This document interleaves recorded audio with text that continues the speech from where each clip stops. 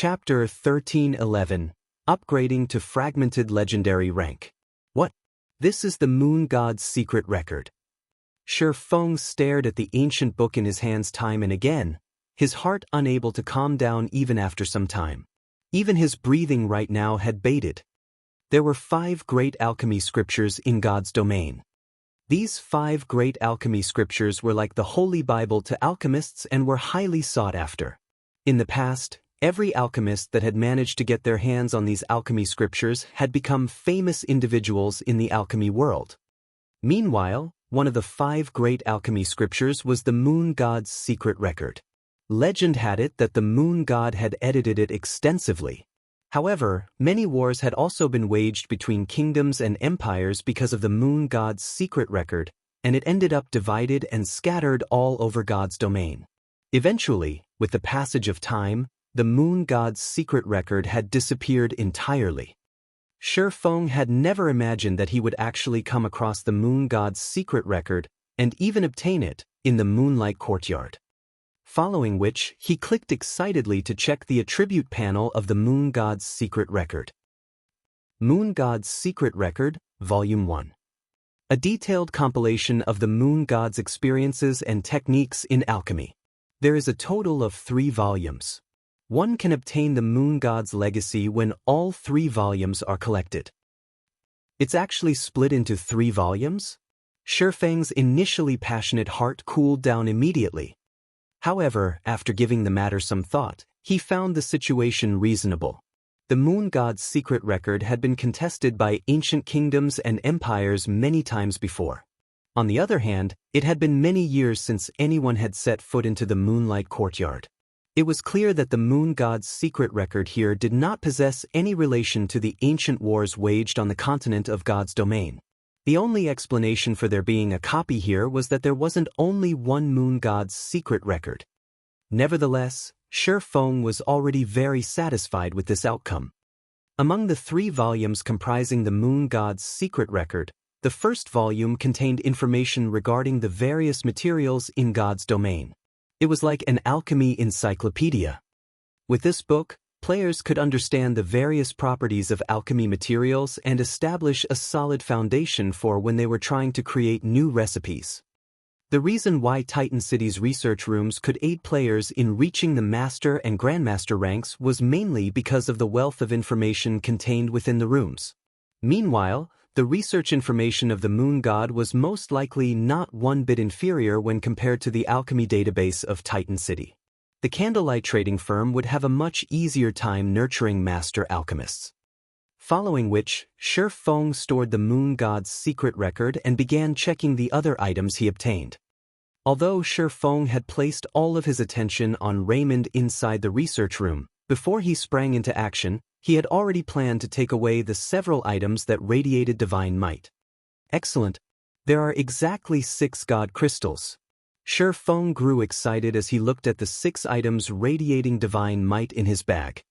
Currently, the soul orb was missing only 6 god crystals to remove the first seal Paimon placed. Although there were bound to be many more god crystals, which he had not managed to discover, left inside the research room, Shi Feng had spotted only 8 items with a high potential of being used as god crystals. Meanwhile, as he was looting the room, he had managed to grab only 7 of those items. If he had tried going for the last one, there was over a 90% chance that Raymond would have killed him. Fortunately, his insight wasn't too bad. Of the 7 possibles he picked up, after going through the Omniscient Eye's appraisal, 6 were confirmed to be god crystals. That was just the right number to lift the first seal on the soul orb. This was also the reason why he had chosen to challenge the Asura mode promotion quest back then.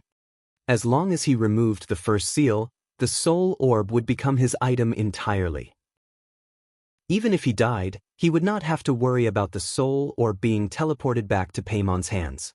Even if he failed his promotion quest this time, he would not have made a wasted trip. Thinking up to this point, Shi Feng took out the soul orb and started letting it absorb the god crystals one after another. 1 crystal, 2 crystals, 3 crystals. With each god crystal absorbed, the demonic power the soul orb radiated weakened slightly. At the same time, the pressure it emitted also strengthened. When the soul orb absorbed the last god crystal, it suddenly struggled free from Shifeng's grasp and flew up into the air. It then formed in the sky a sevenfold magic array covering a radius of over 1,000 yards. The amount of mana the magic array drew was several times more than when Raymond was mobilizing the mana in the research room. Meanwhile, the pressure the soul orb emitted also transformed into divine might. Like a slumbering dragon awakening, the soul orb made the distant demonic beasts and demons shudder involuntarily, their bodies collapsing to the ground as they became paralyzed with fear. A frightening mana vortex then formed around the soul orb. A will descended from the soul orb with pitch-black demonic power vying to suppress this will. Who is it? Who dares break my seal? An illusory figure suddenly appeared in midair. Although Shifeng could not get a clear look at this figure's appearance, the way the figure looked down on all life forms and the aura of a ruler the figure exuded prompted Shifeng to lower his head instinctively. Meanwhile, the rage contained in that figure's voice made even Shifeng's soul shudder. Fortunately, when the soul orb broke through the suppression of the demonic power, this illusory figure also disappeared. With the removal of the seal, the soul orb's appearance underwent significant changes. Now, faintly visible golden divine runes circulated on the surface of the orb. Meanwhile, its size also shrank. Previously, it was roughly the same size as an adult's fist. Now, it was only half that size. When the soul orb landed back on Shifeng's palm, he no longer felt like he was under surveillance. Soul Orb, Fragmented Legendary Rank Item. Originally a fragment of the Treasure of Illusion. However, due to being refined by the demon god Paimon, the fragment's true power has been sealed. Currently, a small portion of its power has been repaired. Additional active skill 1-. Soul Water creates soul water from the souls willingly contributed by players. No cooldown. Every 50 souls of players absorbed will produce 1 drop of soul water. Additional active skill 2-. Crystal of Souls creates a crystal of souls through absorbing a portion of monsters' souls. No cooldown. Every 30 souls of monsters at Great Lord rank or above absorbed will produce 1 crystal of souls. Monsters' level must be 5 levels higher than Wielder. Additional active skill 3-. Divine Power Absorption absorbs divine power to recover the soul orb itself. There are a total of 3 seals. The removal of the second seal requires 10 god crystals. Current absorb number 0. Although demon god Paimon has sealed the soul orb, it has been awakened by the golden stigmata. The seal can be removed by absorbing divine power. Cannot be destroyed. Owner, Yi Feng. If this item is wielded by anyone else, they will receive a backlash from both demonic power and divine power. Amazing! These attributes are truly amazing. Shifeng was astounded by the text introduction of the soul orb. Back when the soul orb was still at epic rank, it was already plenty amazing. Now that it had recovered and reached the fragmented legendary rank, its attributes had become even more awesome.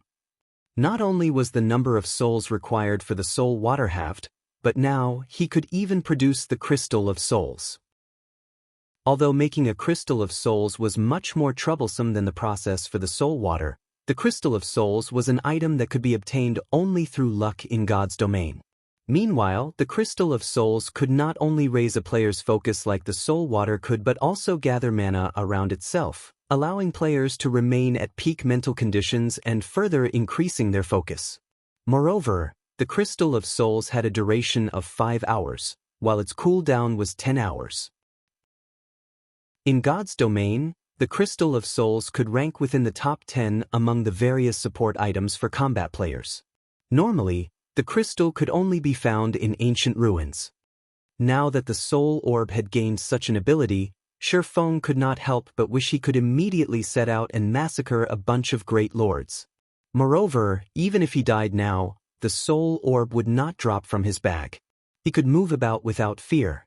At the same time, without the surveillance of the demon god, dark players would have a difficult time finding out that the soul orb was in his hands. However, Shifeng did not know that after he lifted the seal, a commotion erupted among all the dark forces.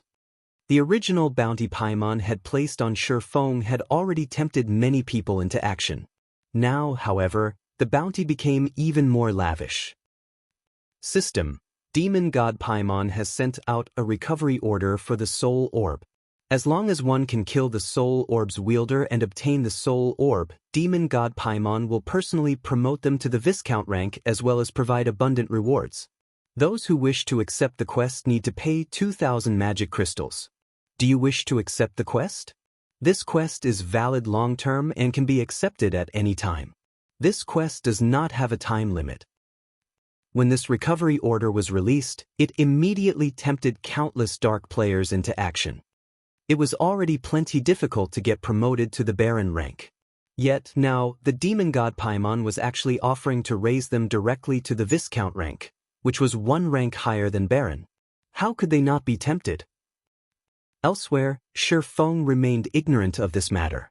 He simply sat quietly beneath a tree as he carefully admired the golden ring he had stolen from the Dark Shaman King, Raymond. Chapter 1312, Madness Among the Dark. Dark Knight Empire, Headwind Outpost. Headwind Outpost was a level 50 to level 70 high-resource map located close to the imperial capital Dark City. Strong winds blew here all year round, but due to the wind's dark corrosion effect, very few people were willing to level up or quest here. However, a 100-man team currently fought a large group of Cyclopes in the area. The Cyclopes were level 53 and level 54.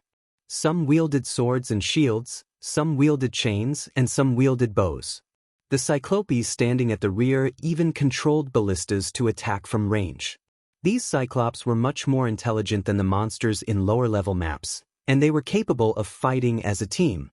There were even chieftain and lord-rank Cyclopes that issued proper commands. From time to time, they also snuck around the players and targeted the enemy healers themselves.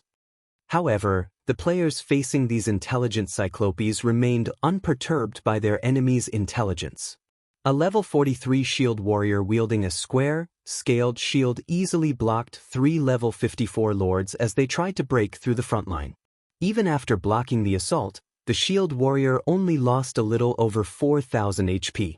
Meanwhile, this HP recovered instantly as the MT received a heal from a healer in the rear. Suddenly, a level 44 berserker charged forward as he swung his spear horizontally. Whirlwind slash. Immediately, a violent gale knocked the 3 level 54 Cyclops generals back, forcing them to retreat by 3 steps. A damage of -15,000 also appeared above each of their heads. The 3 lords were enraged as they swung their massive stone axes at the berserker from 3 different directions. Scram! Roaring, the berserker relied on a mysterious body technique to avoid the incoming attacks. His spear spun as he reacted. Cleave! With a single attack, the berserker threw all 3 Cyclops generals to the ground, a damage of over -20,000 appearing on each of their heads. The 3 Cyclops generals' ambush attempt was thoroughly foiled. Boss Brute is so strong. He dealt with 3 Cyclops generals all by himself. Someone on the team exclaimed. This is nothing for Boss Brute. Boss Brute is the number 2 berserker in our Sin of Pride. If Boss Brute transforms, he can easily handle 10 Cyclops generals at once, much less 3. A black-clad ranger boasted. Many of the team members looked at Brute Spear with reverent gazes. Throughout the Sin of Pride, Brute Spear was the first person to become a demon baron. When Brute Spear entered his demonic state, he even had the power to rival Tier 2 players. If he completed his promotion and became a Tier 2 player himself, his prowess would be unimaginable. He might even rank within the top 10 in the Sin of Pride. In a super guild, he would be peerless aside from those old monsters. Stop chit-chatting and finish these Cyclops off. We're not here to grind monsters. Brute Spear reprimanded his people in the team chat. Hearing Brute Spear's words, everyone refocused as they began to attack in a frenzy. Suddenly, they all heard the sound of a system notification. System: Demon God Paimon has sent out a recovery order for the Soul Orb. As long as one can kill the Soul Orb's wielder and obtain the Soul Orb, Demon God Paimon will personally promote them to the Viscount rank as well as reward them with an abundant amount of rewards. Those who wish to accept the quest needs to pay 2,000 magic crystals. Do you wish to accept the quest? This quest is valid long-term and can be accepted at any time. This quest does not have a time limit. Crap. Am I seeing things? A Viscount? The notification stunned every member of the team. Throughout the Sin of Pride, only Brute Spear had become a Baron. There wasn't a single Viscount among all of the players in the Flower of Seven Sins, much less the Sin of Pride. A Demon Viscount was on an entirely different power level. When they transformed, their physiques would improve by 50%. The boost was even greater than when players completed their Tier 2 promotion. Even now, no one throughout the Flower of Seven Sins was close to becoming a Viscount, yet a single quest offered the position as a reward. Boss Brute, the rewards are intense. Should we accept the quest? The black-clad ranger, Chin Su, quietly asked Brute Spear. Only a few of them knew that Frost Eye currently had the Soul Orb. Previously, the demon god had only stated that those who recovered the Soul Orb would earn a reward. At most, the quest awarded some reputation. This was of little use to Brute Spear, who was already a Baron. However, the situation had changed. If the Sin of Pride had a Demon Viscount, it would gain an edge over the other 6 sins. A Viscount? Even Brute Spear was tempted. Immediately, however, he shook his head and said, "We're talking about taking on Frost Eye. I think we should inform Big Sis and let her decide." Chen Su nodded in agreement. Chen Su had witnessed Frost Eye's strength personally. Frost Eye was an expert capable of killing Hellfiend, someone who held the title of adjudicator in King's Return, and he had gotten away safely. Moreover, Frost Eye had defeated Brute Spear in just a few moves. He was not an expert to be underestimated. Meanwhile, on a bronze speedboat in the Reef Sea, 100 Leaves, who currently led the Freedom Alliance's 8th fleet, had also received the message from Demon God Paimon. When she read the system notification, she was stunned. Just what did he do to Demon God Paimon? He's caused enough trouble for Paimon to announce one bounty after another. When 100 Leaves saw the system notification, she could not help but recall the mysterious Sure Feng. Dark players like herself would die to form some sort of relationship with the demon god. However, Sure Feng was driving the demon god mad, going as far as to offer the rank of Viscount as a bounty reward. This is going to be interesting. The guild leader might even decide to stop ignoring the guy. 100 Leaves could not help but smile. She had been greatly displeased when her guild leader had told her to give up on pursuing Sure Feng. However, the situation had changed. If the Sacred Temple had a demon Viscount, it would greatly help the guild's future plans. For a time, Demon God Paimon's bounty tempted many dark experts, and many of them accepted the quest. They also began to research the Soul Orb and its wielder's identity. Meanwhile, Sure Feng was wholly ignorant of this matter as he inspected the golden ring. The more he inspected it, the more excited he became. Everything was as he had guessed. The golden ring was indeed the ring of gospel. Meanwhile, it was because of this ring that Raymond had obtained the confidence to contend with God's domain's various countries. In the past, the various super guilds had been helpless against the NPC individually.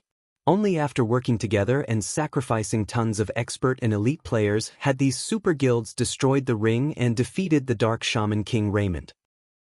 Ring of Gospel, unfinished product, epic rank item. Crafted by the Dark Shaman King after gathering the world's energy, this ring contains a miniature world. The ring can suppress an area space, granting the wielder absolute dominance over the space. Additional skill 1-. World projection. Suppress a radius of 3,000 yards.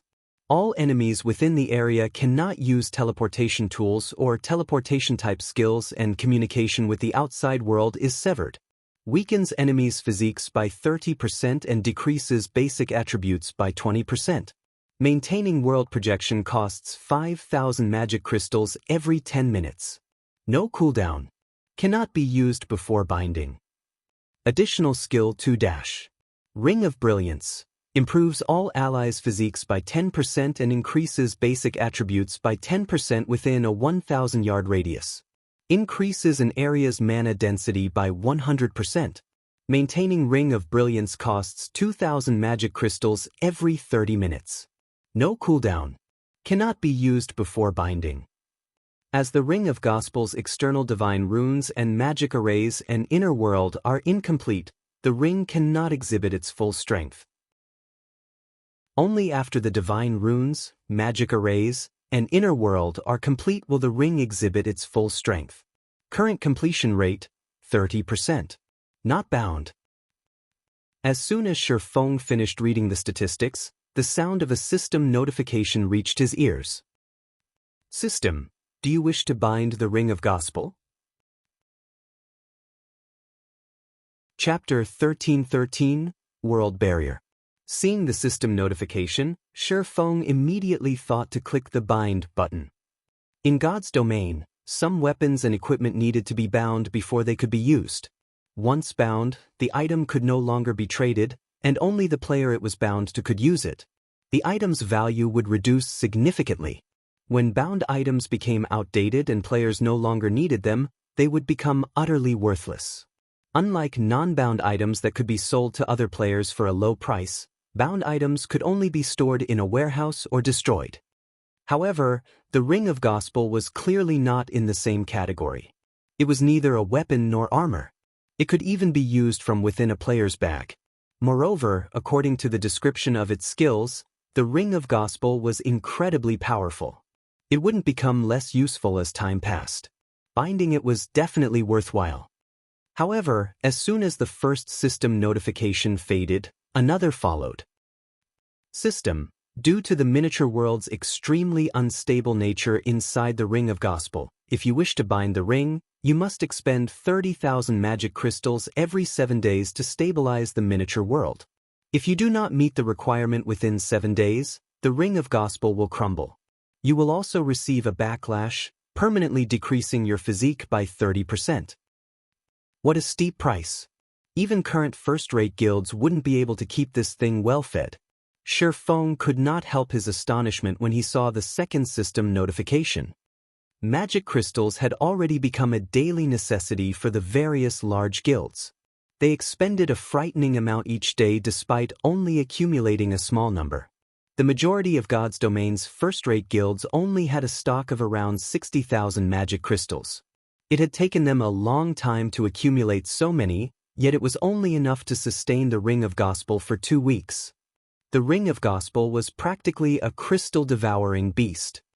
Armed with this new information, Shifeng decided not to bind the Ring of Gospel for now. After all, he couldn't feed it as needed at the moment. Following which, Shifeng stored the Ring of Gospel. He decided to bind with the ring only after Zero Wing was capable of earning a sufficient amount of magic crystals. After all, Zero Wing was still in its development phase and urgently needed magic crystals. After a short rest, he decided to explore the Moon God space. His Tier 2 promotion quest's goal was to seal the Demon King. The Moon God space was vast. It could even rival the game's large-scale maps. Since Shifeng didn't know the Demon King's exact location, he had to search the map bit by bit. More demonic patrol squads are showing up. Shifeng frowned, quietly observed the patrolling demons from the treetops. He had spent several hours exploring the Moon God space.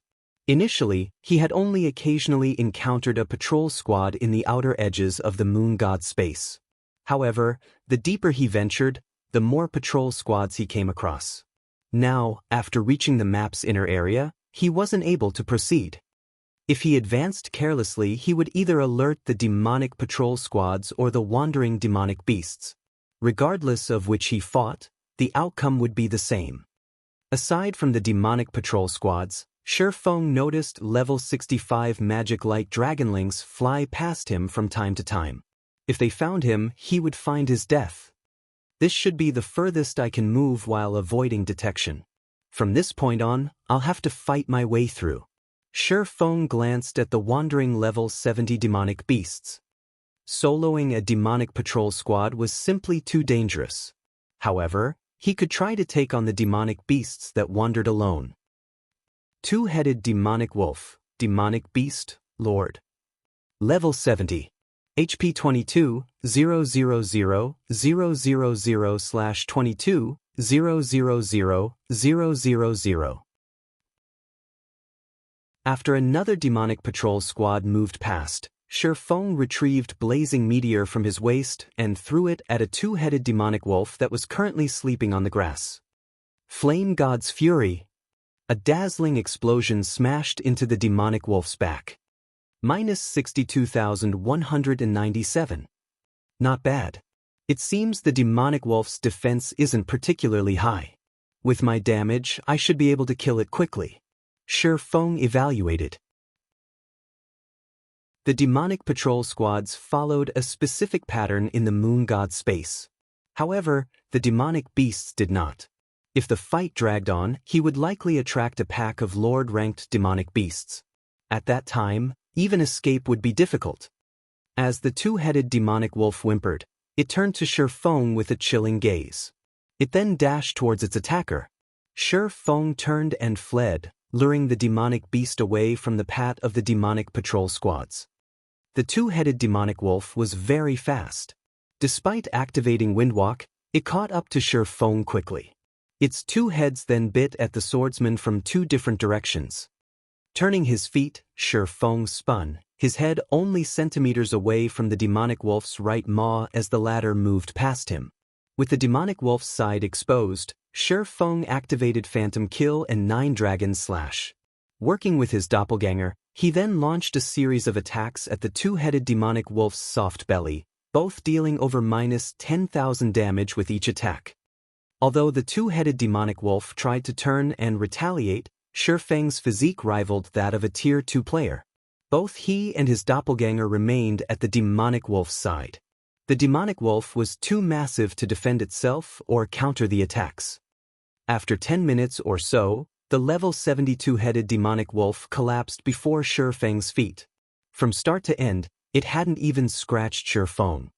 HM? This place is quite good. Not only do the monsters here award EXP, but they also drop 7 luminary shards.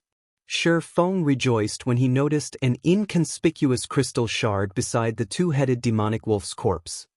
Previously, to reach the research area, he had spent 507 luminary shards. The expenditure had been painful. Now that he knew that the demonic beasts gave EXP and 7 luminary shards, he regained his motivation. After picking up the shard, Feng proceeded to lure more monsters. Time passed quickly. While Feng grinded demonic beasts, the battles in the Asura mode regional dungeon Frozen Scar were unceasing. However, these battles were not between players. Rather, they were battles between players and snow giants. As more time passed, the commanders leading the teams from the various large guilds discovered something. The snow giants were growing stronger. After fighting repeated fights with the players, the snow giants had begun to learn the players' combat techniques, becoming increasingly difficult to deal with. This slowed the various large guilds' progress through the Frozen Scar. In contrast, Heaven's Burial's team rested leisurely in the Frozen Scar. Not a single snow giant could be seen. Logically, this shouldn't be possible. This was all due to the dozen or so one-horned humanoid monsters not far from the team. Hundreds of snow giant corpses littered the ground around these humanoid monsters. It's about time. Blood, tell Abandoned Wave that he can make his move now. I don't want the Frost King to fall into the other guild's hands, Singular Burial instructed after glancing at the system clock. I'll notify him right away. I believe he is eager to get started, Flame Blood said as he tasted his lips. The various guilds thought that they could kill the Frost King.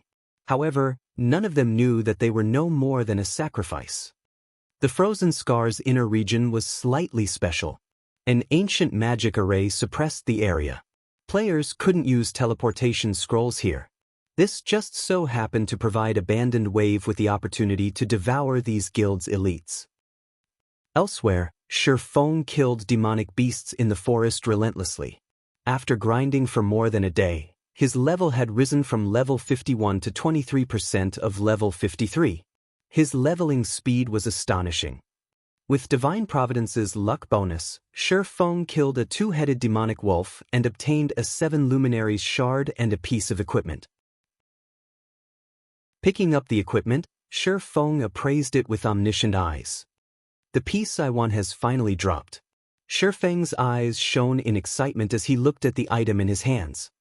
This piece of equipment was none other than the belt for the Shadow Moon set that he needed. Now that he had the belt, he had finally completed the Shadow Moon set equipment. As Shi Feng was about to store the belt in his bag, a beam of black light shot into the air a short distance away, piercing through the clouds.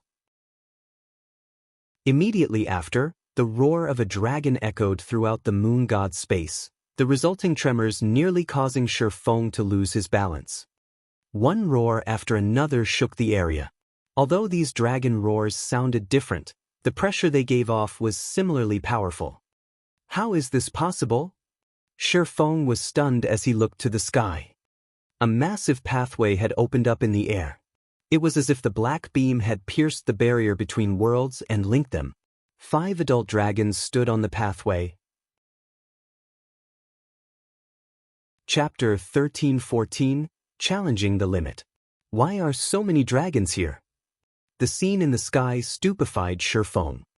Even during ancient times, dragons had been extremely rare. Moreover, dragons normally preferred to live alone instead of in groups.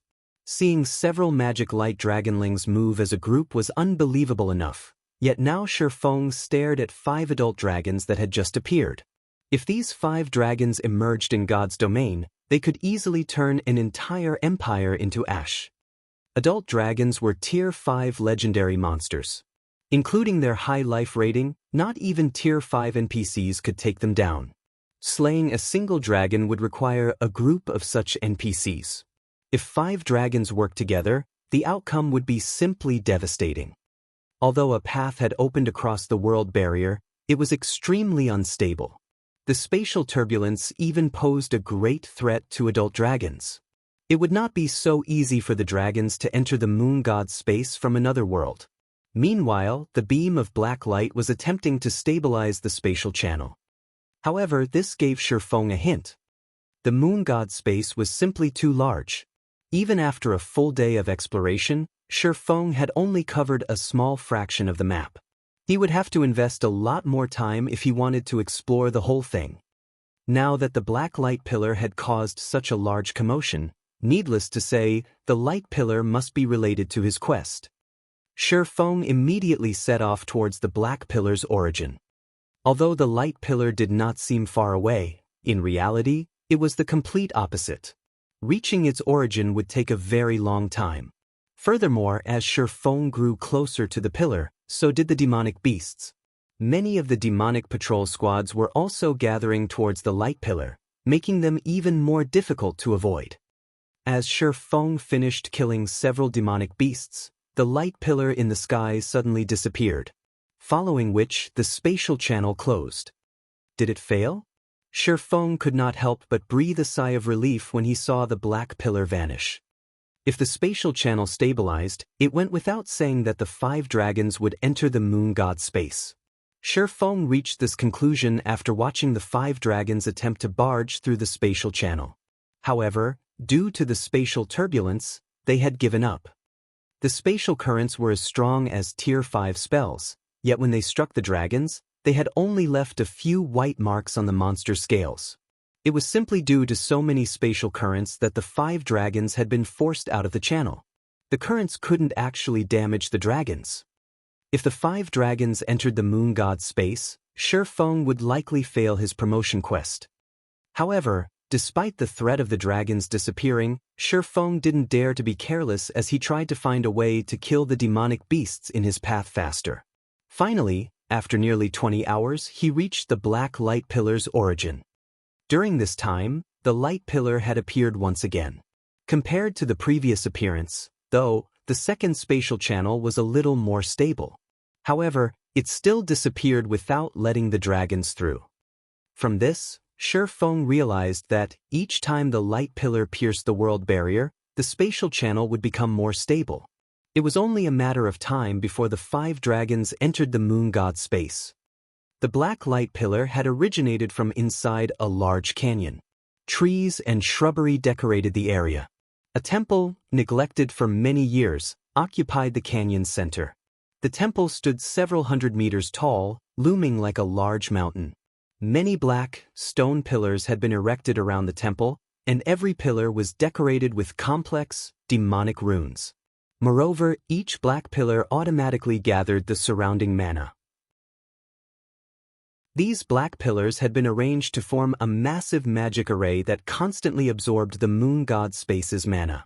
The gathered mana was then concentrated in the center of the magic array and formed a massive, floating ball of water. To Shi Feng, this floating ball of water was extremely familiar. This was none other than the liquid mana he had seen in the War God's Temple's eternal throne. However, the 9 balls of liquid mana the 9 lords had conjured had only been as large as a house. In comparison, the ball of liquid mana before him was the size of a 7-story building. Hundreds of Tier 3 demonic wizards stood below the ball of water, chanting incantations.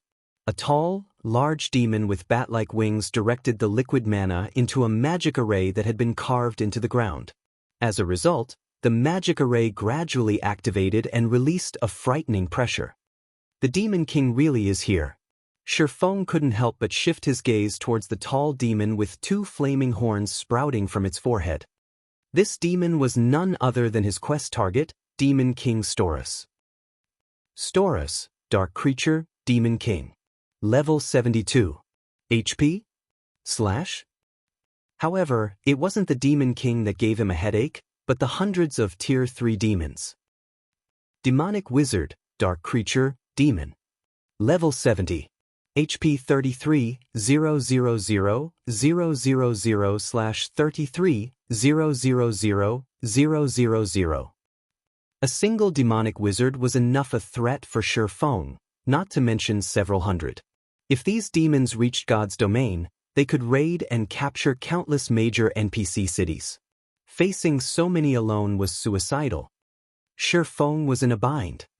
With the demonic wizards surrounding Stormus, he couldn't even approach the Demon King, much less seal the monster. I should still have a chance. Shi Feng suddenly remembered something as he looked at the massive array the liquid mana powered. In God's domain, liquid mana was even more precious than 7 luminaries crystals.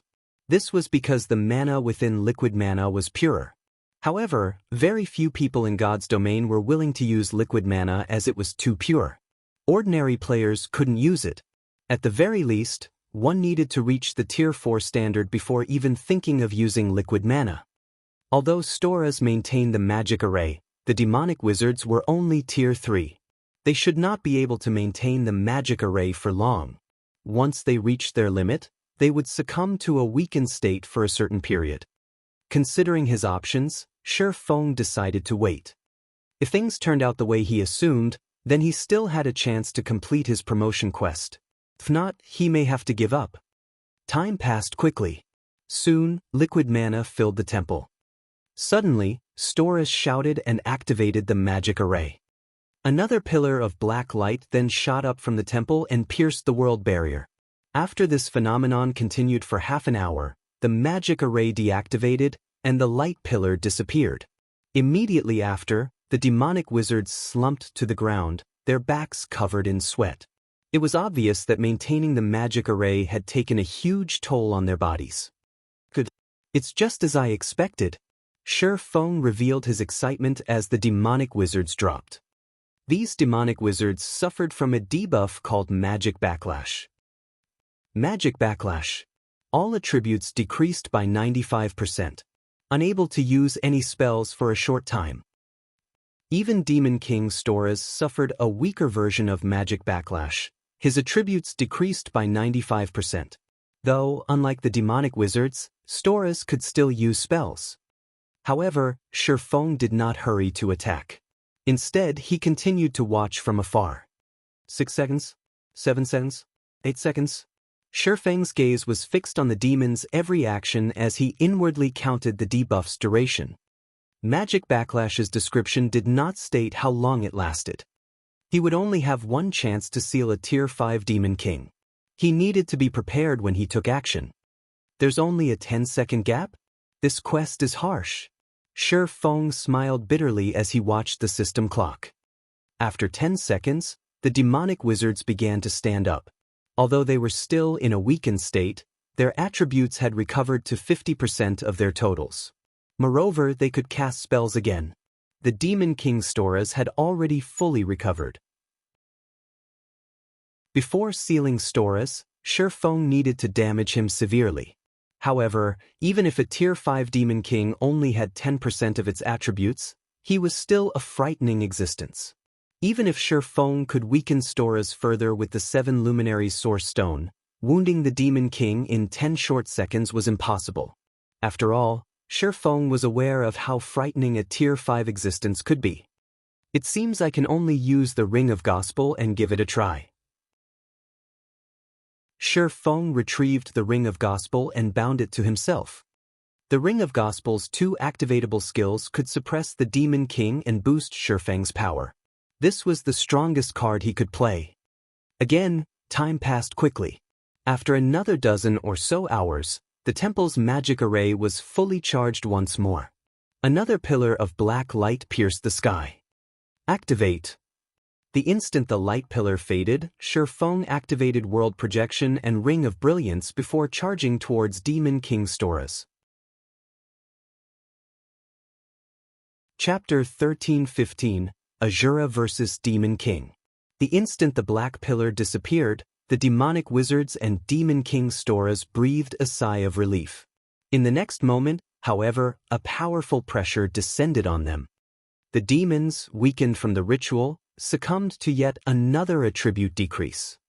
In the blink of an eye, the demonic wizards, who originally had 33 million HP, only had 1,320,000 HP remaining.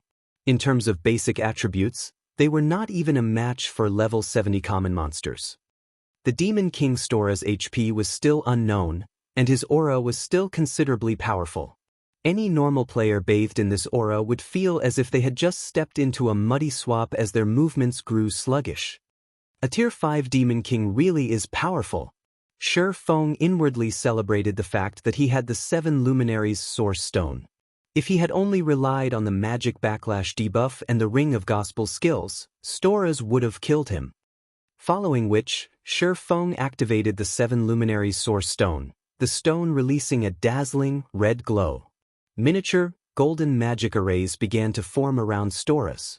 Golden chains then emerged from the magic arrays, the chains sapping away the Demon King's power. Now, Shi Feng no longer saw Storas as an unreachable opponent. Despicable human. Why do you have that? Storas's blood-red eyes turned to Shi Feng in rage. However, upon seeing Shi Feng's tear, a human-like sneer appeared on his face.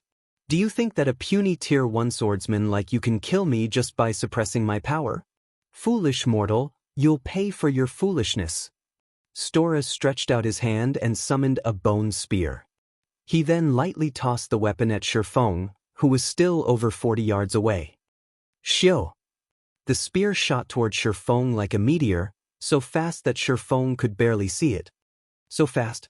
Shi Feng was surprised. Storas had been weakened 3 times over.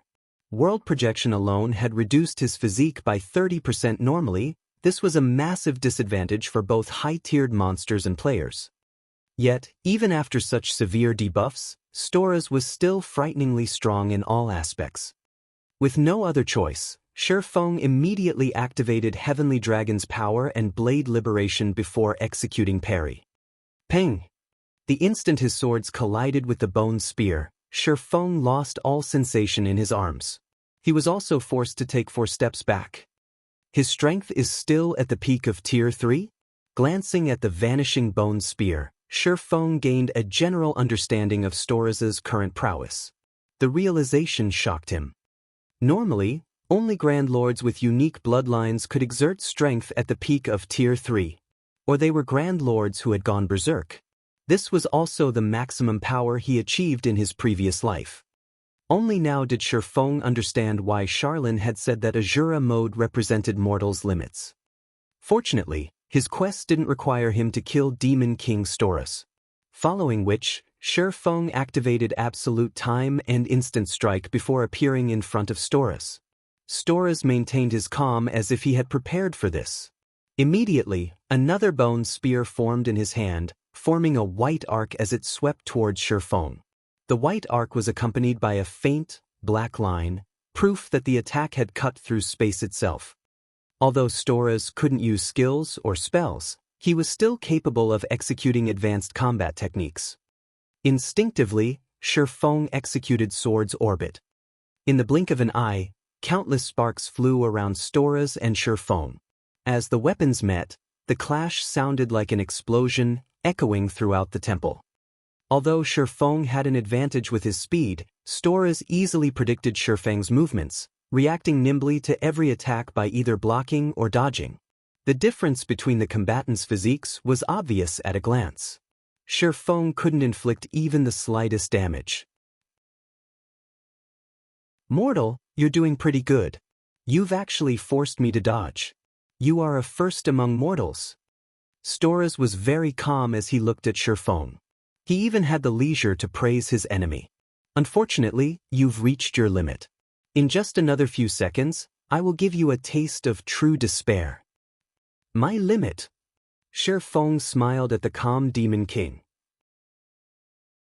"Who said this was my limit?" Shifeng had expected such a stalemate. After all, this was not his first time against a Tier 5 monster. He knew just how terrifying such an existence was. He then activated Phantom Kill and 9 Dragon Slash. As soon as Shifeng's doppelganger appeared, it, too, activated Instant Strike. With the attacks from the 12 Abyssal Blade Phantoms, even with peak, Tier 3 strength, Storus was forced to defend himself. The Abyssal Blade Phantoms even landed the occasional hit. Unfortunately, the Phantoms' damage was abysmal. -1. The Phantoms had only dealt an obligatory 1 damage. Storus's defense hadn't weakened in the slightest.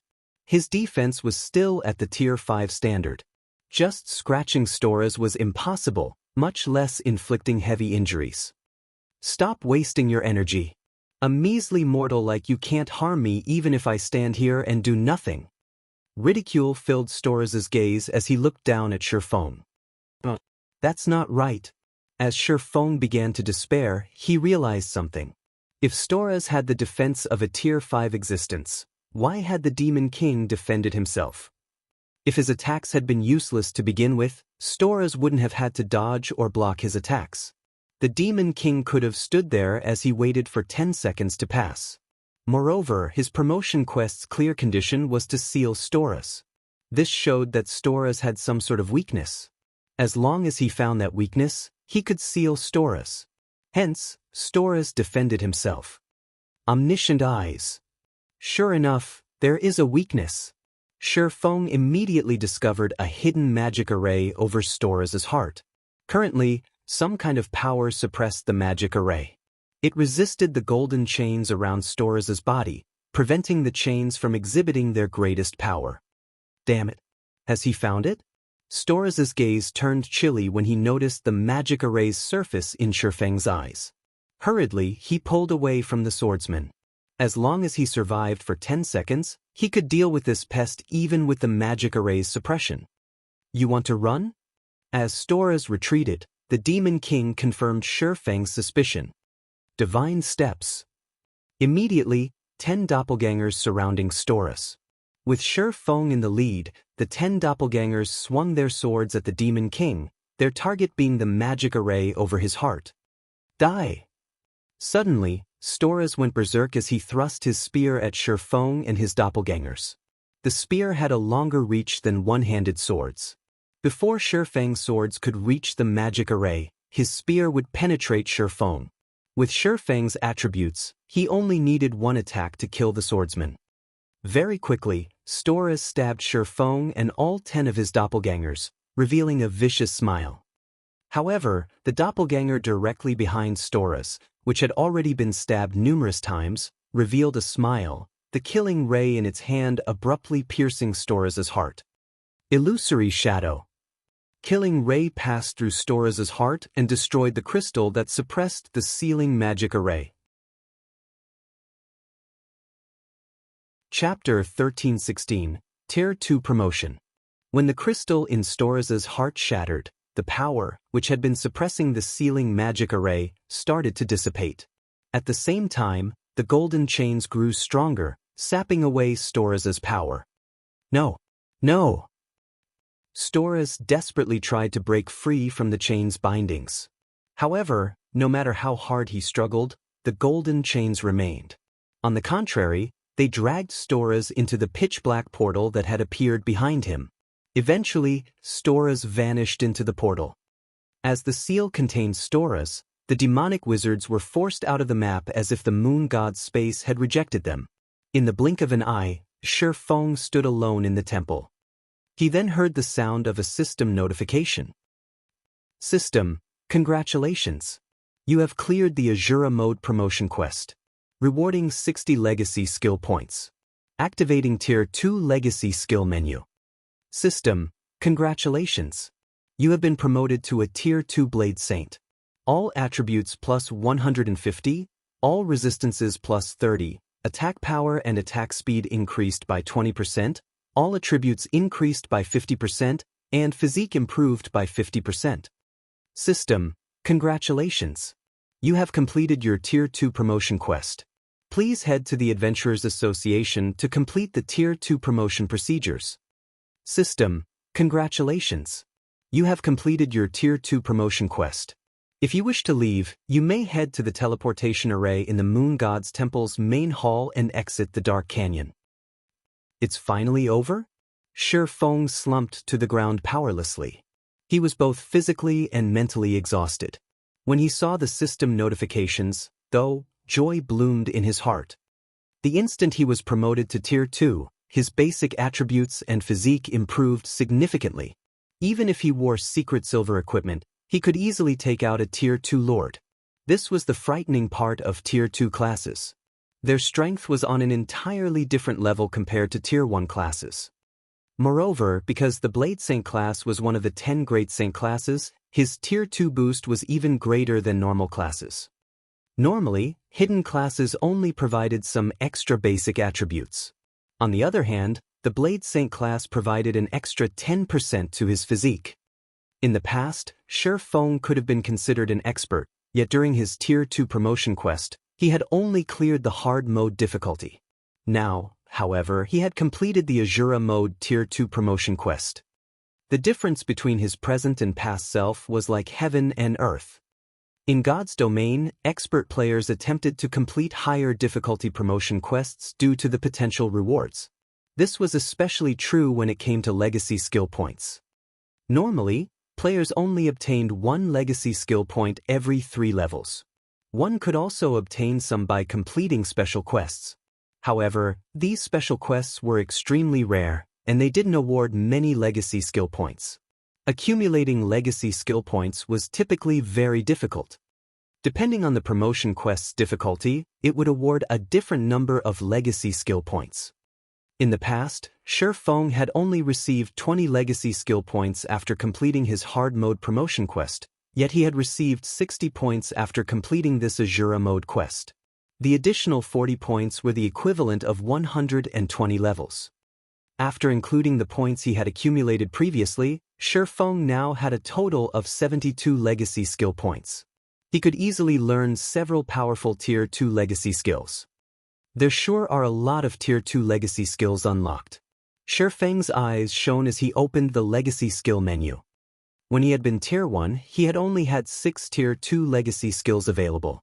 Now, however, he had 17 Tier 2 skills to choose from. However, Tier 2 skills required far more legacy skill points to unlock. Even the most ordinary skill cost 6 points to unlock. That was 3 times more than ordinary Tier 1 skills. Among the 17 Tier 2 skills, 11 required 6 points to unlock. Among the remaining 6, 2 were Tier 2 Berserk skills. One was an option to upgrade Blade Liberation to Tier 2, and another was called Blade Awakening. These two berserk skills each had their own specialties. Blade Liberation improved the user's basic attributes. As for Blade Awakening, although it provided a much lower bonus to the user's basic attributes, the skill improved the user's physique. Both were undoubtedly precious. As Shi Feng had already learned Blade Liberation, he didn't have to spend as many points to upgrade it to Tier 2, only requiring 20 legacy skill points. Blade Awakening, on the other hand, required 40 points. Most players wouldn't have 40 points even after completing their Tier 2 promotion. Only someone like him, who had cleared the Asura mode promotion quest, could possibly afford such an expenditure. Without hesitation, Shi Feng learned both berserk skills, spending all 60 legacy skill points he just earned instantly. Legacy berserk skills were extremely rare even among hidden classes. Not many hidden classes possessed such skills. Moreover, legacy berserk skills could stack with non-legacy berserk skills. They were must-have legacy skills as they could save his life during crucial moments. Blade Liberation had already saved his life many times. He had decided to spend the points to upgrade it due to how much time it took to increase his proficiency with the skill. He did not have the time to wait for the skill to reach Tier 2. As for Blade Awakening, needless to say, an additional berserk skill was an additional trump card. Although Blade Liberation and Blade Awakening couldn't be used at the same time, they were interchangeable, further increasing his survivability. Blade Liberation, Action Type. Requires Sword. Tier 2, proficiency needed to upgrade to Tier 3, 0/50,000. Grants player unparalleled strength for 24 seconds. Effect varies based on the weapon's unlocked potential. Player is weakened once the duration ends. All attributes decrease by 70% for 2 minutes, 30 seconds. Cooldown, 7 hours. Blade Awakening, Action Type. Requires Sword. Tier 2, proficiency needed to upgrade to Tier 3, 0/50,000. Improves the player's attributes and physique for 24 seconds. Effect varies based on the weapon's unlocked potential. Player is weakened once the duration ends. All attributes decrease by 70% for 2 minutes, 30 seconds. Cooldown, 7 hours. Aside from these two berserk skills, Shi Feng spent his remaining legacy skill points to unlock Shadow Blade, a skill that needed exactly 12 points. Shadow Blade, Action Type. Requires Sword.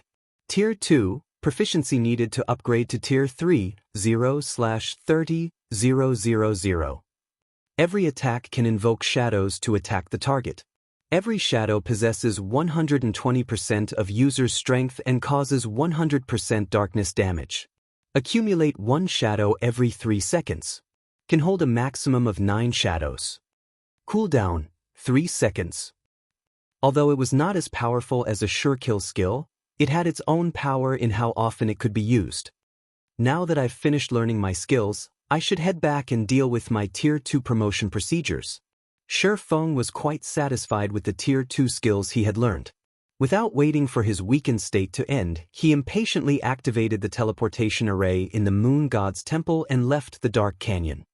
Although he had already completed his promotion quest, he wouldn't officially be a Tier 2 class and wouldn't have access to the privileges that came with it until he updated his status in the Adventurers Association. Only after becoming a Tier 2 class officially would he have crossed the new milestone. Chapter 1317, White River City Promoted. White River City, Teleportation Hall. Shortly after Shi Feng arrived in the teleportation hall, the system notified him of a communication request from Blackie. Guild leader, you're back? Have you completed your promotion quest? Blackie asked eagerly. Only a few people in the guild knew that Shi Feng had challenged his promotion quest. Blackie was one of those people. Currently, Tier 2 was still an unknown realm to players like him. Moreover, Shi Feng had constantly told them that only by reaching Tier 2 would they emerge in God's domain as a true adventurer player. Tier 1 was only a warm-up phase to help them familiarize themselves with the game's combat. Unlike the Tier 1 promotion, not every player would complete their Tier 2 promotion. The fact that Shifeng's class was a hidden class meant that his Tier 2 promotion quest would be all the more difficult. Although Blackie trusted Shifeng's strength, the guild leader had previously mentioned that he would need at least 5 days to complete his quest. However, Shifeng had emerged long before those 5 days were up. Hence, Blackie was surprised to see his friend so soon. "I just need to register with the Adventurers Association," Shifeng said, nodding. "But since you've contacted me, has something urgent happened?" "Yesterday, a particular group of people showed up in the battle arena, and they've been challenging various experts constantly. Even now, those players are undefeated.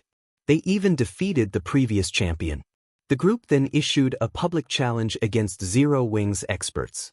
"But we've run out of qualified experts already," Blackie awkwardly explained. "Run out of qualified experts?" Shifeng asked. "Did you lose as well?" "Mitchum. The group's assassin defeated me. That player was too fast.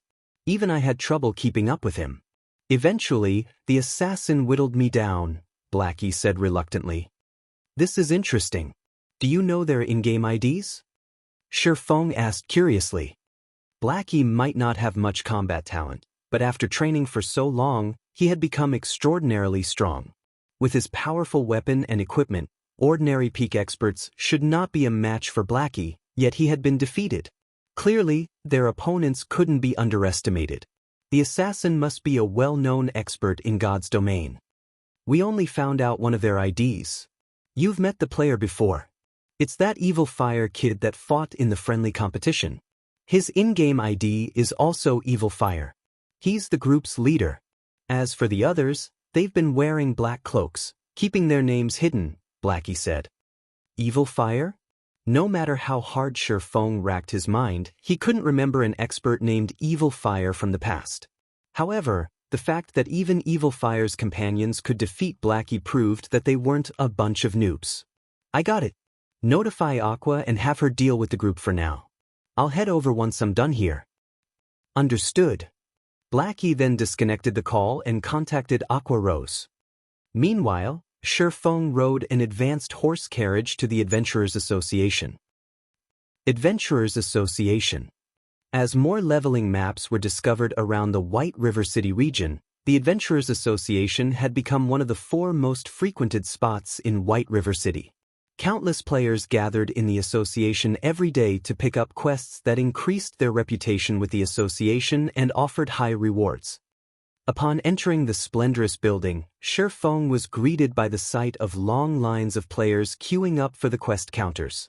Plenty of players also loitered as they formed parties or drank and chatted in the association's bar.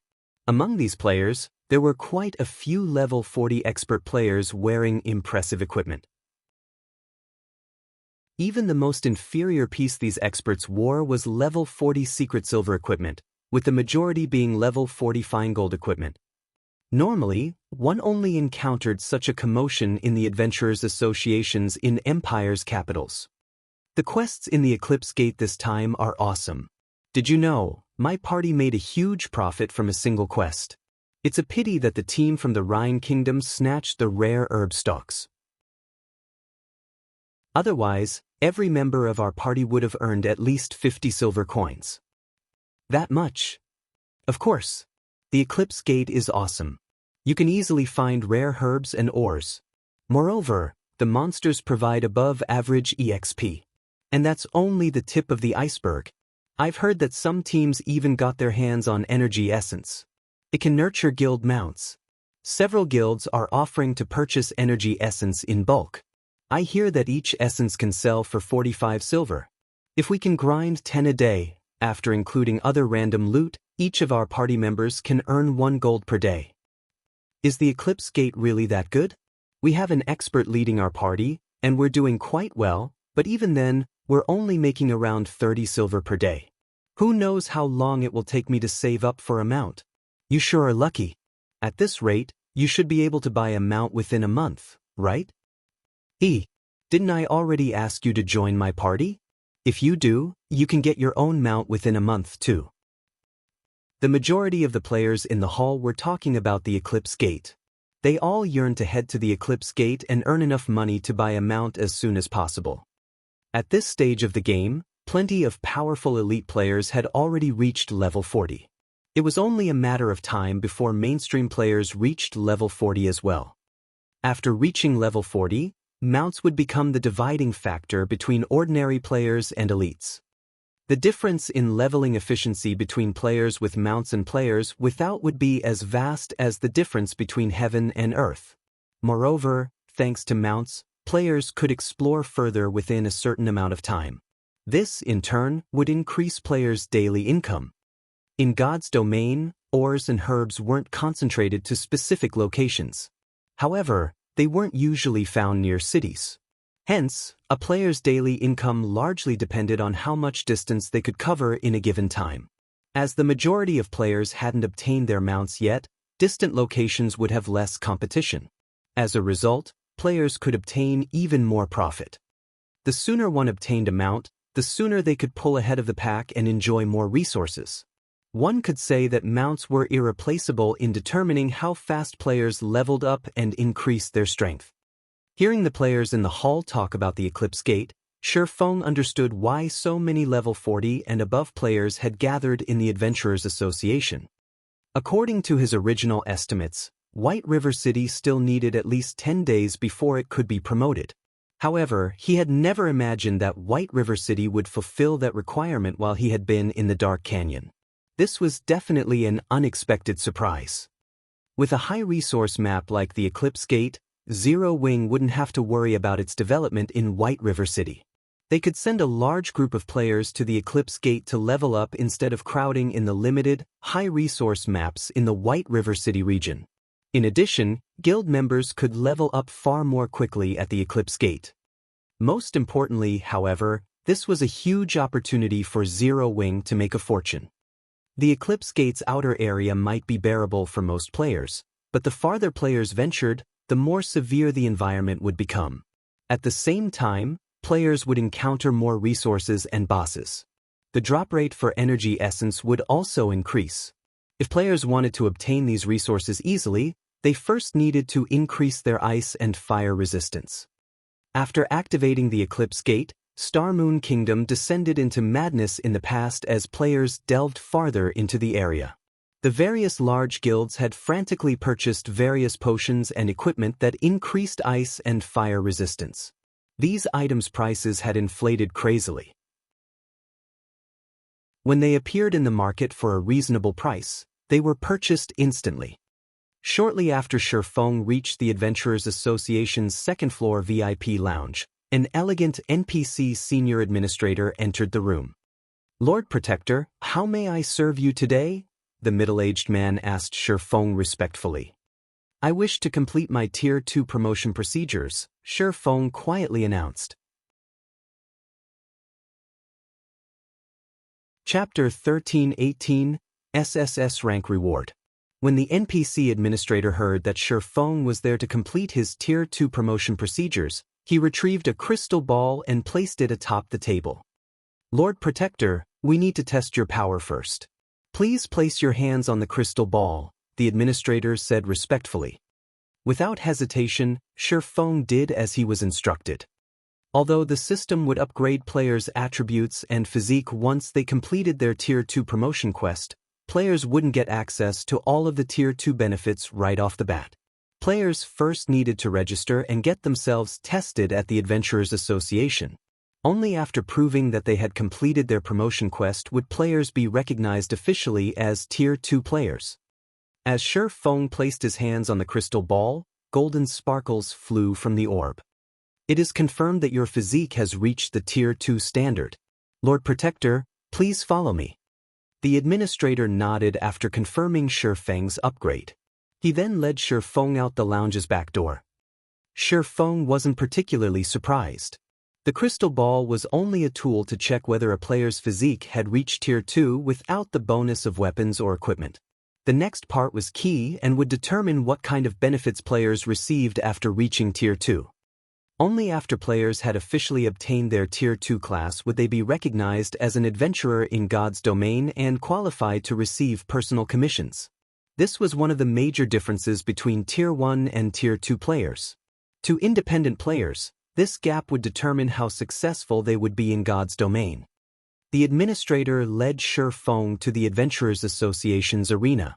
The arena wasn't particularly large, with less than a 30-yard radius. However, numerous magic arrays enveloped the arena, and dense mana choked the area. Shi Feng's weakened state even subsided temporarily, his attributes recovering to their peak. Lord Protector, we will test your strength next to determine which rank you can reach. This will also help determine which commissions are most suitable for you. Please display your strongest abilities, the administrator explained. Alright, let's begin. Shi Feng nodded. This wasn't the first time he had taken the test. After officially becoming a Tier 2 player, players could accept private commissions from the Adventurers Association. There were many Tier 2 commission quests. However, players could only accept a limited number of such quests each week. This limit was relative to one's adventurer rank. To put it simply, the stronger one was, the more quests they could accept. They could also accept more difficult quests. The first strength assessment was the most convenient for players when they became high-ranking adventurers. If one wished to raise their adventurer rank later, they would have to fulfill certain conditions first, and doing so would take a considerable amount of time.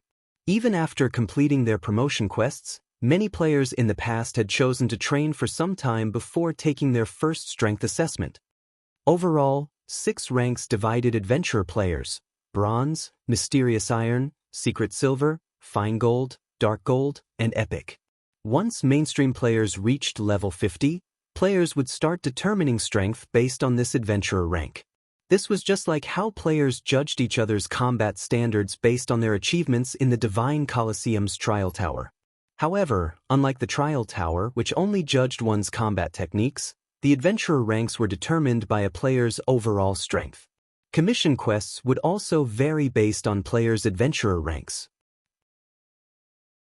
Bronze rank adventurers could accept F rank and E rank commissions, Mysterious Iron adventurers could accept up to D rank commissions, Secret Silver up to C rank, Fine Gold up to B rank, and Dark Gold up to A rank. Meanwhile, Epic adventurers could accept all commissions, including Kingdom-level quests and S-rank commissions. There was no limit to the number of people who could qualify for the first 5 ranks.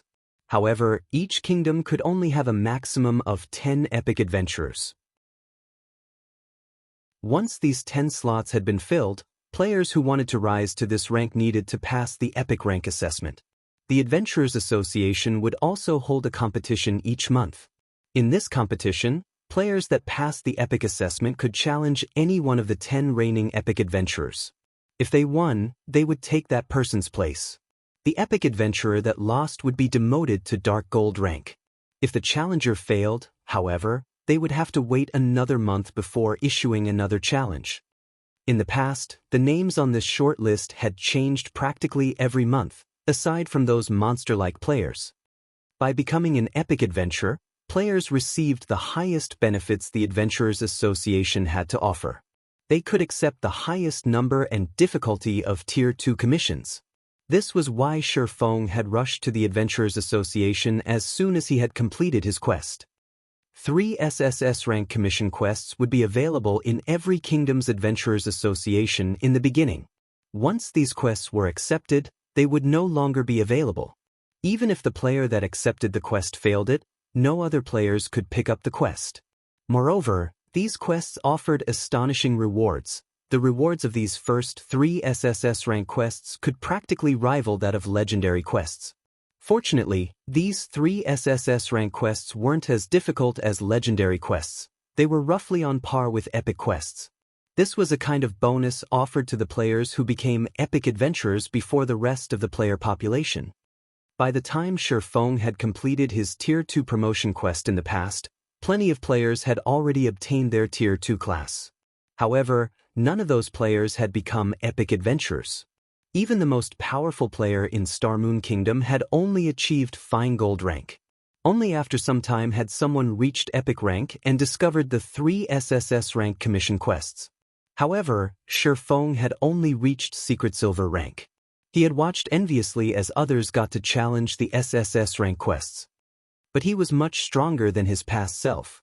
He had to try for Epic rank. As Shi Feng reached the arena center, the senior administrator activated a magic array. The instant the magic array activated, a humanoid monster appeared before Shi Feng.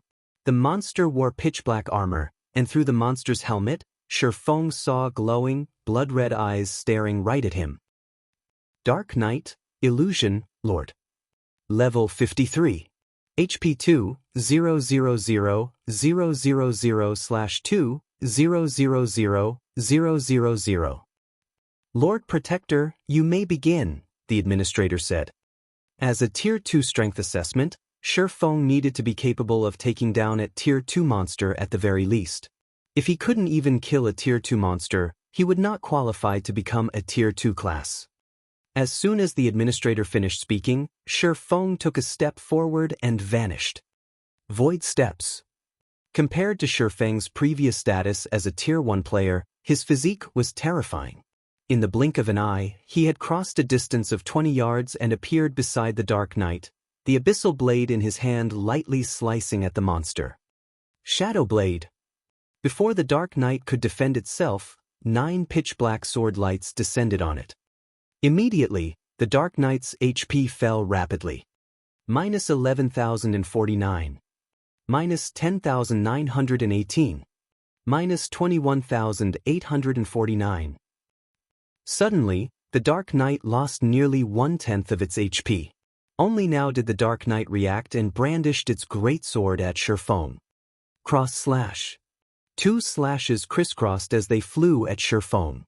However, rather than dodge, Shi Feng countered the attack with a simple swing with Killing Ray. Boom! Shi Feng instantly sliced apart the Dark Knight's cross slash. The swordsman's momentum didn't slow in the slightest as it struck the Dark Knight's helmet. The strike forced the monster to retreat by 3 steps. The difference between the opponent's strength was obvious. There was simply no comparison. In less than 30 seconds, the Dark Knight transformed into particles of black light and disappeared. From beginning to end, it hadn't even been able to counterattack. Congratulations, Lord Protector. You have passed the bronze rank assessment and officially become a Tier 2 sword master. Do you wish to continue the strength assessment?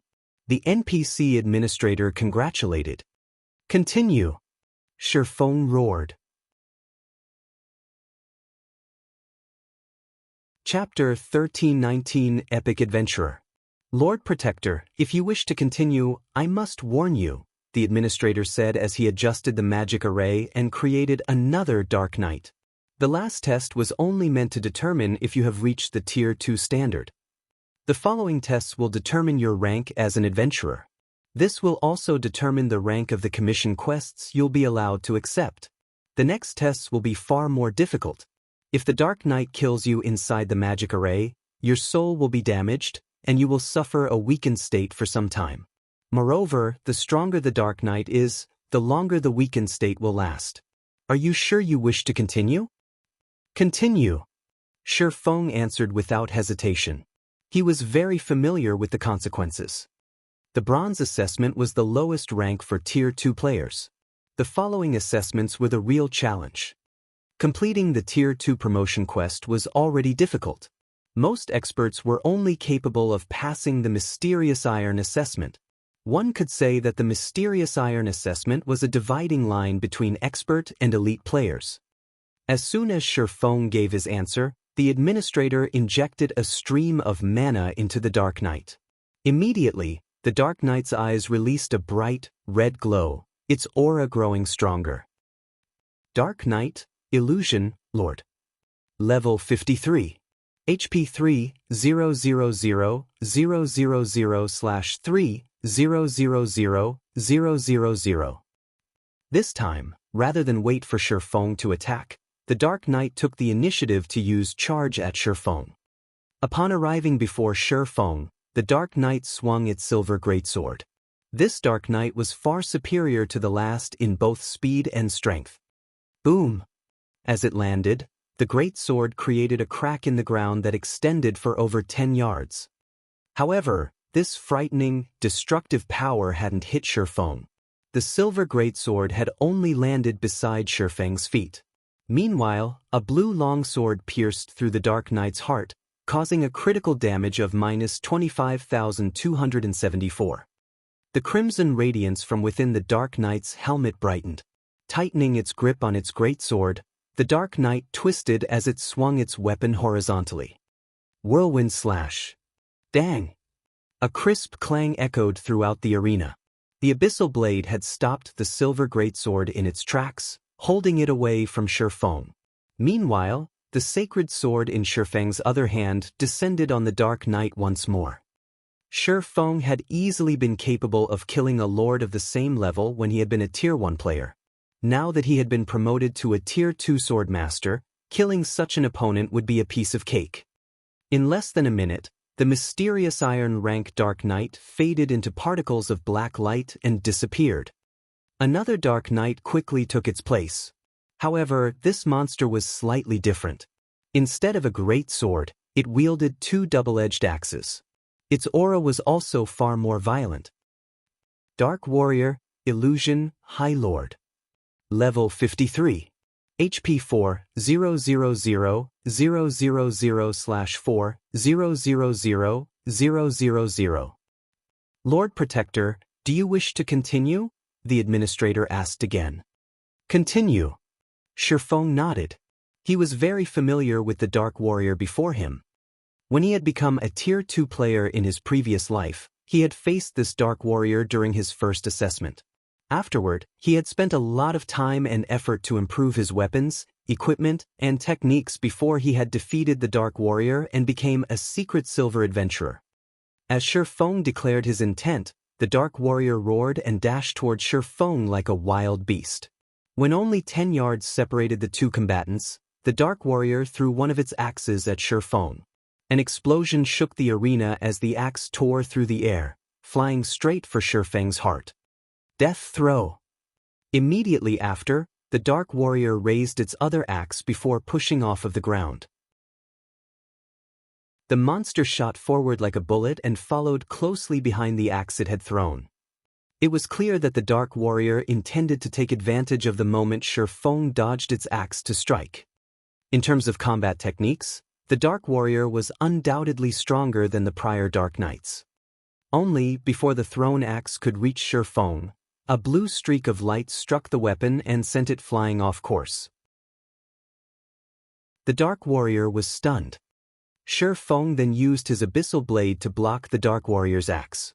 Meanwhile, with Killing Ray now unoccupied, Shifeng lightly slashed the sacred sword across the monster's massive form, leaving behind one deep furrow after another on the latter's armor. This, the senior administrator, who watched quietly from a safe position, was stunned. He hadn't been surprised to see Shifeng overwhelm the Lord-ranked Dark Knights with his strength. However, Shifeng achieved the same feat against a High Lord of the same level. To Shifeng, however, this was only a matter of course. Currently, he wielded numerous epic items as well as 2 fragmented legendary items. He also had the Blade Saint class, one of the 10 great Saint classes. If his strength couldn't rival that of a High Lord of the same level after reaching Tier 2, that would be strange. According to Shifeng's estimates, his current strength and speed should be equal, if not close, to a great lord of the same level. Even without using his skills, he could easily deal with a High Lord of the same level. Only, it would take some time to finish off his opponent. After a minute and a half, without suspense, Shifeng defeated the Dark Warrior. Then, the Fine Gold Rank Dark Warrior appeared. It was similarly a High Lord, though it possessed a few more skills than the Secret Silver Rank Dark Warrior.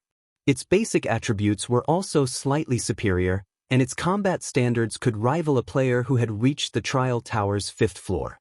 It also had 5 million HP. In the past, only a handful of Star Moon Kingdom's players had defeated this terrifying monster in their first assessment. However, against Shifeng, who had an advantage in terms of strength, speed, and techniques, the Dark Warrior only lasted 2 minutes before collapsing to the ground. As the Fine Gold Rank Dark Warrior died, a Dark General wielding a spear took its place. The Dark General also had a long sword hanging from its waist. Dark General, Illusion, Great Lord. Level 53. HP 6, 000-000/6, 000-000. This was the gatekeeper that had prevented every player in Starmoon Kingdom from becoming a Dark Gold adventurer during their first assessment. Come, Shi Feng invited the Dark General as he activated Phantom Kill and 9 Dragon Slash. This time, Shi Feng chose to use his doppelganger to distract the Dark General while he dealt damage from the sides. Although his doppelganger lost some HP each time it blocked an attack, the Dark General lost HP at a much faster rate. Eventually, when the doppelganger was almost out of HP, both Shi Feng and his doppelganger used Flame Burst. After receiving 30 devastating strikes, the Dark General lost of its remaining HP. With its final struggle, the Dark General took Shi Feng's doppelganger with it to the grave. As the Dark General disappeared, the magic array covering the arena went berserk as it devoured mana from its surroundings and diverted it to the center of the arena. Gradually, a 3-meter-tall knight decked out in golden armor and dual-wielding 2 crimson greatswords formed. King of Darkness, Illusion, Grand Lord. Level 53. HP 8, 000-000/8, 000-000. Although Shi Feng had known about the epic assessment's difficulty, he was a little shocked as he met the King of Darkness for the first time. Were this not an assessment, but an actual Grand Lord of the same level, he could simply turn tail and run. After all, a Grand Lord's HP and battle recovery alone were enough to overwhelm him. After Shi Feng rested, he started the challenge. Immediately, the King of Darkness waved its 2 great swords. 3 level 53, Lord rank Dark Knights then appeared by its side. Though, unlike the previous Dark Knights, these only had 800,000 HP each. However, as these Dark Knights died, the King of Darkness could summon them again. Moreover, each Dark Knight's death would heal the King of Darkness for 400,000 HP. To ordinary players, the King of Darkness was an unreasonable opponent. However, Shi Feng had prepared for this fight. Immediately, he stabbed the Abyssal Blade into the ground. Abyssal Curse. Suddenly, the ground transformed into a dark swamp that trapped the King of Darkness and the Dark Knights. But contrary to Shi Feng's expectation, Abyssal Curse hadn't decreased the King of Darkness's attributes. Shi Feng no longer held back as he activated Heavenly Dragon's power. His strength attribute instantly surpassed that of the King of Darkness. He then activated Instant Strike and appeared before the Grand Lord. Phantom Kill. 9 Dragon Slash. His doppelganger also activated Instant Strike the moment it appeared, its attack speed and damage skyrocketing. Shi Feng and his doppelganger then launched a barrage of attacks at the King of Darkness. Shi Feng dealt over -90,000 damage with each strike, -200,000 with a critical hit. As for his doppelganger, it dealt nearly -80,000 damage. Sword lights descended on the King of Darkness like rain.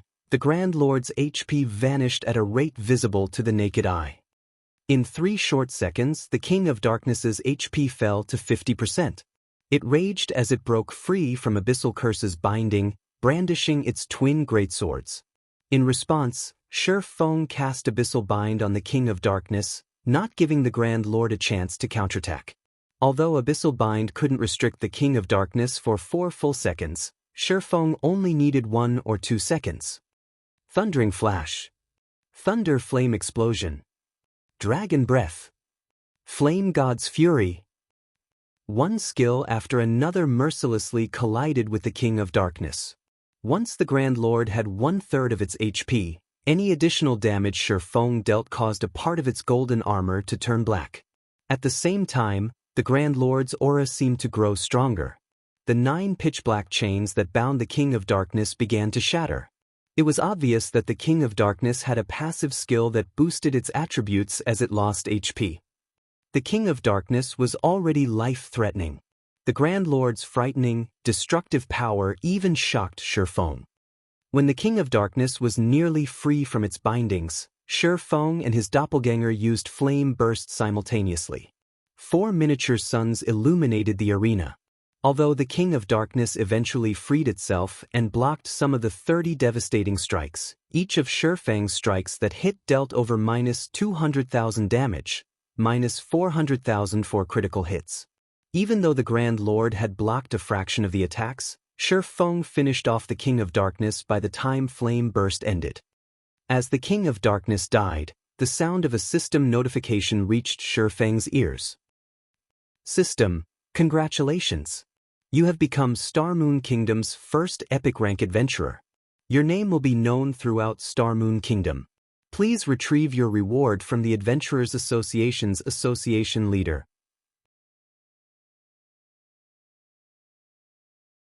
Chapter 1320, A Quest that Determines the Fate of a Country. Retrieve a reward from the Adventurers Association's Association Leader? Shurfang smiled bitterly as he read the system notification. The Association Leader was the highest position in the Adventurers Association. The Association Leader of White River City's Adventurers Association wasn't the same as the city's magistrate. Normally, a city magistrate couldn't leave the city under their management. In contrast, the association leaders left their cities frequently, so they were extremely difficult to meet. Although it had been referred to as a reward, in reality, it was a considerably high-difficulty quest. Once the King of Darkness vanished, Shurfang heard another system notification. System, do you wish to leave your name on the epic list? Shurfang instantly clicked yes. However, he altered the name he registered with, using Black Flame. Once he entered his name, it appeared on the massive pillar at the edge of the arena. Any player that came to the Adventurers Association for their Tier 2 assessment would see it. The senior administrator excitedly approached Shurfang, holding a dark purple emblem. This was proof that he had become an epic adventurer in Star Moon Kingdom. There were only 10 such emblems in the entire kingdom, and it was definitely an honor to receive one. Lord Protector, congratulations on becoming an epic adventurer. This purple star emblem is proof of your identity. You can accept any Tier 2 commission quests without restrictions as long as you reveal it. The senior administrator carefully handed the emblem to Shurfang, reverence filling his gaze as he looked at the swordsman. Only 10 epic adventurers could exist in Star Moon Kingdom at a time. The position could practically rival the association's 4-star adventurers. As Shurfang received the emblem, emotion overwhelmed him. In the past, even the dark gold ranked emblem had been far out of his reach, much less the purple star emblem. The purple star emblem provided more than access to quests. He would also have access to many other privileges in the Adventurers Association. For example, when players accepted commission quests, they needed to pay a deposit fee. Players with the purple star emblem enjoyed a 50% discount on these fees. The Adventurers Association would also prepare one S-Rank quest for epic adventurers once a week. The Tier 2 commission quests were available throughout the country, but there was a limited number. As players accepted these quests, fewer would be available. Multiple players couldn't accept a single commission quest unless it were specifically a team-based quest. Moreover, depending on the difficulty ranking, the number of available commissioned quests would change. For example, Fine Gold adventurers were allowed to accept a maximum of B-rank commission quests. However, there were very few quests available to Fine Gold adventurers. They'd be lucky if they got their hands on a C-rank commission. It was even more difficult for Dark Gold adventurers. In addition, the Adventurers Association did not update the commission quests at regular intervals. The updates were random. Hence, nobody knew when high-rank quests would resurface. As a result, the competition between high-ranking adventurers became even more intense. Epic adventurers were the only exception as they would be granted a designated S-rank quest each week. Commission quests were different from public quests. Take epic and legendary quests for example. If the players who accepted these quests failed to complete them within the stipulated time frame, they would suffer a severe penalty, but players wouldn't be punished for failing the Adventurers Association's commission quests. Players only needed to pay a deposit before accepting a commission quest. This deposit was generally in the form of coins or magic crystals, and the more difficult a quest was, the higher its deposit would be. When a player completed a commission quest, their deposit would be returned to them alongside the corresponding rewards. On the other hand, if a player failed, they wouldn't get their deposit back. One could say that the deposit replaced the punishment for failure.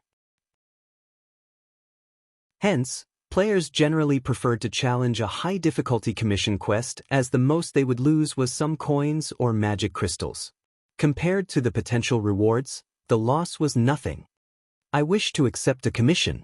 May I see a list of the available quests? Shi Feng asked the administrator. That won't be a problem. Please follow me. The administrator nodded. Following which, the administrator led Shi Feng to the second floor's VIP reception room and retrieved a list of commissions, handing it to Shi Feng. There sure are quite a few high-rank quests available. Shi Feng was inwardly astonished. When he had come in search of commissions in the past, he had rarely found D-rank commissions, much less C-rank. Even when some had been available, they had generally been very difficult. However, he was now the only person in Star Moon Kingdom to complete a Tier 2 promotion. He had no competition. The number of available quests was staggering. There were 22 S-rank commissions available at the moment, which only epic adventurers could accept. As for A-rank commissions, which only Dark Gold adventurers and higher could accept, there were 458 available. B-rank commissions numbered 5,163. As for the commissions below B rank, needless to say, there were far more. All of these commissions were available throughout the various cities in Star Moon Kingdom. Shi Feng was simply amazed. B rank commissions already offered bountiful rewards. Even the most common B rank commission would award a piece of secret silver equipment of the same level, with more difficult quests awarding fine gold weapons and equipment of the same level. After reaching level 50 and beyond, it would be extremely difficult to obtain secret silver equipment, not to mention fine gold equipment.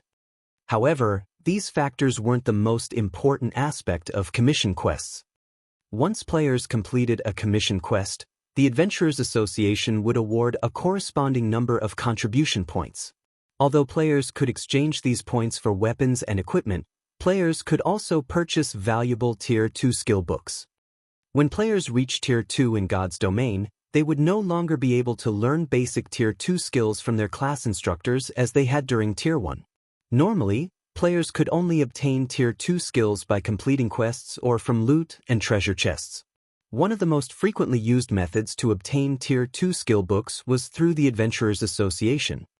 Tier 2 skills were much stronger than Tier 1 skills. Whenever Tier 2 players obtained a Tier 2 skill or upgrading their Tier 1 skill to Tier 2, their combat power would increase significantly.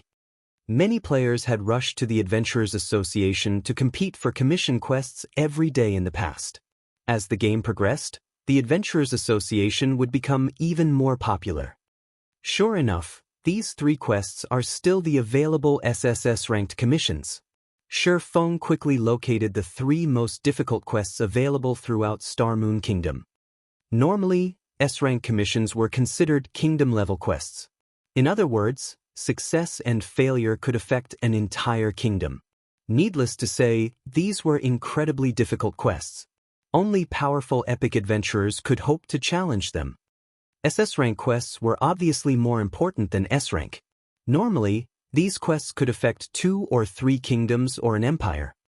SSS-rank commissions could determine a country's rise or fall. Normally, encountering such a quest heavily relied on luck. Now, however, 3 of these quests were available, and they were Revenge of the Fallen, Undead Resurrection, and Ancient Orc Empire. These 3 quests had been very well known in Star Moon Kingdom in the past. However, not a single player had completed any of these quests. It had been one of the Star Moon Kingdom's regrets, as any one of these quests could lift the kingdom to prominence. In the past, there had been a country called the Golden Sands Kingdom. Due to the kingdom's epic adventurers completing the first 3 SSS rank commissions the system offered, the kingdom had grown to become the Golden Sands Empire. Not only had the kingdom annexed its 2 neighbors during its promotion, but it also grew to occupy several massive, neutral maps. This incident had shocked God's Domain. Nobody had ever thought that epic adventurers had that kind of ability. Of course, those epic adventurers had only completed the SSS-Rank commissions due to them being as difficult as upper-rank epic quests. One of the reasons that Shi Feng wanted to become an epic adventurer so quickly in this life was that he wanted to promote Star Moon Kingdom to Star Moon Empire.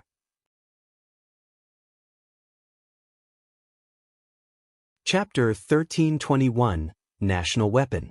The 3 SSS-Rank commissions were crucial to Star Moon Kingdom's upgrade.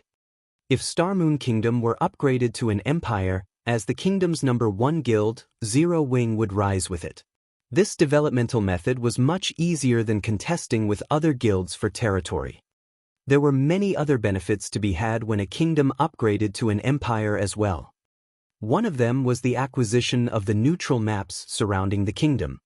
God's Domain's neutral maps occupied more area than all of the empires and kingdoms combined. Every one of these neural maps was a high-level area. Many among them were also high-resource maps. Once players reached level 50, they would gradually migrate to these neutral maps. Maps above level 100 were extremely rare in kingdoms. Empires did not fare much better in this regard. Hence, it was only a matter of time before players turned towards neutral maps to continue their development. Meanwhile, when a kingdom upgraded, it would annex these maps, and the new empire would claim the areas. It would then become much easier to level in these maps due to the NPC cities that would emerge. In the past, every NPC city constructed in a neutral map had a minimum player population of 3 million. Among them, the NPC city in the Shallow Hills, one of the neutral maps the Golden Sands Empire had claimed, had reached a player population of over 10 million during its peak. This gave the epic adventurer guilds, who completed the SSS-Rank commissions, a massive windfall. This was due to the new city's lands. To purchase those lands, players needed a certain amount of reputation in the former kingdom or noble status in the new NPC city. It had become impossible for non-native guilds to purchase the lands within a short amount of time. Meanwhile, due to the neutral map's high-level environment, the new city's lands had been far more valuable than lands in cities near low-level maps. Shi Feng had been planning this since he joined God's Domain in this life. Lord Protector, there is a very large variety of commissions available. If you are unsure of which to choose, I can offer a recommendation based on your preference and requirements, the senior administrator suggested after Shi Feng's long moment of silence. Thanks for the offer, but I've made my decision. I'll choose the Ancient Orc Empire, Shi Feng said as he pointed to the quest name on the list. Although Star Moon Kingdom's past players had known about the 3 SSS-Rank commission quests, no one had known about the quest's contents aside from the player who accepted them. After carefully reading through the quest's contents, Shi Feng concluded that the Ancient Orc Empire was the easiest among the 3. Based on his current abilities, completing the other 2 would be impossible. Revenge of the Fallen required him to kill 5 Fallens that hid within Star Moon Kingdom. The Fallen within Star Moon Kingdom would not be as easy to deal with as Baron Woka. The system wouldn't suppress them. A Fallen at its peak had the strength to destroy an entire city. Moreover, these Fallens hid all over Star Moon Kingdom. Just finding them would be a difficult task. It was no wonder why nobody had completed the commission in the past. Undead Resurrection wasn't easy either.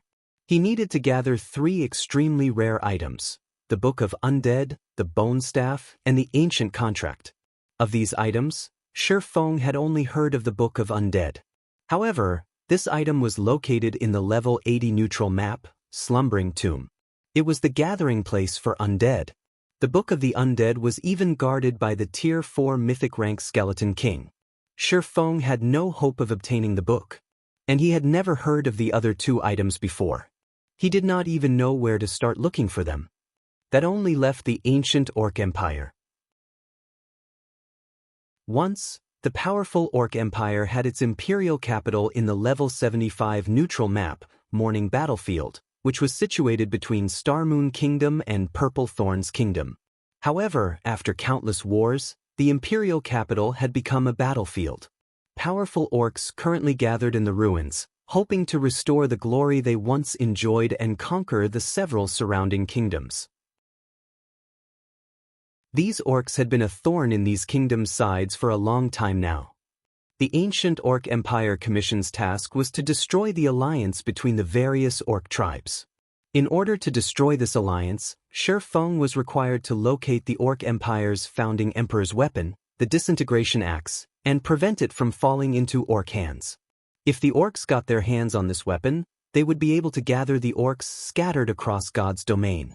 If they succeeded, God's domain's various kingdoms and empires would be in trouble. Fortunately, the disintegration axe had been very famous in the past. Shi Feng knew the weapon's whereabouts. Otherwise, he would have been forced to choose the Undead Resurrection Commission instead.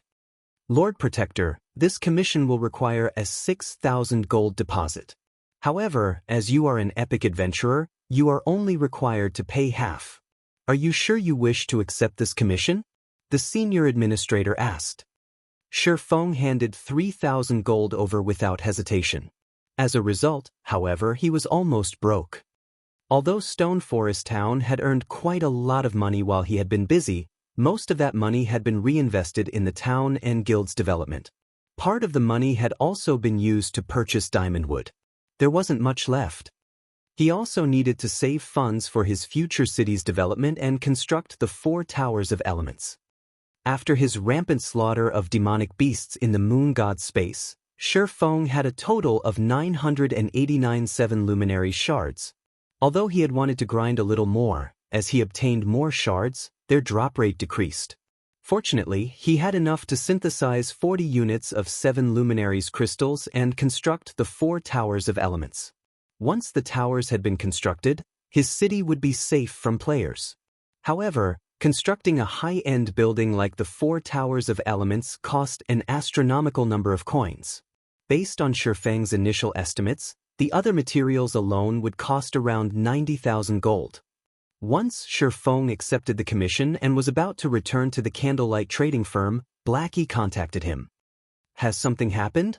Shi Feng asked when he saw Blackie's grim expression. Guild leader, we lost again, Blackie replied quietly. What? Even Aqua and Summer were defeated? Shi Feng was slightly stunned. He had sent Aqua Rose and the others to the battle arena. He had a very clear understanding of Aqua Rose and Alluring Summer's strengths. Both were fully geared in top-tier equipment.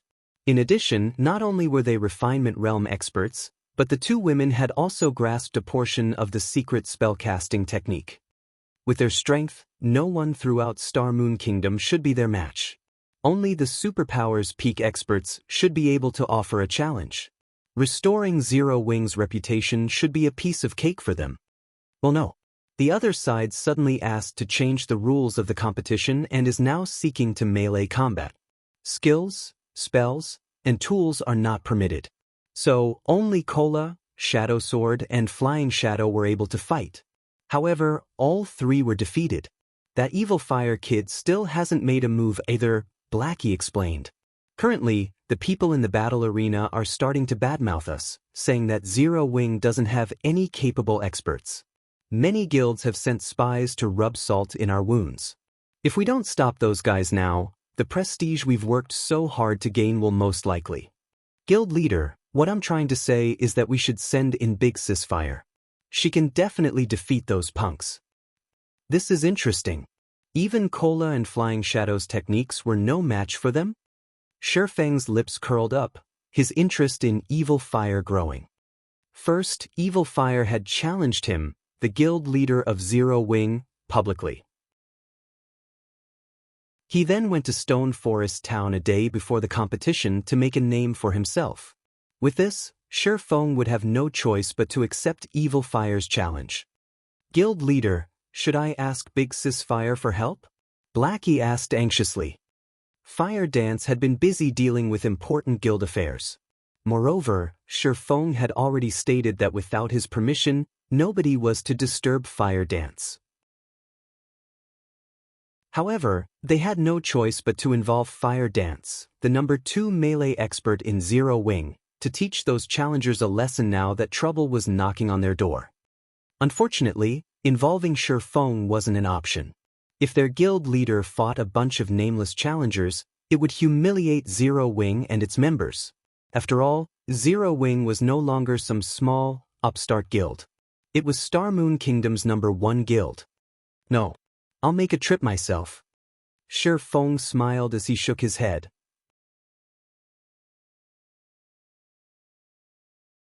Chapter 1322, Unlocking a New Function. Stone Forest Town. When Shi Feng stepped out of the guild residence, the sight before him was foreign. Rows of 1- and 2-story houses had stood before the guild residence previously. Now, various virtual shops occupied both sides of the street. There were also advanced hotels, restaurants, bars, and other establishments. The street was now as busy as White River City's most popular areas. There was no lack of expert players that had exceeded level 40. Some players even roamed the street atop mounts. Aside from adventurer players, quite a few lifestyle players chatted merrily on the street. Many wandering merchant NPCs hawked their wares from temporary stalls along the main street. The NPC traffic was just as shocking as the number of players. The lively scene made Stone Forest Town look like a city rather than a town. Shi Feng was surprised. After just a few days, Stone Forest Town had undergone such a massive transformation. If the town continued to develop at this rate, it wouldn't be long before it could be promoted to an advanced town.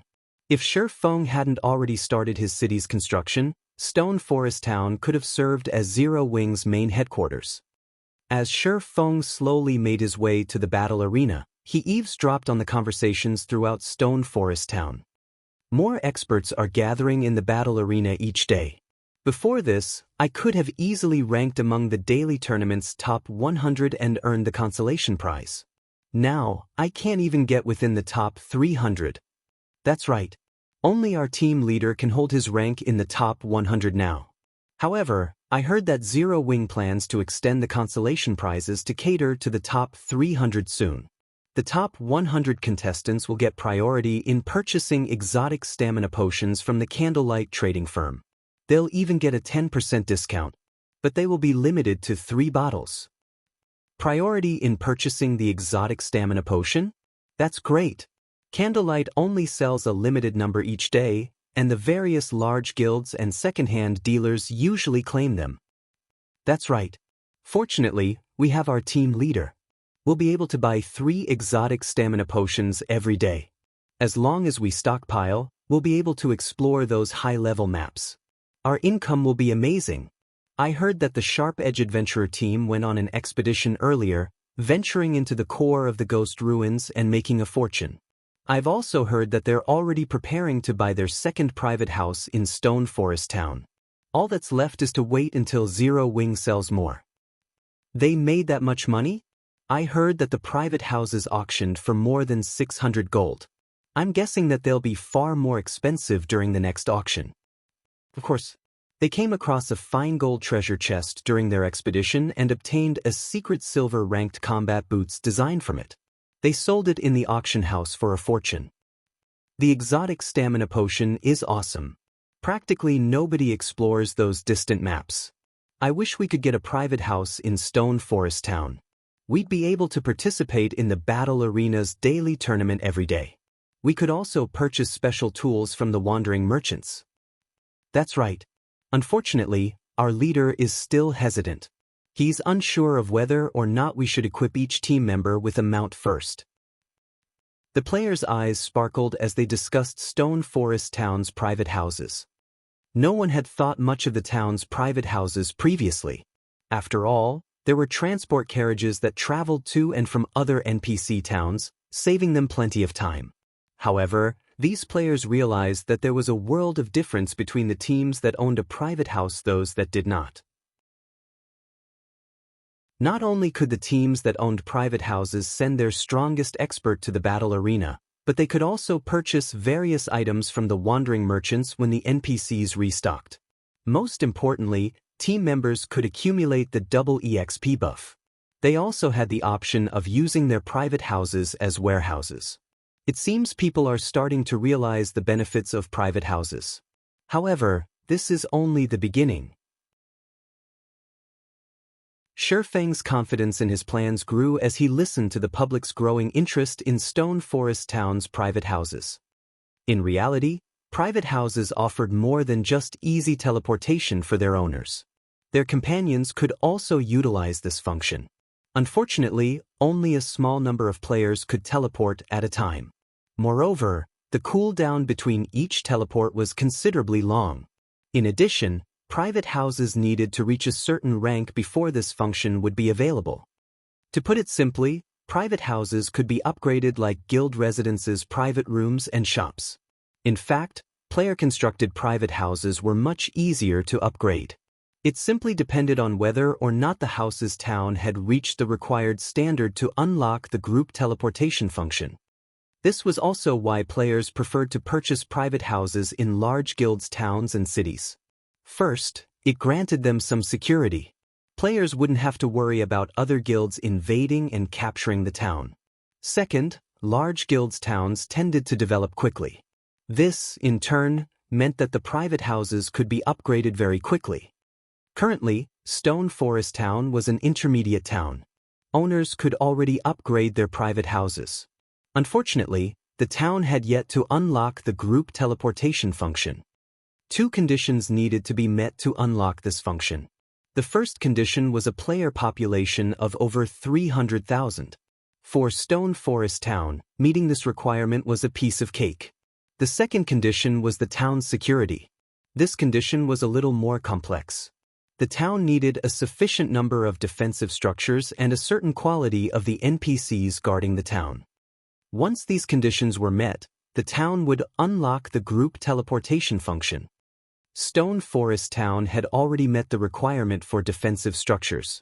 The only problem remaining was the quality of the NPC guards. Although the guild could recruit NPC guards, it couldn't nurture them.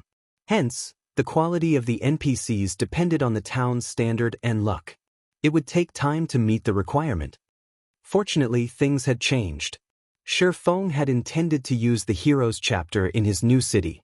After reviewing the situation, though, Shifeng decided that this was a good opportunity to develop Stone Forest Town. Before Shifeng had realized it, he had already reached Stone Forest Town's most popular location, the battle arena. A large crowd of players was trying to squeeze into the battle arena, now the size of Jinhai City's city center sports arena. The scene wasn't any less lively than the White Tiger Dojo's friendly competition. Meanwhile, in the battle arena's fourth-floor tournament hall, players filled the stands as they constantly cheered on the fighters on the stage. Among them, many were level 40 and above experts. At this moment, the fight on the stage reached its conclusion. The victor was a cloaked berserker. However, the spectators hadn't cheered because the match was so exciting. Rather, their cheers were due to another Zero-Wing expert's defeat. Sure enough, Turtledove isn't a match for them. Blackie sighed as he watched the stage. Both Rampant Blade and Yi Wumian had fought as well. However, their opponents had been too strong. Neither had lowered their opponent's HP below 50%. Only Flying Shadow and Shadow Sword had reduced their opponent's HP to nearly half. The unknown challengers were ridiculously strong. It seems Zero-Wing's experts only amount to this much. They are only slightly stronger than those first-rate guild peak experts we challenged before. Zero-Wing, just send whatever expert you've got. I'll accept the loss if you can get my HP below 50%. A 2-meter-tall, cloaked berserker said, laughing. Damn it. They're looking down on Zero-Wing. Shadow Sword slammed his palms on the guardrail, wrathful flames burning in his eyes. If Big Sis Fire were here, she would beat them to a pulp. Zero-Wing's other members nodded in agreement. Fire Dance was the undisputed number 2 melee expert in Zero-Wing. Only the Vice Guild leader Gentle Snow could put up a fight against her. No one else could even offer a challenge. Suddenly, a familiar figure slowly approached the stage. When Blackie and the others saw this figure, their jaws dropped. Guild leader.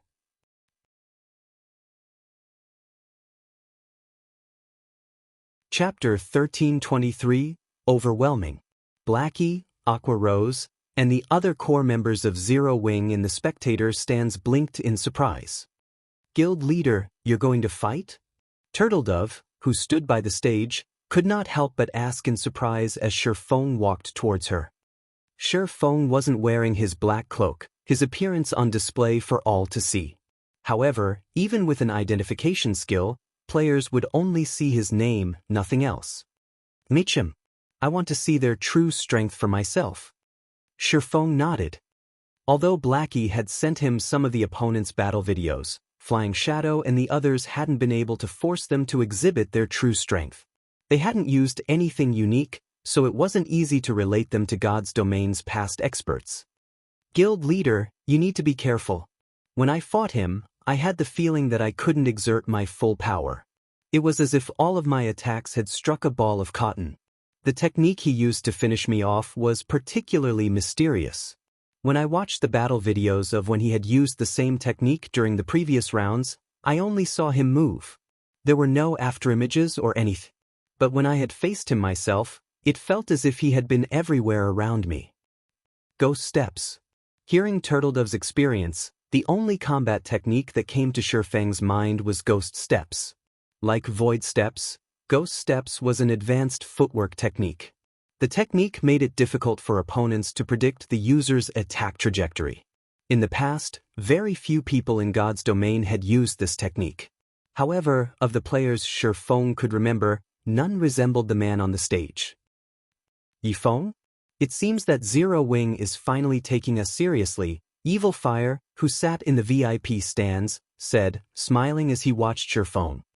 According to his knowledge, after Black Flame, the next strongest experts were Fire Dance, Gentle Snow, Yi Feng, and Violet Cloud. Is he strong? The menacing-looking man carrying a blood-red shield on his back and holding a hammer asked curiously. Unwavering, based on Evil's reaction, he must be. It's a pity that it is still Tiger's turn to fight. If that player had just waited a little longer, it would have been my turn, a gorgeous, graceful woman said as she toyed with the pitch-black dagger in her hand. The woman wore the Light of Darkness set equipment, a level 45 dark gold set equipment for assassins. Sighing, she continued, watching from the sidelines is really boring. Flower's right. We shouldn't have agreed to such long intervals. Thanks to that, Tiger's getting all the good fights. The other group members nodded in agreement. They were fully aware of how strong the Berserker, Mighty Tiger, was. He was already level 44. He could easily rank among the top 10 on an Empire's ranking list. Although he didn't wear level 45 Dark Gold set equipment, he had 2 pieces of growth-type equipment on him and had already upgraded both to the Dark Gold rank. They were much stronger than ordinary Dark Gold equipment. Their attributes were also suitable for Berserkers. Recently, Mighty Tiger had also his growth-type weapon, Howling Tomahawk, to epic rank, raising his combat power to a whole new level. Even their team leader had said that, with Mighty Tiger's standards, he could already challenge the top 200 experts on the God's Domain experts list. Moreover, that was without using ghost steps. But what about Star Moon Kingdom? Aside from Black Flame, who ranked 51st on the God's Domain experts list, the kingdom didn't have a single player in the top 200. If anything, only Fire Dance, who had risen to the 215th position in the latest update, was worth their attention. As long as Tiger defeats Yi Feng, we just need to defeat Fire Dance or Gentle Snow. After that, I doubt that Black Flame will be able to just stand by. He'll be forced to accept your challenge tomorrow, Evil. Unwavering Hand said as he shifted his gaze to Aqua Rose and the other Zero Wing Corps members. Evil, make sure to give it your all. The leader has a very favorable view of you. You will be representing our adventurer team in its debut fight. You can't lose. Big Brother Unwavering, I thought you were aware of my abilities. Just sit back and enjoy the fight tomorrow, Evil Fire said, smiling. He paid no attention whatsoever to Black Flame's title of Sword King. He only had one goal, to rank among the top 10 on the God's Domain experts list. Meanwhile, an uproar shook the spectator stands. Crap, isn't that Yi Feng, Zero Wing's honorary elder?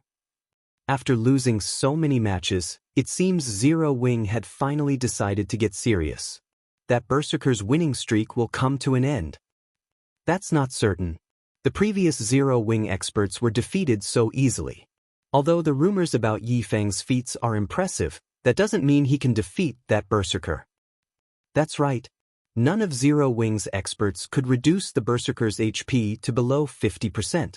This is also a melee battle. They can't use any skills, spells, or tools. This shows how high the berserker's combat standards are. Even if he is going up against Yi Feng, I'm willing to bet that he has more than a 60% chance of winning. If anything, I don't think anyone but Black Flame and Fire Dance can put up a fight. I guess that's true. Although the rumors about Yi Feng say that he is very powerful, his battle records are old. Now that everyone's been playing God's Domain for so long, their combat standards have improved significantly. I don't think that Yi Feng can win that easily.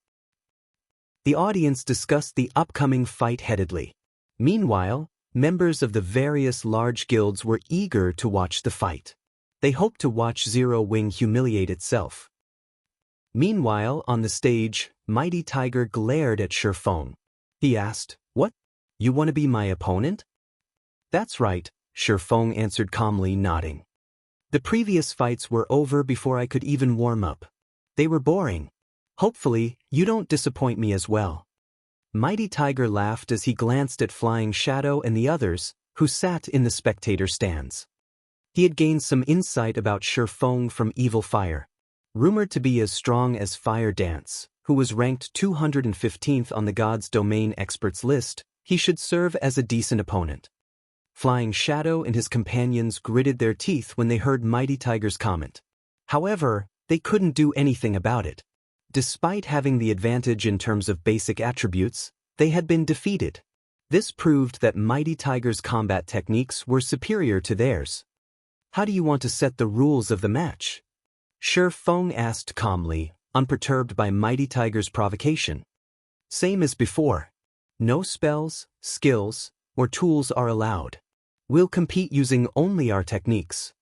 Mighty Tiger set the duel's rules and sent Shi Feng a duel request. "If you're not used to melee battles, I can only use 70% of my HP against you. You'll win if you take me down to 30%. Hearing Mighty Tiger's terms, the spectators gasped. They hadn't expected Mighty Tiger to be so bold. However, Mighty Tiger earned his arrogance. After all, none of Zero Wing's experts had reduced his HP to below 50%. "That's fine.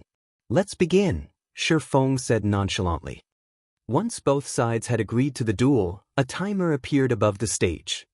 5, 4, 3, 2, 1. Start. Let's see how strong you really are. As the duel began, Mighty Tiger retrieved the two axes from his back and dashed towards Shi Feng like a tiger pouncing on its prey. Shi Feng could feel the berserker's icy killing intent lock onto him. It was clear that the berserker wasn't like the players who only fought in games. When Mighty Tiger was 10 yards away from Shi Feng, his footwork changed. Sure enough, he's using ghost steps, Shi Feng thought when he saw Mighty Tiger's body suddenly split into two identical clones, both moving in different directions.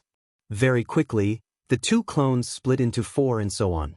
It was as if Mighty Tiger had used a skill to create doppelgangers or illusions. To players who could not use skills or spells, this was an extreme disadvantage.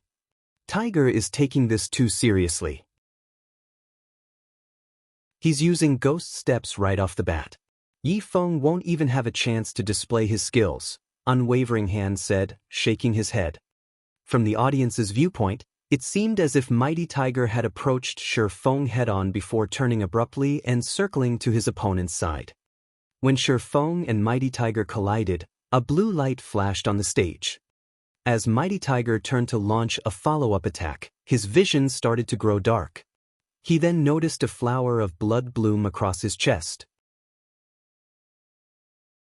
Before he had realized what had happened, he collapsed to the ground behind Shi Feng. What just happened? Everyone was confused as they stared at Mighty Tiger's corpse, none of them knowing what had just happened. Following which, the victor's name appeared above the stage. Yi Feng.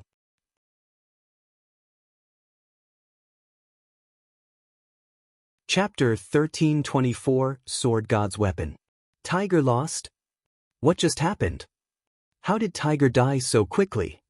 Was Tiger even attacked? He used ghost steps. How could he get hit in a melee battle? Can someone explain to me what just happened? Falling Flower stared at Mighty Tiger's corpse in astonishment from the VIP stands.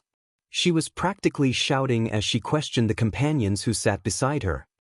From start to end, her eyes hadn't left the stage. She had been focused on the combatants. However, when Mighty Tiger had circled to Shifeng's back and was about to land a blow, he died instead. Just what had Shifeng done during that brief moment? Meanwhile, the players in the spectator stands were even more confused. Mighty Tiger had already been so fast that they couldn't keep up with him.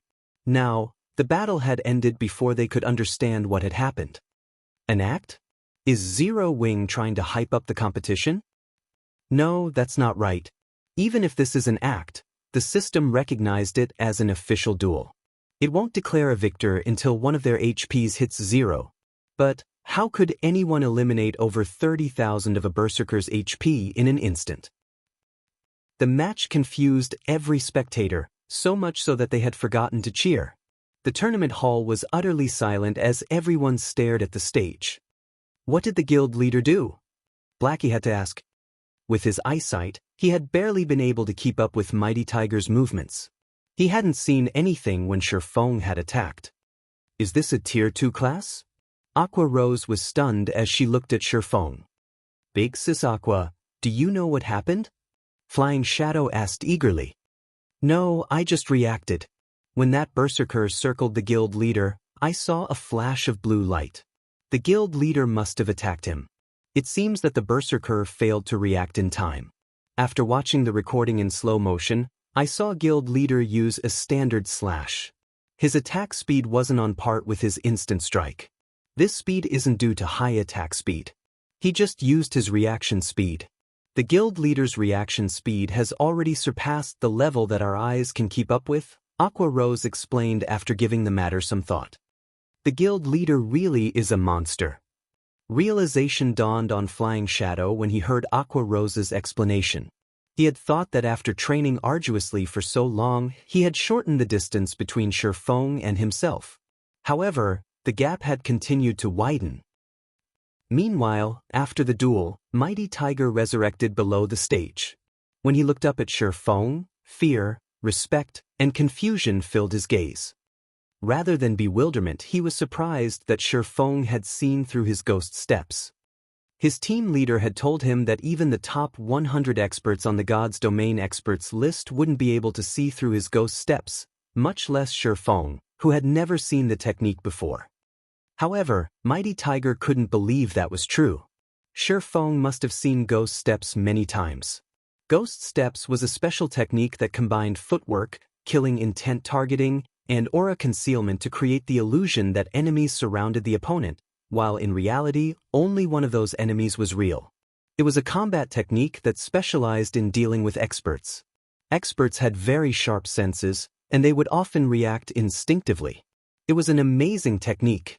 Against an ordinary player, however, the technique's effects would be minimal.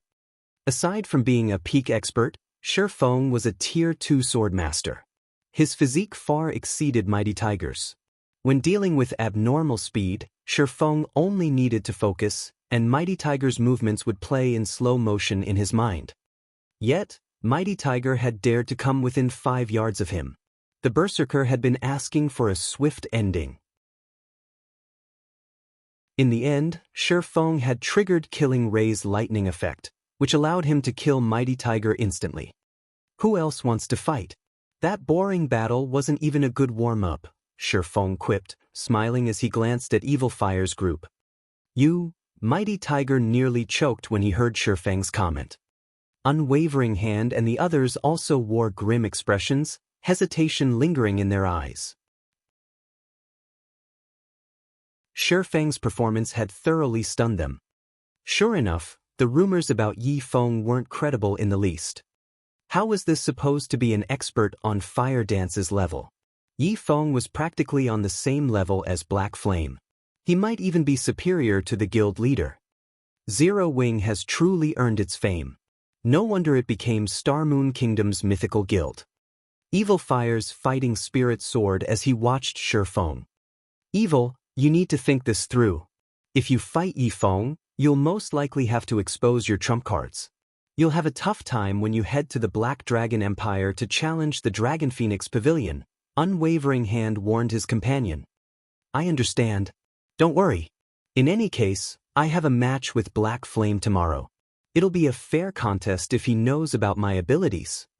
Evil Fire smiled nonchalantly. He then approached the stage with long strides. Evil Fire wore a suit of black scale armor. He also carried a dark purple greatsword that was as tall as he was. Blue runes decorated the sword's blade. The surrounding mana flowed towards the greatsword automatically, causing arcs of blue electricity to dance around the blade and crackle from time to time. Overall, Evil Fire looked like a demonic beast, his aura pulling an involuntary shiver from the audience. With each step Evil Fire took, his aura grew slightly more intense. The audience felt a heavy pressure weigh down on them. Moreover, he had removed the concealment on his weapon and equipment's glow effect, as well as his level. Level 45. How is this possible? Even the number 1 player on the Black Dragon Empire's ranking list is only level 44 right now. Strong. So strong. No wonder why these people dared to challenge Zero Wing. Zero Wing is in trouble. Why does it feel like I should be running for my life when I look at him? Crap. He has 3 pieces of epic equipment on him. The glow effect on his greatsword looks unique as well. What rank is that weapon? The audience gasped when Evil Fire removed the concealment.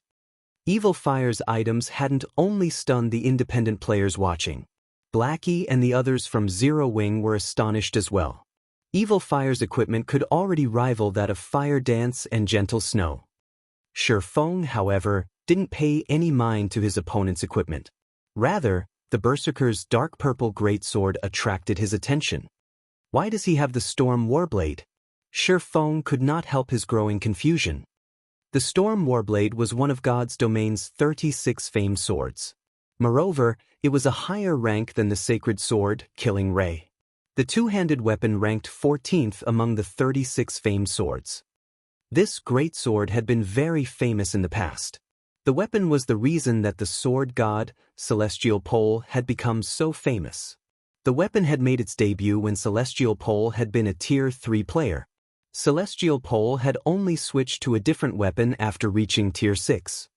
The fact that Celestial Pole had used the Storm Warblade until Tier 6 showed that the greatsword's attributes were frighteningly high. Yet, now, a player whom Feng had never heard of wielded the Storm Warblade. It was baffling. Do you want a melee battle as well? Feng asked as Evil Fire stepped onto the stage. No. You are quite strong enough to face me in an official duel, Evil Fire said, shaking his head. Proudly, he continued, I don't want you to hold back. Otherwise, the battle will end too quickly. Although Feng had already displayed overwhelming power, it didn't affect Evil Fire. Evil Fire was still confident that it wasn't possible for him to lose. Sure. Feng then sent Evil Fire a duel request. Following which, the timer above the stage began to count down.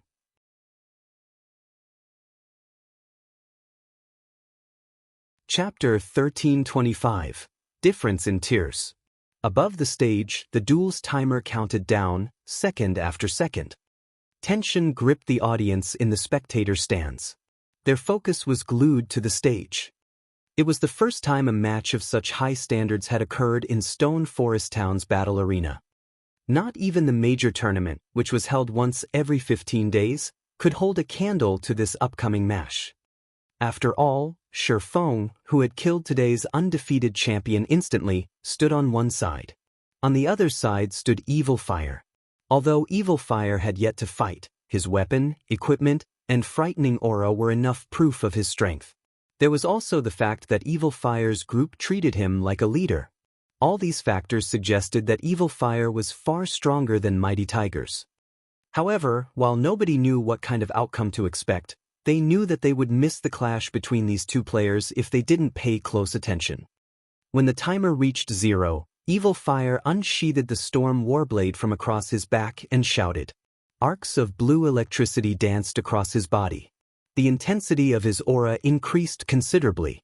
Right now, he seemed like a ferocious, prehistoric beast.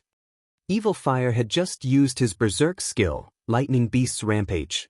It was a super rare Berserk skill that increased its user's strength, attack speed, movement speed, and HP by 100% for 90 seconds. Let us begin. Evil Fire's gaze sharpened as his near-tangible killing intent enveloped Shifeng. It seemed as if Shifeng was the only person in Evil Fire's world.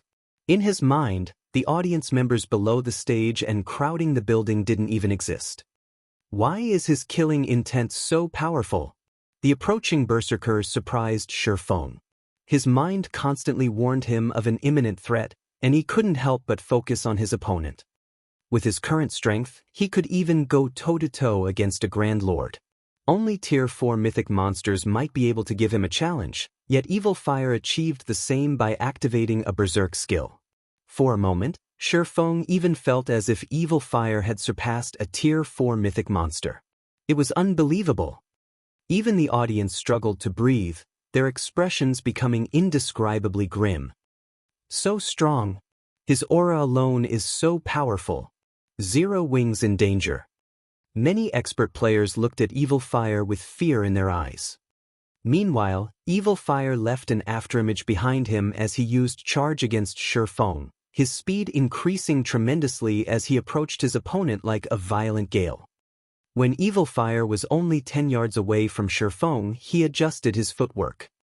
Like Mighty Tiger, Evil Fire turned and circled around Shifeng. He used the same strategy as Mighty Tiger. Only, this time, not even the experts in the audience could keep up with Evil Fire's speed. Mighty Tiger, who had returned to the VIP stands, could not help but laugh. Ha! Shifeng must be stunned. I'm not the only one who knows how to use ghost steps. And evil is way better than I am. Even our team leader had to be careful against evil. He could only mesmerize his enemies with his ghost steps. However, Evil Fire's ghost steps could force his opponents to focus on him and nothing else, causing his enemies to make all sorts of mistakes. It did not even matter if his opponent's attributes were higher than his. After all, one's attributes were only useful if they hit their target. If they couldn't land a hit, all the strength in the world would be useless. Furthermore, Evil Fire had activated his Berserk skill. His strength and speed were both superior to Shifeng's. The duel would end the moment Shifeng made the slightest error. When Evil Fire was within 8 yards of Shifeng's side, his footwork changed once more. Unlike Mighty Tiger, Evil Fire didn't circle to Shifeng's back. Instead, he charged at Shifeng's side, swinging his greatsword and sending a purple arc towards the swordsman's neck. Beheaded. Suddenly, Killing Ray appeared in the Storm Warblade's attack trajectory. So fast, Evil Fire was stunned to see the sacred sword. He had not even noticed Shifeng swing his blade. Although Shifeng's reaction speed surprised him, he didn't falter. On the contrary, Evil responded with a sneer. While Evil Fire found it surprising that Shifeng had seen through his ghost steps and executed a proper defense, Shifeng hadn't activated his Berserk skill when the match had begun. Even if Shifeng activated a Berserk skill now, he would still have an absolute advantage in terms of strength over the swordsman. Even if Shifeng blocked the attack, the impact would knock back the swordsman. He could then continue his fierce assault and force Shifeng to use his life-saving skills.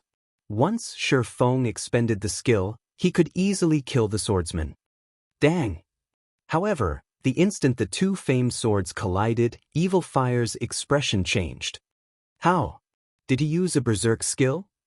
Evil Fire was surprised to feel the sensation in his arms. As his great sword struck Killing Ray, it felt as if he had hit an indestructible wall. Rather than forcing the sacred sword back, the impact.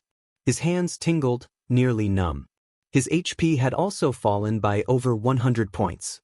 In contrast, Shifeng remained unharmed, still standing in his original position.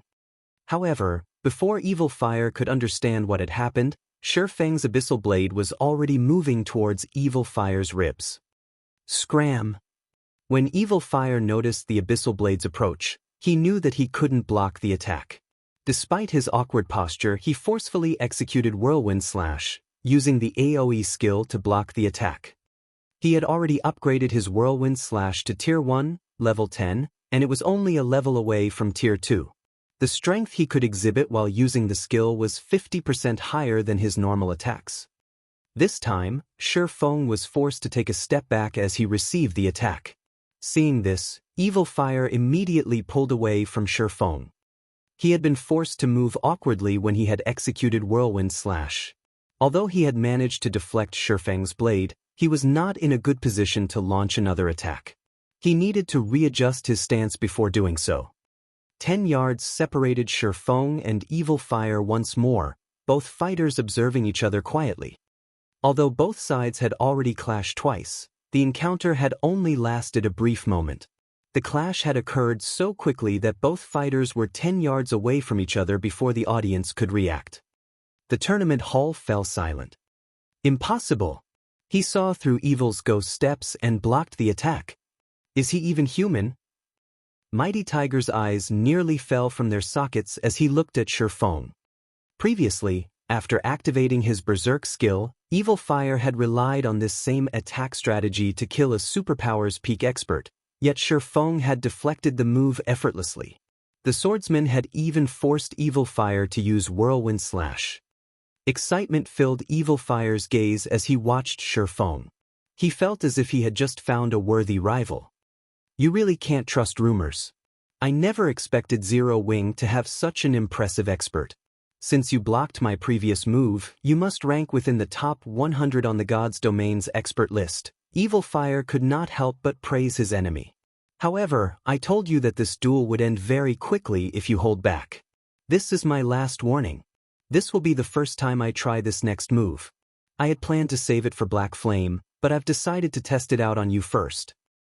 Saying so, silver divine runes began to surface on Evil Fire's arms and forehead, giving the Berserker a sacred feeling. Evil Fire's aura also grew stronger. Divine Warrior. Shi Feng was shocked to see the silver divine runes on Evil Fire's forehead. In God's Domain, aside from the 10 great saint legacies, which he had only learned about in this life, there were the 16 great peak legacies. These were the strongest among peak legacies.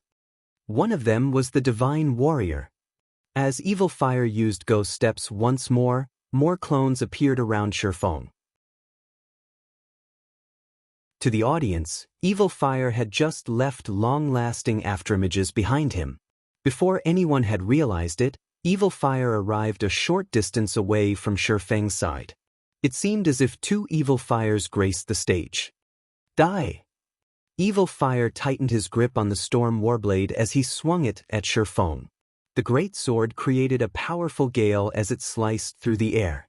It seemed as if the great sword had split the air as it descended on Shi Feng.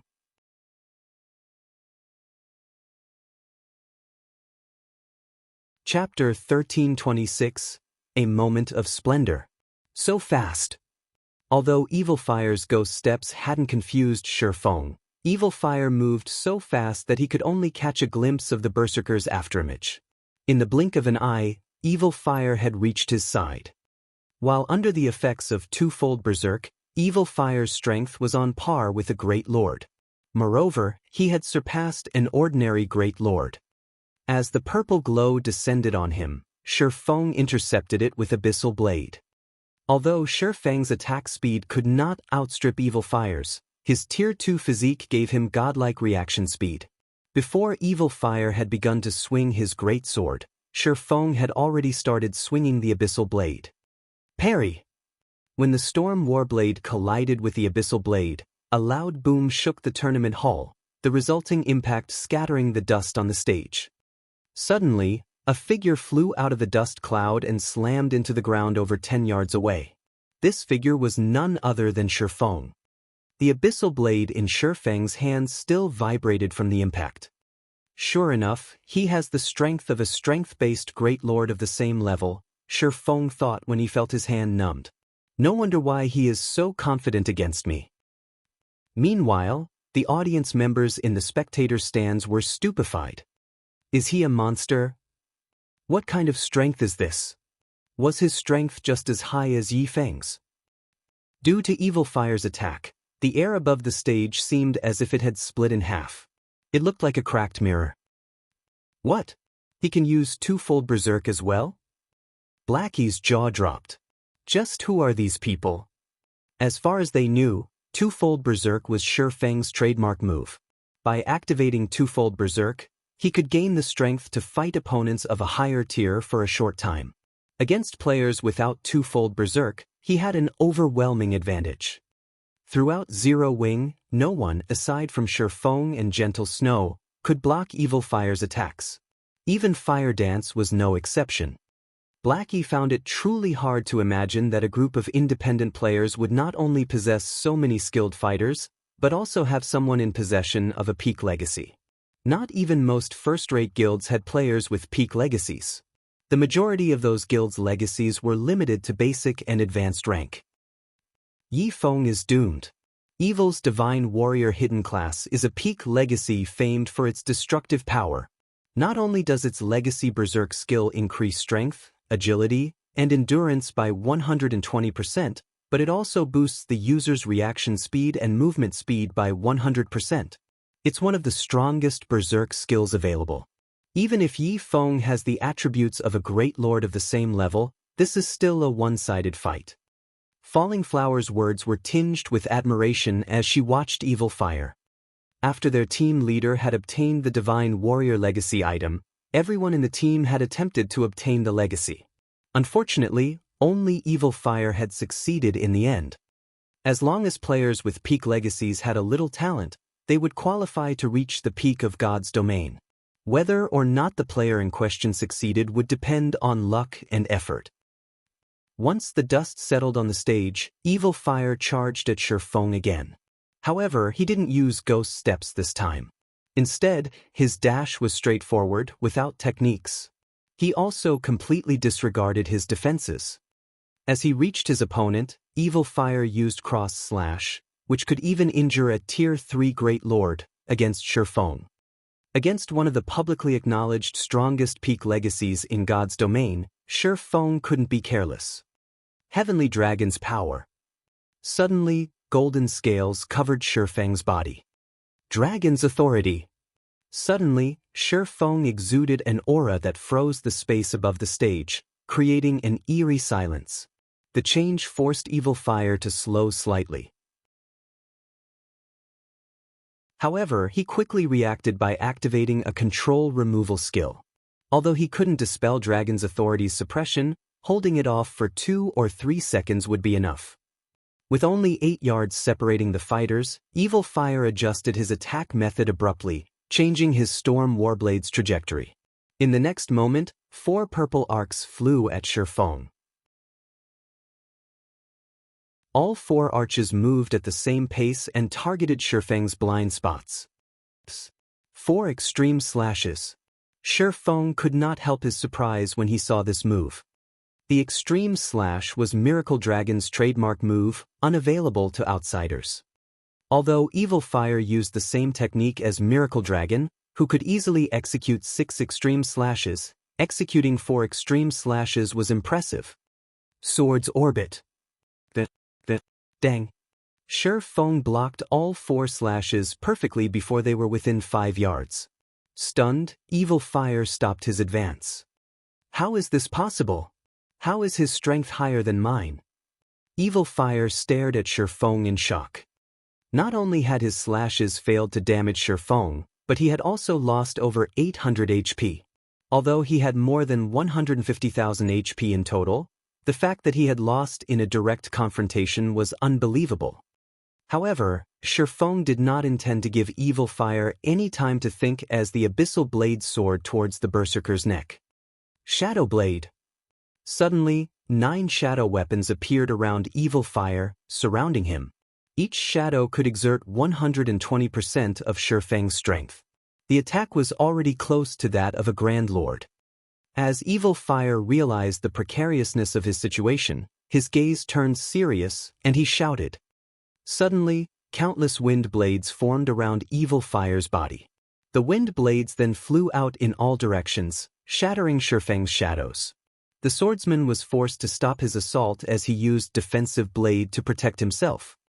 Even so, defensive blade's block count was insufficient to stop all of the wind blades. Once the block counts were exhausted, each wind blade dealt around minus 3,100 damage. In total, Shifeng had been struck 11 times, his HP decreasing by over 34,000. In the blink of an eye, Shifeng had lost 1/10 of his HP. Is this the Storm Warblade's Storm Assault? What a terrifying weapon. Without Heavenly Dragon's powers defense and HP boost, I would have been forced to activate Absolute Defense. Evil Fire, who was enveloped in flowing, purple-hued air, had surprised Shifeng once again. The Storm Warblade had two major skills. The first was Storm Assault. When activated, the skill created hundreds of wind blades that the user could control to attack any targets within 30 yards. Each wind blade possessed 110% of the player's strength. However, they could only cause 50% of the player's damage. The skill had a duration of 5 seconds and a cooldown of 15 minutes. However, the current Storm Warblade before Shifeng was incomplete. Evil Fire couldn't control hundreds of wind blades yet. Though, controlling dozens of wind blades wasn't a problem. The second major skill was called Storm Domain, and it was the cause of the purple whirlwind enveloping Evil Fire. When activated, the skill allowed the user to suppress any target within a 50-yard radius using powerful wind. Moreover, the closer the target was to the storm's epicenter, the stronger the suppression would become. Due to these two active skills, players who wielded the Storm Warblade were extremely powerful in melee combat. I had never thought that I'd be forced to use my final trump card before my match with Black Flame. Admiration filled Evil Fire's gaze as he looked at Shifeng. He hadn't only dared to challenge the top 10 experts on the God's Domain expert list just because of his twofold berserk. Another important reason, the Storm Warblade in his hands. Fortunately, since I've used that trump card, this battle is over. Saying so, Evil Fire dashed towards Shifeng and executed 4 extreme slashes yet again. At the same time, over 50 wind blades flew at Shifeng from all directions. However, when Evil Fire was still 12 yards away from Shifeng, the latter vanished and reappeared before Evil Fire. Tier 2 Taboo Skill, Instant Strike. Sword's Orbit. Even with Storm Domain suppression, Shifeng created a beautiful galaxy around him and bombarded Evil Fire with one star after another. Not only had Shifeng shattered Evil Fire's 4 extreme slashes, but the resplendent stars also pierced Evil Fire's body, each star devouring over 90,000 HP. Before Evil Fire could react, his vision darkened and his body collapsed to the ground. The screen above the stage revealed the victor's name. Yifeng.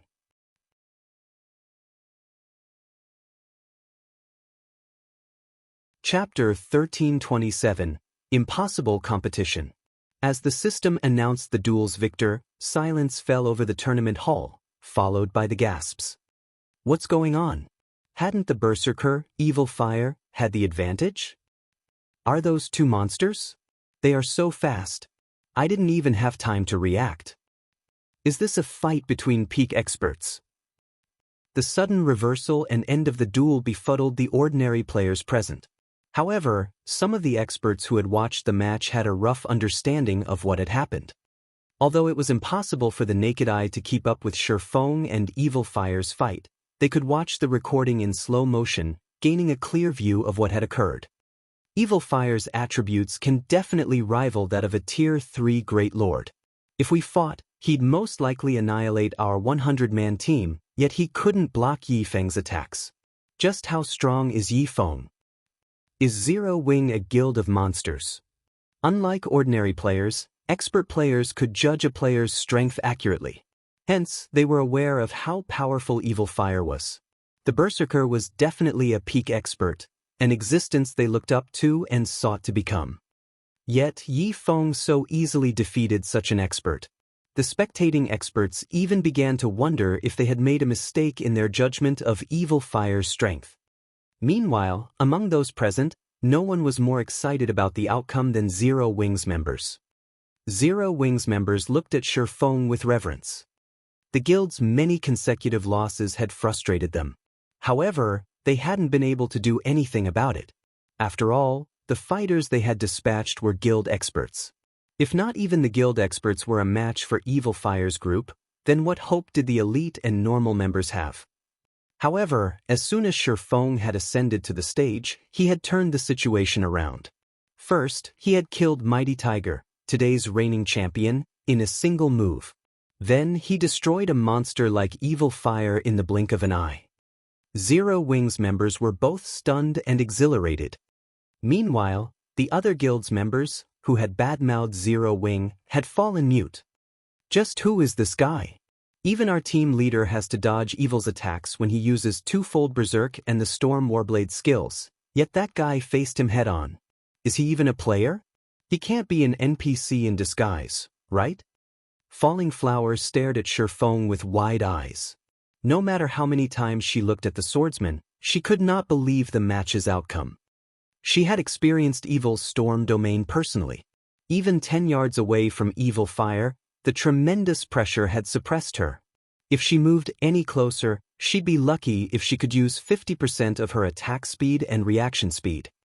It seems Zero Wing is not as simple as we had thought. We'll need to adjust our plans, Unwavering Hand said somberly as he glanced at Shi Feng. But first, we need to notify the team leader. The other group members nodded, wearing morose expressions.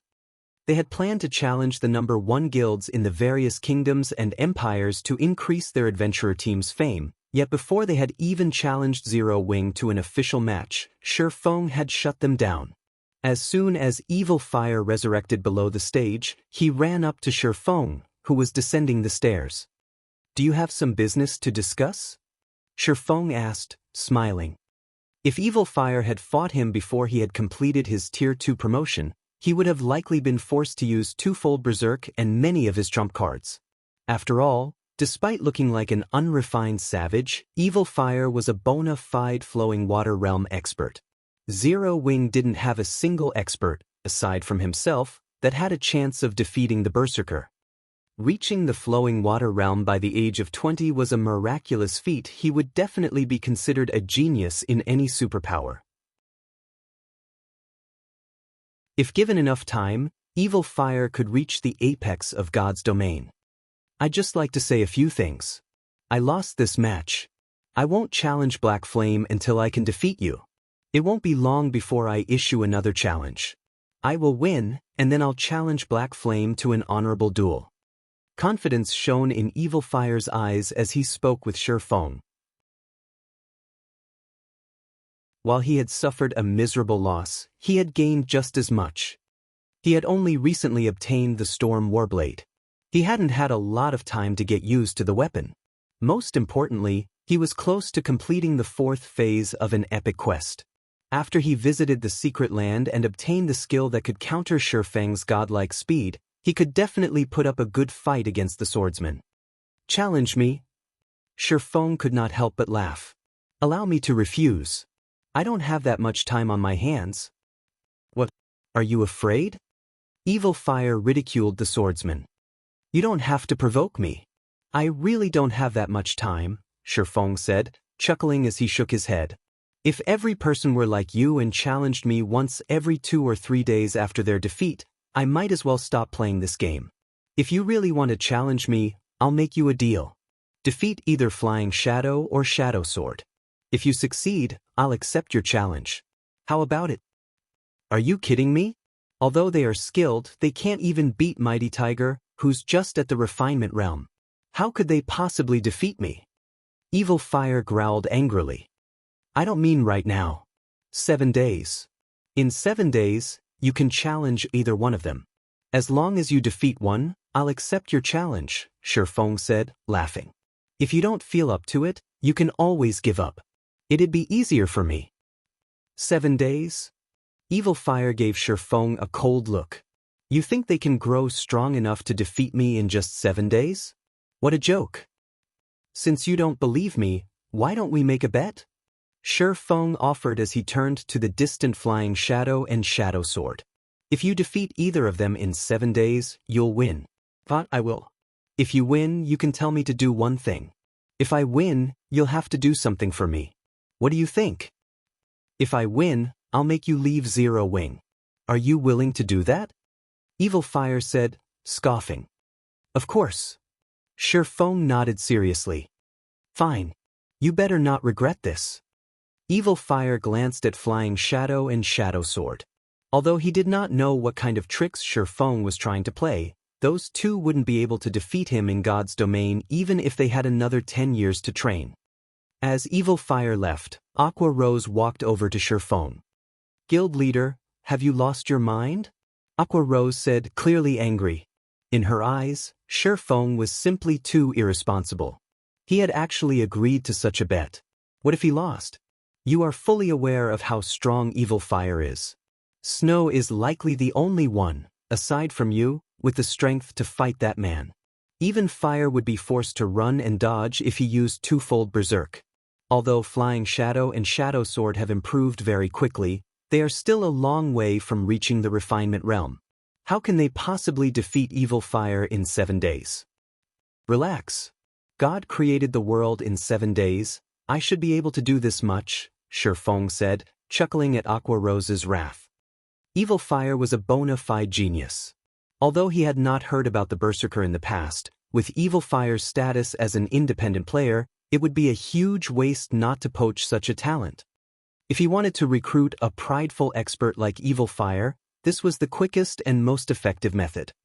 It might have been impossible to train Flying Shadow and Shadow Sword to defeat Evil Fire in just 7 days before, but the situation had changed.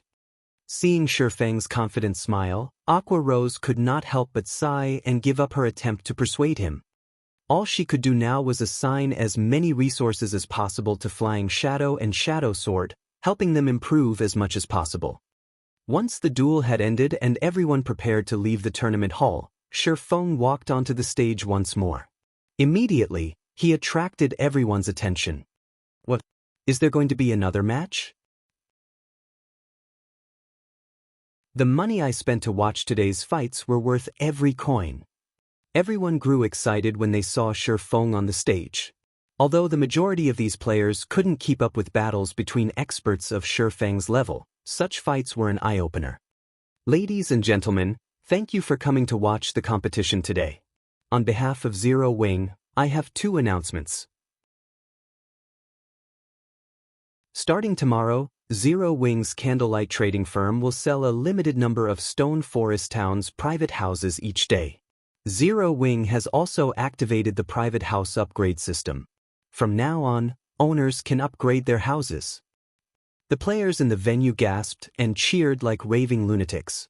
Many of those present contacted their companions to convey the shocking news. The news spread like the plague, causing a commotion throughout Star Moon Kingdom.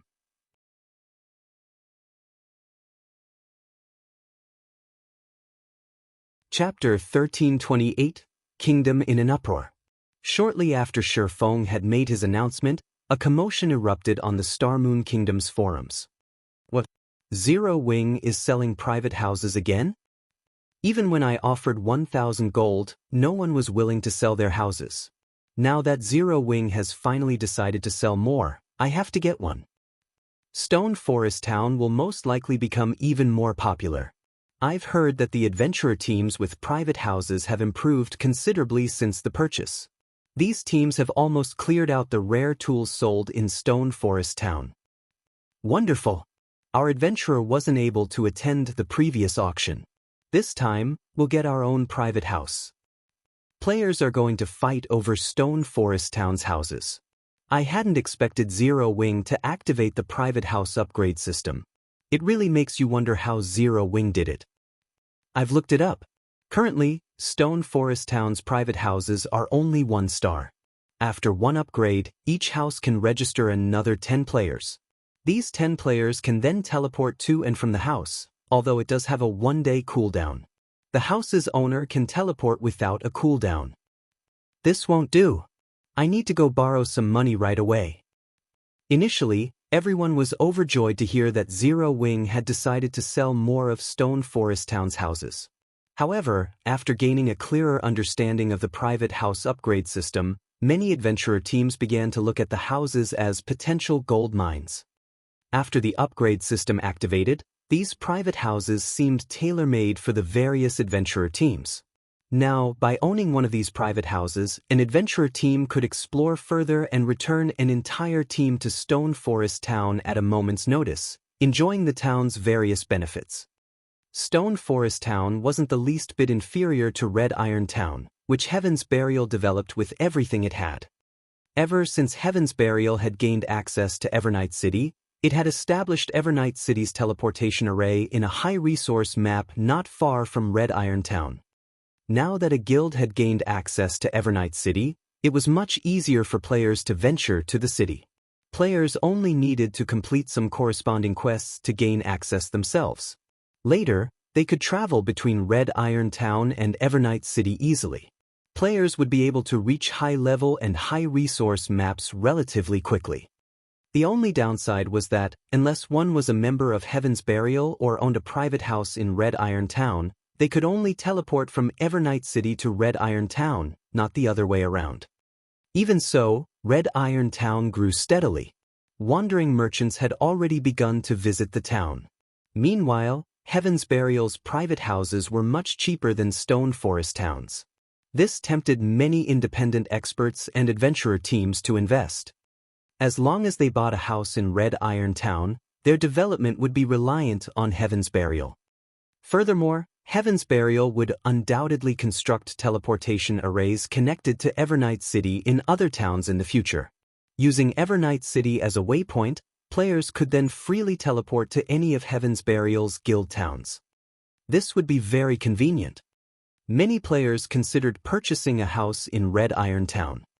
However, after Zero Wing's announcement, the various adventurer teams in Star Moon Kingdom changed their minds. After all, Stone Forest Town was now far stronger than Red Iron Town. For a time, even adventuring teams in Star Moon Kingdom's neighboring kingdoms and empires were tempted as they secretly collected funds. Only 2 players occupied a secluded bar in the Apocalypse Empire's capital. One was a man, and the other was a woman. The man had a dignified appearance, and although he seemed young and well-groomed, there was a look in his eyes that spoke of a variety of life experiences. He was clearly older than he looked. As for the woman, to put it simply, she was an absolute beauty. She had long, flowing hair that fell to her thin waist, and her every action could easily mesmerize both men and women. 2 glasses of purplish-red wine had been placed before these players. Despite being untouched, mana constantly gathered around the purplish-red liquid. The liquid also gave off a faint red glow, giving it an attractive appearance. Its aroma could make anyone salivate, tempting them to drink it. If Shi Feng were present, he'd be shocked to see this wine. The wine within the 2 glasses was none other than one of the Apocalypse Empire's 5 great wines, Tears of Purgatory. Not just anyone could obtain this beverage. It would only be awarded to those who obtained the key to the Purgatory barrier and cleared it. Although Tears of Purgatory wasn't as effective as Soul Water, it wasn't far off either. In the past, wine-collecting players had even been willing to pay 1,000 gold to purchase a single bottle. However, Shi Feng would be more surprised to see the woman at the bar, the Midnight Tea Party's vice commander, Endless Scars. "Old Ghost Heartless, why did you come looking for me so suddenly?" Endless Scars asked the man looking to be in his 30s across from her. Smiling faintly, she continued, "Or are you here to tell me that your apprentice has lost? Little girl, why do you insist on calling me Old Ghost? Am I really that old?" Heartless Sword rolled his eyes. "Well, I'm right, aren't I? Zero Wing isn't as simple as you assume." Endless Scars paid no attention to Heartless Sword's grumbling. "Since your apprentice, Evil Fire, has lost, according to our agreement, I am allowed to invite Black Flame to join our operation, yes." "This doesn't count. Yi Feng defeated Evil Fire, not Black Flame," Heartless Sword said, shaking his head.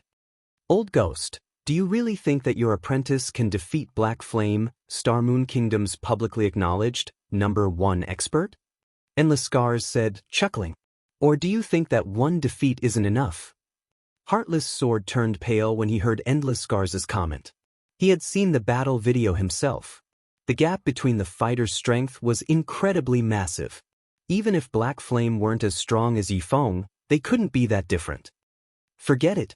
I give up. I won't continue to argue with you.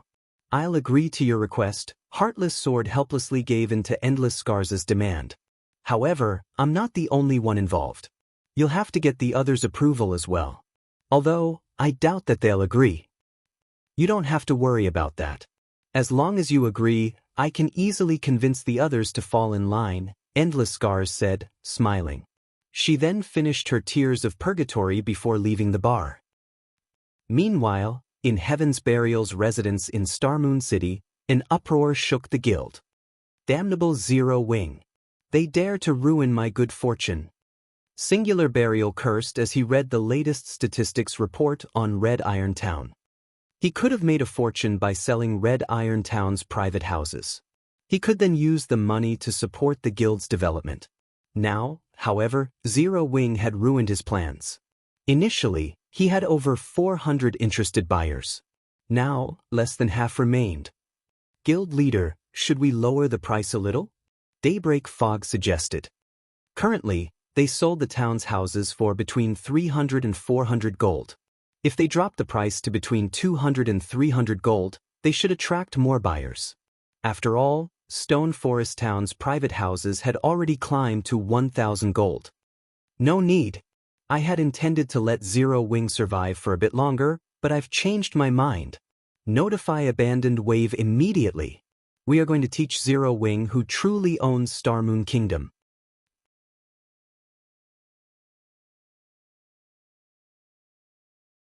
Chapter 1329, Rank Upgraded. The round table meeting room fell silent after hearing Singular Burial's command. Guild leader, although Abandoned Wave has created more monsters in the Frozen Scar, they're not fully grown yet. They will need at least 2 or 3 more days before they reach maturity. If we declare war on Zero Wing now. Everyone attempted to persuade Singular Burial to be patient and wait a little longer. What's there to worry about? You've witnessed these evil beasts' strength for yourselves. Even before reaching maturity, they're terrifying creatures. The only reason that we're helping Abandoned Wave create evil beasts is to prevent every guild in Starmoon Kingdom from working together against us. We'll just use the evil beasts to raid Stone Forest Town. It'll be a piece of cake. We won't even need to dispatch our forces to the raid. Abandoned Wave can take care of it easily without our help. At most, the other guilds will suspect that we're related to Abandoned Wave and his beasts. Without concrete proof, they won't work together to challenge us. When Abandoned Wave captures Stone Forest Town, Zero Wing's members and the independent players in the town will become sacrifices for the army. Abandoned Wave can then nurture even more evil beasts. Even if the various guilds discover our relationship, it will be too late to do anything about it. Alright, see to the necessary preparations right away. Everyone grew excited as they listened to Singular Burial's reasoning. If Heaven's Burial secured Stone Forest Town, the 2 towns would provide a stable source of coins and magic crystals for the guild.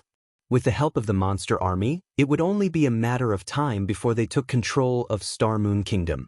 At that point, only God's Domain's various superpowers would pose any threat. Heaven's Burial's upper echelons exploded into action. Meanwhile, in Stone Forest Town, Shifeng discreetly returned to Zero Wing's residence after the competition in the battle arena. In the guild hall's basement, Shifeng carefully took the hero's chapter from his bag. He placed it on the magic array in the center of the hall and began to chant an incantation. As the hero's chapter sat within the array, the hall's mana surged towards it. Suddenly, balls of light appeared in the center of the array. These balls of light began to gather and form a humanoid shape as if they were constructing a body. Once the shape was complete, the hero's chapter transformed into divine runes that entered the body. Hopefully, the hero isn't too weak, Shifeng silently prayed as he watched the body gradually take shape inside the magic array. The heroes summoned with the hero's chapter shared the same starting point. However, their growth potential varied like personal guards. Only, heroes typically had very high growth potential.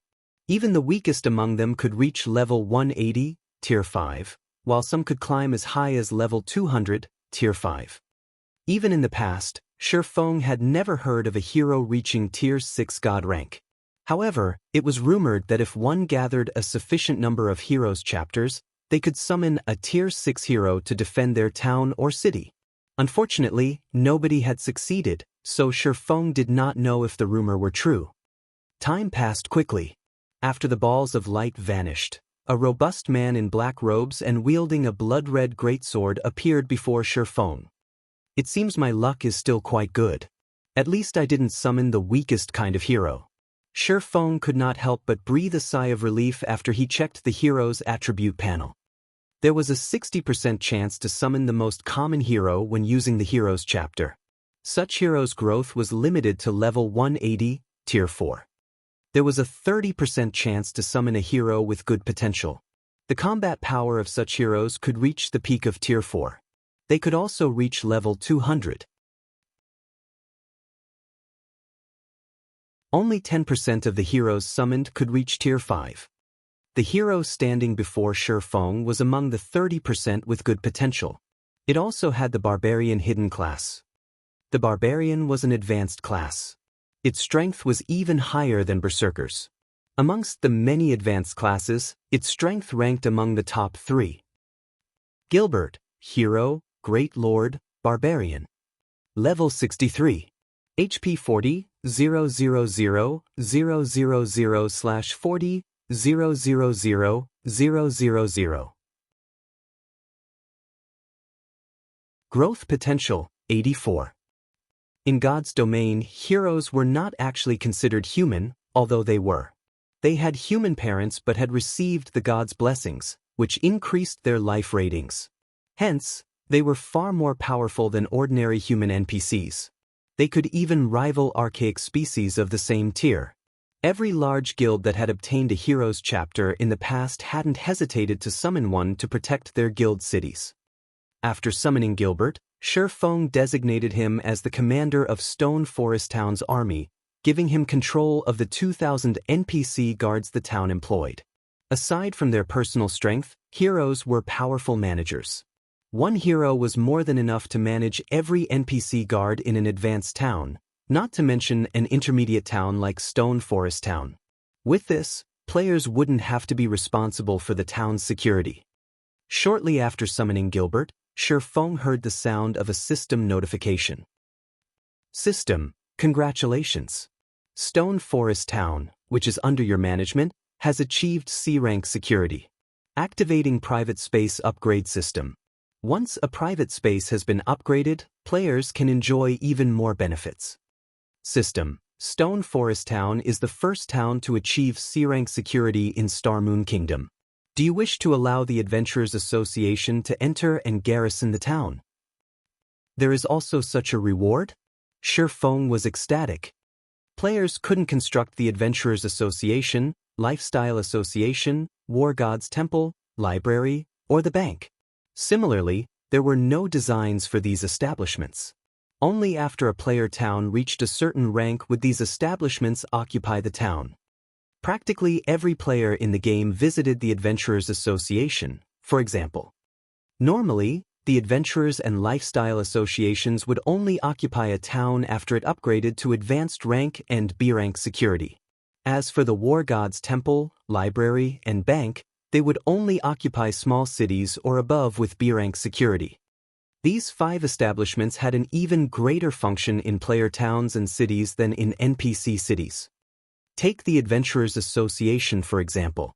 As long as the establishment occupied a player town, players would be able to accept commission quests unique to the kingdom and commission and rare quests unique to the town.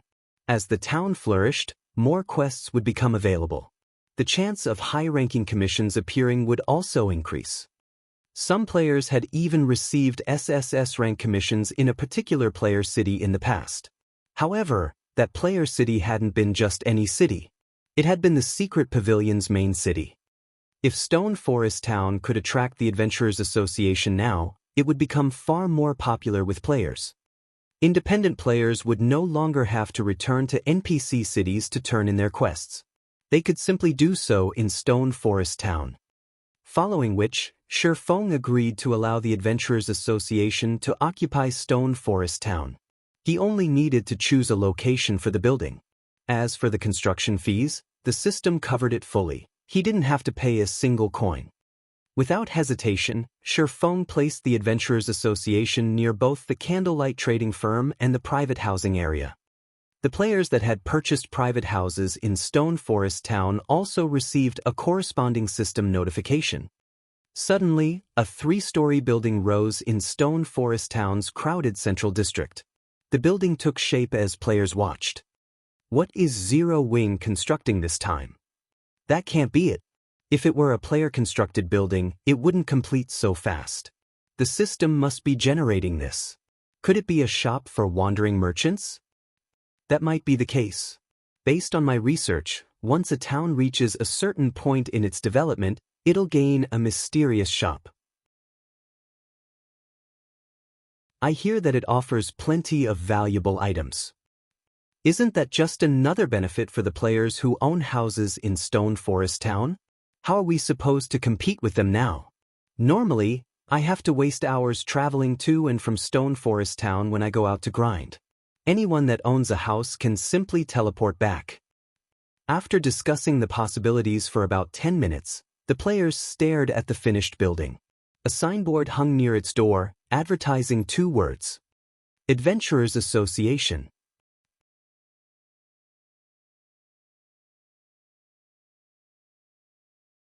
Chapter 1330, Number 1 Town. The construction of the Adventurers Association, which had 3 floors and took up the area of a large football field, stunned players in the central district. The Adventurers Association. Why would the Adventurers Association be here? I'm not seeing things, right? Everyone shuddered when they saw the Adventurers Association. None of them were able to believe what their eyes were seeing was true. The Adventurers Association was becoming more important to God's Domain's players. The association's daily quests were many players' main source of income. This was the main reason that players couldn't venture too far from NPC towns and cities. Now that an Adventurers Association occupied Stone Forest Town, many of these players could break free from this restriction. They could now level up and earn money far more conveniently. Thinking up to this point, many players curiously entered Stone Forest Town's Adventurers Association. Crap, it's real. As the crowd entered the first-floor hall, they discovered that the hall's furnishings were exactly the same as the Adventurers Association in NPC towns and cities. Many NPCs were busy, publishing new quests on the quest board. The only difference was the number of quests available. There were far more quests available here than in other towns and cities' Adventurers Associations. Quick look, there are daily town quests and several high-ranking quests. A player that had immediately checked the quest area exclaimed. These words attracted a lot of attention, and many players headed towards the quest boards for a closer look. This is awesome! The daily town quests rewards are even better than daily quests in NPC towns and cities. Moreover, the quest locations are all near Stone Forest Town. We can easily complete these quests in 2 hours, even faster if we had mounts. Everyone's eyes shone as they read the daily town quests. Normally, the daily quests in NPC towns and cities required more than 3 hours to complete. Of course, the main reason for this was the long distance between quest objectives. Completing the quest itself only took half an hour or so. Most players would pick up local quests while completing their dailies to increase their leveling efficiency. Only after they completed the local quests would they return to hand in their daily quests. News about Stone Forest Town's Adventurers Association spread through the town quickly. As a result, many players who had intended to return to their respective NPC cities to turn in their daily quests surged towards Stone Forest Town's Adventurers Association instead. Star Moon Kingdom's official forums were in an uproar. Players with houses in Stone Forest Town are going to have an even easier time.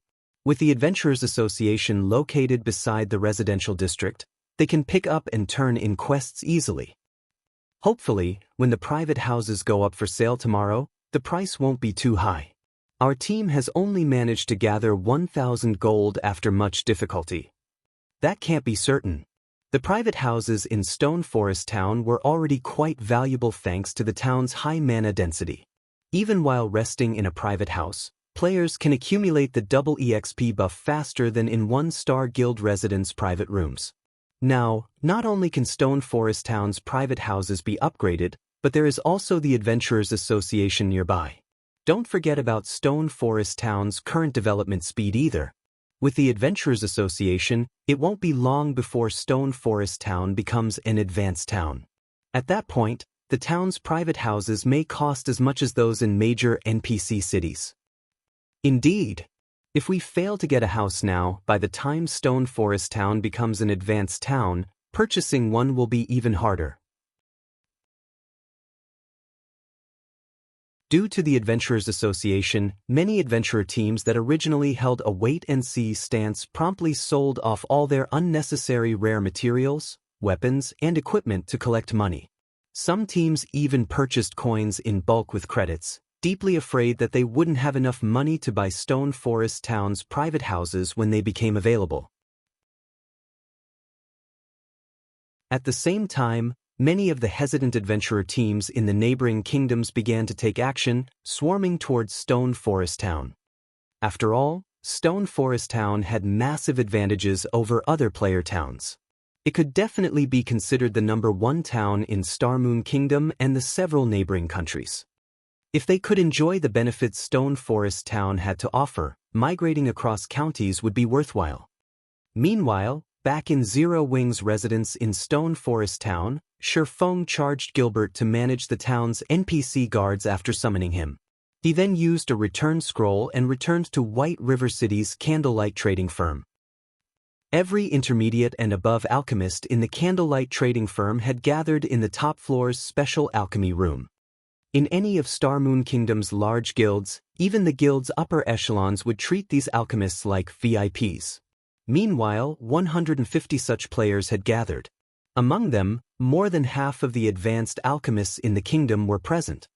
These alchemists had already waited for over 20 minutes, but they didn't show the slightest sign of anger or resentment. In fact, they brimmed with excitement and joy. "Ha! This is wonderful!" The guild had always called upon the forgers and engineers. Now, it's finally the alchemist's turn. I wonder why Big Sis Melancholic has called us here? Does the trading firm plan to select alchemists for Titan City? That's possible. The last group that entered Titan City should return soon. This gathering might be to select the candidates for the next batch. Based on what I've heard from those that entered the holy city of Titan, it is a holy land for experience. You can gain tons of knowledge in Titan City. There are even tutorial videos and instructions from masters and grandmasters. One round trip can almost guarantee a promotion from intermediate rank to advanced rank. The insight that advanced lifestyle players gain in the holy city can also help one reach master rank. It's that amazing. Of course, just look at the last Candlelight auction. The super guilds and super first-rate guilds went crazy just to get a single slot. I wonder how many slots have been allocated for alchemists? As the various alchemists conversed, the room's door abruptly opened. A man and a woman then walked into the room. Immediately, everyone in the alchemy room snapped to attention, anxiety and reverence filling their gaze as they looked at the man who had just entered. What's going on? Guild leader Black Flame is here in person? Is Candlelight searching for alchemists to cultivate? Everyone was astonished to see the cloaked man. Despite this man's lack of aura, these players couldn't help but shudder in his presence. When the alchemists realized that Blake Flame had made a personal trip to meet them, anticipation gripped their hearts. Not only was the man before them Starmoon Kingdom's #1 expert, but he was also the kingdom's #1 forger. Although it had been a long time since he had displayed his forging skills, his abilities were obvious based on the level 50 fine gold set equipment that had sold during the previous auction. In the Candlelight trading firm, even Cream Cocoa and a handful of other advanced forgers who were approaching their master rank promotion could only forge level 50 secret silver set equipment. The other advanced forgers couldn't even produce level 50 mysterious iron set equipment. Moreover, the man before them was the guild leader of the #1 guild in Starmoon Kingdom. With even a sliver of his resources, these advanced lifestyle players would be set for life. If the trading firm nurtured them, they'd have an even higher chance of becoming master alchemists in the future. Not to mention, the Candlelight trading firm had already set a standard. I've asked Melancholic to gather you here today for 2 reasons. The first is that I will be changing the benefits alchemists are offered. I also want to help several talented alchemists become master alchemists. Although Shi Feng hadn't been very loud, every one of his words caused these players' hearts to pound. When these alchemists had heard that Shi Feng wanted to help them become master alchemists, they felt as if they had heard the word of God. If any of Starmoon Kingdom's large guilds, and even those in the several neighboring kingdoms, had said this, they would assume it was a joke. But it was a different story if these words came from Shi Feng's mouth.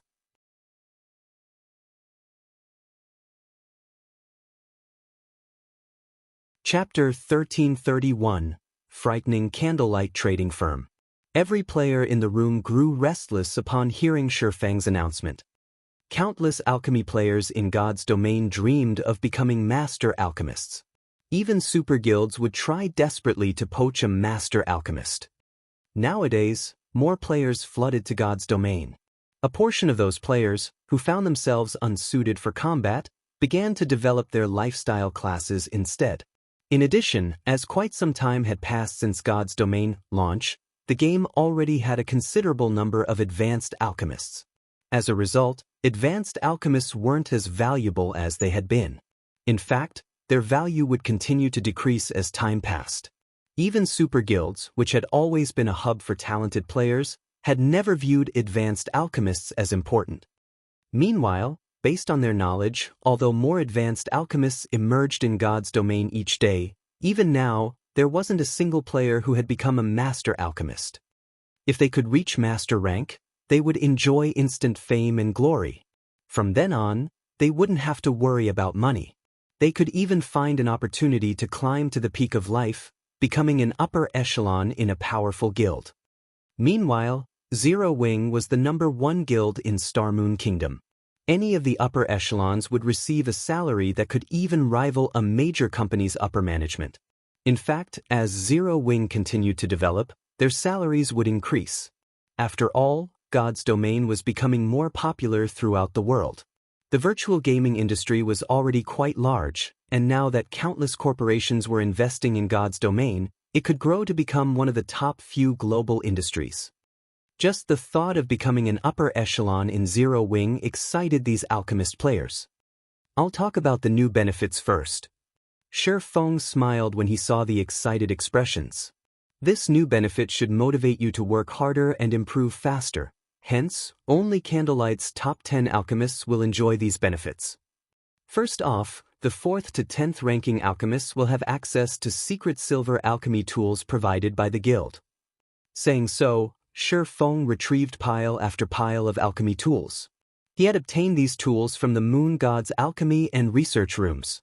Unfortunately, he hadn't obtained an equal number of each tool. As a result, while the 4th place would receive a complete set of secret silver alchemy tools, lower ranks would receive incomplete sets. Even so, the 10th ranked alchemist would receive 3 secret silver tools. Meanwhile, when everyone saw these secret silver alchemy tools, they gasped, their eyes nearly falling from their sockets. Guild leader, did you rob several large guild warehouses? Melancholic's smile could not help her shock when she saw the large pile on the table. Even bronze alchemy tools were rare on the market, each selling for more than 50 silver. Moreover, these tools would be purchased immediately. Mysterious iron alchemy tools were even rarer. On average, alchemy tools of such rank sold for more than 3 gold. As for secret silver rank, they sold for more than 10 gold. However, it was practically impossible for one to find any secret silver alchemy tools on the market. They normally only appeared in auctions, and oftentimes, they would sell for 25 gold or more. Even the Candlelight trading firm had fewer than 10 secret silver alchemy tools. The guild had only obtained them after completing various large-scale quests or from fine gold rank and above treasure chests. Yet Shi Feng had over 40 tools. As the alchemists still reeled from the sight before them, Shi Feng revealed the Ocean's Glow set, a set of dazzling, fine gold alchemy tools that gave off a faint blue light. Relax. This fine gold rank Ocean's Glow set is only for the third-ranked alchemist, Shi Feng said, chuckling when he saw the alchemist drool. These players were speechless. Third place would get an entire set of fine gold alchemy tools. As expected of our guild leader. You are so awesome. If the other trading firms knew about this, they would faint. I doubt that even super guilds have an entire set of fine gold alchemy tools. Excitement overwhelmed these lifestyle players. If they could get their hands on the Ocean's Glow set, it would increase their chances of becoming master alchemists considerably, yet this was only the benefit for the third-ranked alchemist. In God's domain, players needed to invent new items of a certain quality to become master lifestyle players. Unfortunately, inventing a master rank potion had a much lower success rate than simply crafting one. It was extremely important to have a good set of alchemy tools if one wished to become a master alchemist.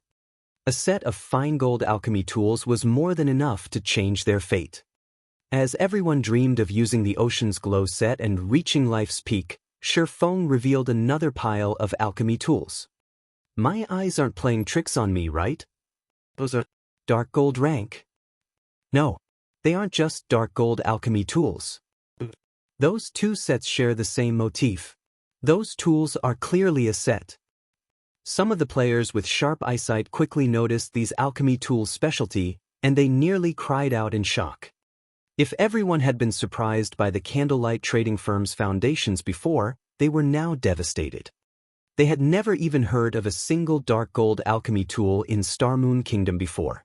If one had to estimate such a tool's value, it wouldn't even be worth several pieces of top-tier, dark gold equipment. No one would even be willing to trade such a set for several pieces of epic equipment. A set of fine gold alchemy tools could already help an advanced alchemist reach master rank. A set of dark gold alchemy tools, however, could increase an alchemist's chances by at least 10%. A few epic weapons and pieces of equipment could never rival the value of such a set. If word of these two sets of dark gold alchemy tools got out, alchemy enthusiasts would swarm the Candlelight trading firm. After all, alchemy tools were alchemists' weapons. A quality weapon could increase a person's strength significantly, not to mention a top-tier weapon. Second place will get to use a set of dark gold alchemy tools. As for Candlelight's chief alchemist, they will get to use the green jade set. These are the new benefits every alchemist in the trading firm will be offered, Shi Feng explained. As for the second reason I wanted to talk to you today, it is to provide help to a few talented alchemists reach master rank. However, before I do so, I will need you to sign a core members agreement. I'm sure you're aware of the standard agreement, so I won't go into detail. If you want the opportunity to gain the guild's full support, you can register with Melancholic. Once you sign the agreement, you will be tested. Whether or not you're accepted depends on you. As soon as Shi Feng finished speaking, dozens of alchemists crowded around Melancholic's smile to register for the test without hesitation.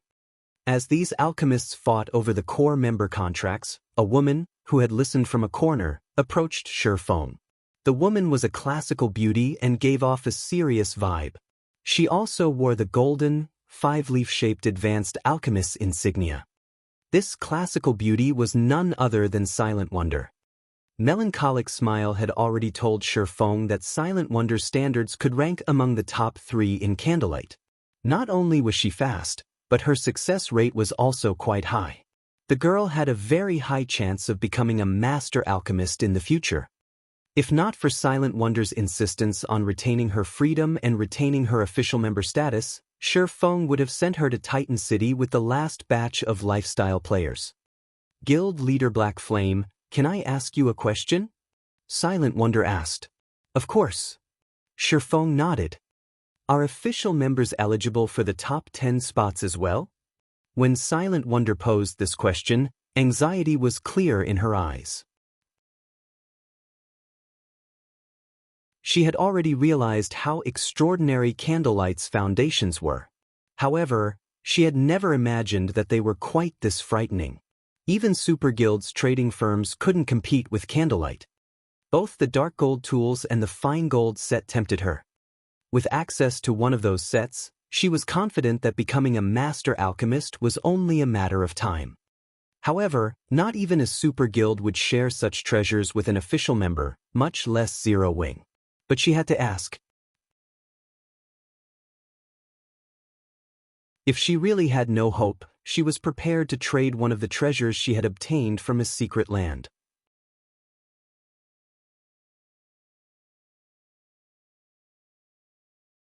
Chapter 1332, There is no strongest, only stronger. Hearing Silent Wonder's question, many of the other alchemists shifted their gazes towards Shifeng, concern flashing in their eyes. The Candlelight trading firm constantly expanded, increasing the number of lifestyle players it recruited. Among them, many advanced rank and talented alchemists preferred freedom over restriction. Now, however, the Candlelight trading firm had suddenly offered benefits that could even tempt master alchemists, much less advanced alchemists like themselves. Official members are also Candlelight members, so of course they are included, Shifeng said, smiling. He was fully aware of everyone's concerns. However, the alchemy tools he had revealed were only the tip of the iceberg. They were only meant to lure more alchemists to join Candlelight. Previously, he hadn't had the capital to do so, but things had changed. Meanwhile, to foster more talented alchemists, he could not limit the competition to the trading firm's senior and core members. Hearing this, Silent Wonder released a deep sigh of relief. She hadn't expected Zero Wing to be so generous. As expected of Star Moon Kingdom's #1 trading firm, Candlelight is incredible. Other trading firms simply can't compare. It seems that my decision to join Candlelight was the right one after all. The competition between alchemists will become more intense. Many of the other advanced alchemists grew excited. At the same time, though, they felt a significant amount of pressure. If news of how even official members qualified to compete for the top 10 spots went public, even alchemy fanatics who valued their freedom would join the Candlelight trading firm. After all, they would only be required to complete the firm's daily tasks as official members. They were not required to do anything else. When they wanted to leave, they only had to pay a small severance fee. The number of alchemists rushing to join the Candlelight trading firm would be staggering. I heard that your alchemy standards are quite good. Are you sure that you're not interested in taking part in the core member selection? Shifeng asked Silent Wonder quietly. Thank you for your kind intentions, guild leader, but I am quite satisfied with my current situation. Silent Wonder understood what Shifeng had meant. However, she rejected the offer without hesitation. Now that she had the opportunity to compete fairly, she was confident of obtaining one of the top 3 positions. Even if the other advanced alchemists had the trading firm's full support, this outcome wouldn't change. Once she had the help of those alchemy tools, she could become a master alchemist. Hearing Silent Wonder's response, Shifeng said nothing more. He was very familiar with the woman's personality. Practically every upper echelon in the various large guilds in the past had known about God's domain's top great grandmaster alchemists. Despite super guilds relentlessly sending invitations, offering tempting promises, Silent Wonder had given the same reply. Guild leader, why don't we make some changes to the new benefits? When Melancholic Smile saw Silent Wonder and several other advanced alchemists' lack of interest in becoming core members, she had a suggestion. Let's only offer the Green Jade set as a benefit for core members. This way, we should be able to convince more advanced alchemists to truly join Candlelight. Although giving every one of Candlelight's alchemists a chance to compete for a set of dark gold alchemy tools was effective in attracting capable alchemists to join the firm, it wasn't an incentive to become a core member. Melancholic Smile's suggestion was a wise one. If they tweaked the new benefits now, it would encourage the previously hesitant alchemists to sign the core member contract. After all, even a master alchemist would be hard-pressed to refuse access to a set of dark gold alchemy tools. Relax. Do you think the benefits I've set will be easy for official members to obtain? Shi Feng responded, chuckling. If they can get their hands on the set, it'll be my loss. They can't obtain them? Melancholic Smile was confused. Since Shi Feng had already promised that official members could participate in the competition, that meant that everyone would be competing fairly using their alchemy abilities. Currently, Silent Wonder and several other alchemy fanatics, who had not signed up to become core members, were considerably skilled. Melancholic was certain that Silent Wonder, in particular, would rank among the top 3. If Silent Wonder worked harder and got lucky, it would not be impossible for her to obtain first place. So, how could she possibly not gain access to the new benefits? However, Shi Feng did not bother to explain. While talent was important, resources couldn't be overlooked. Although players valued their resources, they did not truly understand just how important external resources were to their development. Following which, Shi Feng held the alchemists that had signed the agreement back while the rest returned to their work. A total of 96 alchemists had chosen to stay behind. Among the 54 alchemists that left, the ratio of advanced alchemists was considerably high. Fortunately, more advanced alchemists has signed the agreement than Shi Feng had expected. Since everyone present has decided to fight for the opportunity to become a master, let's start the test. Shi Feng then took a thick book from his bag and placed it on the table. Immediately, everyone felt the mana in the room flow towards the book. What is that? These players were surprised as they looked at the tome on the table.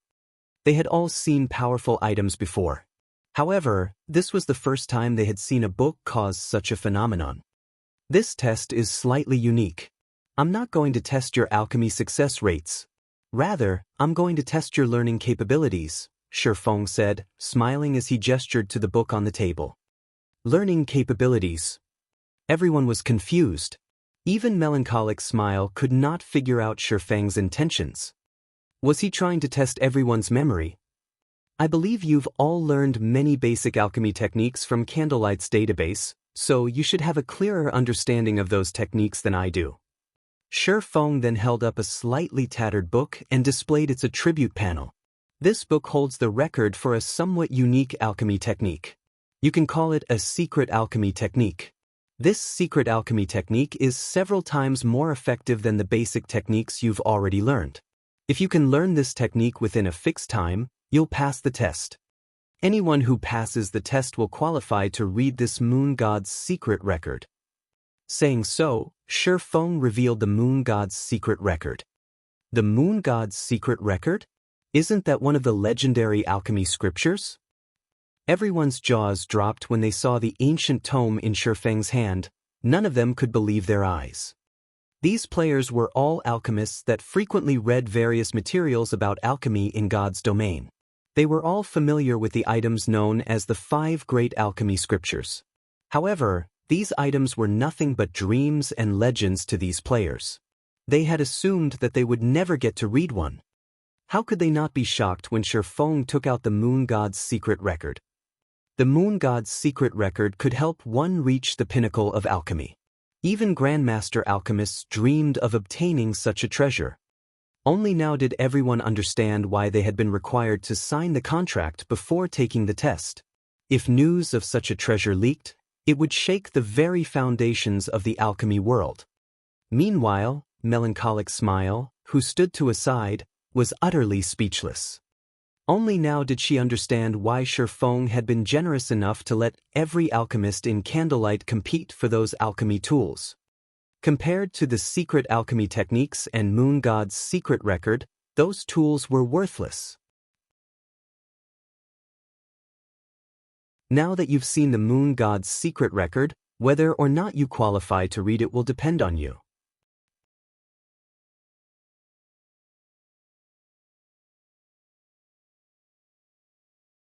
Chapter 1333, Appearance of Guild Mount. Everyone's eyes shone as they stared at the Moon God's secret record, having completely forgotten about the secret alchemy technique. Following which, under Melancholic Smile's management, everyone lined up to learn the secret alchemy technique. Learning a secret alchemy technique was different from reading other books. As long as players clicked to learn the technique, the system would automatically download a copy of the module while providing explanations and image tutorials. However, players could only go through the learning module once. Once they have done so, the system would automatically delete it. If players wished to go through the module again, they would need to click to learn the secret alchemy technique once more. It was a considerably convenient learning method. You have 3 days and only 12 chances to read the secret alchemy technique. Whoever learns the technique in that time will pass. You may then borrow the moon god's secret record from Melancholic Smile. As everyone stood in line to learn the secret alchemy technique, Shi Feng explained the test's rules. 3 days? The alchemists gasped when they heard their time limit. Guild leader, isn't this test a little too difficult? Melancholic Smile blurted out in surprise. They had collected all sorts of basic techniques from the holy city of Titan, and currently, these techniques were available to all of the Candlelight trading firm's official members. However, Candlelight's alchemists, on average, needed 1 or 2 days to learn each of these basic alchemy techniques, while some needed 3 or 4 days. Meanwhile, the secret alchemy technique was far more difficult than those basic techniques. If the basic alchemy techniques were considered individual musical notes, then the secret alchemy technique would be considered a complex movement. One could just imagine how difficult it would be to play such a movement skillfully. Yet, Shi Feng had only given these alchemists 3 days to learn the secret alchemy technique. Even if they spent all 3 days online, many would likely fail. I know that this is considerably difficult, but if you can't even accomplish this, why should the guild invest in you? Moreover, this test's venue will be the basic meditation room. I believe you are all very familiar with that room. You will be allowed to use it for the next 3 days, so work hard.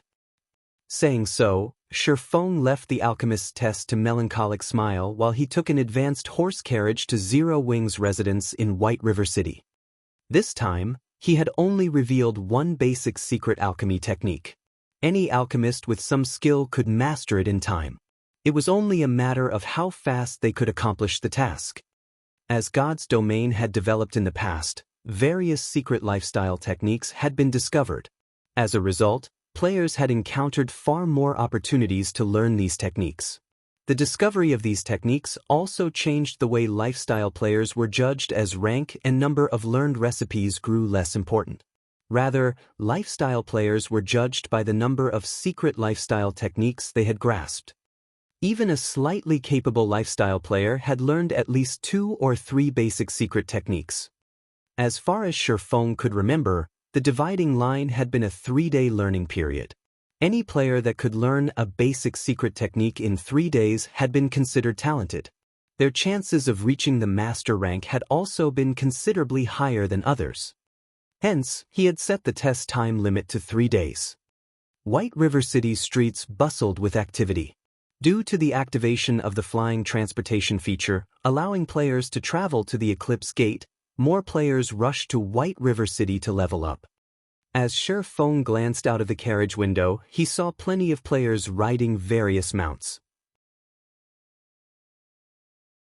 Although the majority of these players rode common mounts, which NPC merchants sold, it was still an enviable sight for ordinary players. After all, NPC merchants sold common mounts for 40 gold each. It was not a price ordinary players could afford. In the case of independent players, only experts could afford a mount at this stage of the game. It seems I'll have to hurry things up a little. A sense of urgency welled within Shi Feng as he watched players atop their mounts. Mounts were a powerful leveling tool for players. God's Domain's maps were simply too massive. As players reached higher levels, they would have to travel farther to grind monsters and level. As a result, travel would take up most of their time in the game. Even a common mount could save players at least half of their travel time. Naturally, this allowed players to increase their leveling speed. Although he had already become an epic adventurer and had accepted an SSS-Rank commission, He was still a long way from upgrading Starmoon Kingdom to an empire. Moreover, the initial 3 SSS-Rank commissions were the Adventurers Association's gift to every country. Encountering another SSS-Rank commission would depend on one's luck. He had to complete as many commissions as possible right now. If other epic adventurers in Starmoon Kingdom claimed the other SSS-Rank commissions, it would be a massive loss for him. The first thing he needed to do was complete the Ancient Orc Empire commission. He could also use this opportunity to help the main force members to level up. When Sherfong reached the guild residence, he was greeted by a long line of players queued up outside the entrance. Taking a quick glance, he noticed quite a few level 40 and above expert players. There were even some relatively strong adventurer teams in the mix. Not long ago, Sherfong wouldn't have even dared to dream of such a thing happening. Any of the various large guilds would target capable adventurer teams in Starmoon Kingdom for recruitment. However, these adventurer teams had their pride and usually refused to join a guild. These adventurer teams might not have abundant resources like guilds, but by raiding large-scale team dungeons and completing various rare quests, these adventurer teams could get their hands on valuable weapons and equipment that even made large guilds' normal members jealous. Since Sherfong had announced the sales of Stone Forest Town's private houses, more than 1,000 players had joined the guild. This significant increase had surprised even Sherfong. To other large guilds, this number might not be substantial. In Zero Wing's case, however, it was astounding. Zero Wing was famous for having the highest recruitment standard in Starmoon Kingdom. Anyone that joined the guild had either great potential or was stronger than other large guilds' elite members. Hence, an increase of 1,000 members in Zero Wing was the equivalent of a large guild suddenly gaining over 1,000 elite members. At this rate, Zero Wing would have an extra 10,000 elite members by the end of the day. Even for first-rate guilds, this was unthinkable. After all, a first-rate guild normally only had 100,000 plus elite members. By gaining 10,000 elite members in a single day, Zero Wing would catch up to a first-rate guild's elite member count within 2 weeks. Of course, this situation wouldn't continue for so many days, but Zero Wing shouldn't have a problem gaining an extra 30,000 elite members in a short amount of time. At that time, Zero Wing would finally have enough elite members to truly rival a first-rate guild. With so many elite members, not only could Sherfong alleviate the pressure on the branch guild in Lake Heart City, but he would also have enough manpower to defend his new city. He wouldn't need to reallocate manpower from Stone Forest Town. As Sherfong was about to enter the guild's warehouse to clear out his bag and prepare the necessary items for his trip to the morning battlefield, he received 2 system notifications. System, congratulations! You have finished taming the 5-star Mount, Thunderwolf. Please visit the stable. System, congratulations! Master Tamer Owen, who is under your employment, has been promoted to Grandmaster Tamer.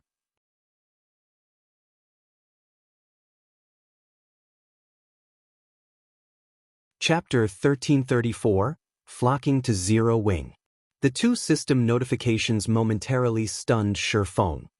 The taming's done already? Sherfong was confused. A 5-star mount was not easy to tame. Even Owen had estimated that he would require 25 days to complete the task. However, the mount had been tamed much sooner than expected. Now that the Thunderwolf had been tamed, Zero Wing could finally activate the guild mount system.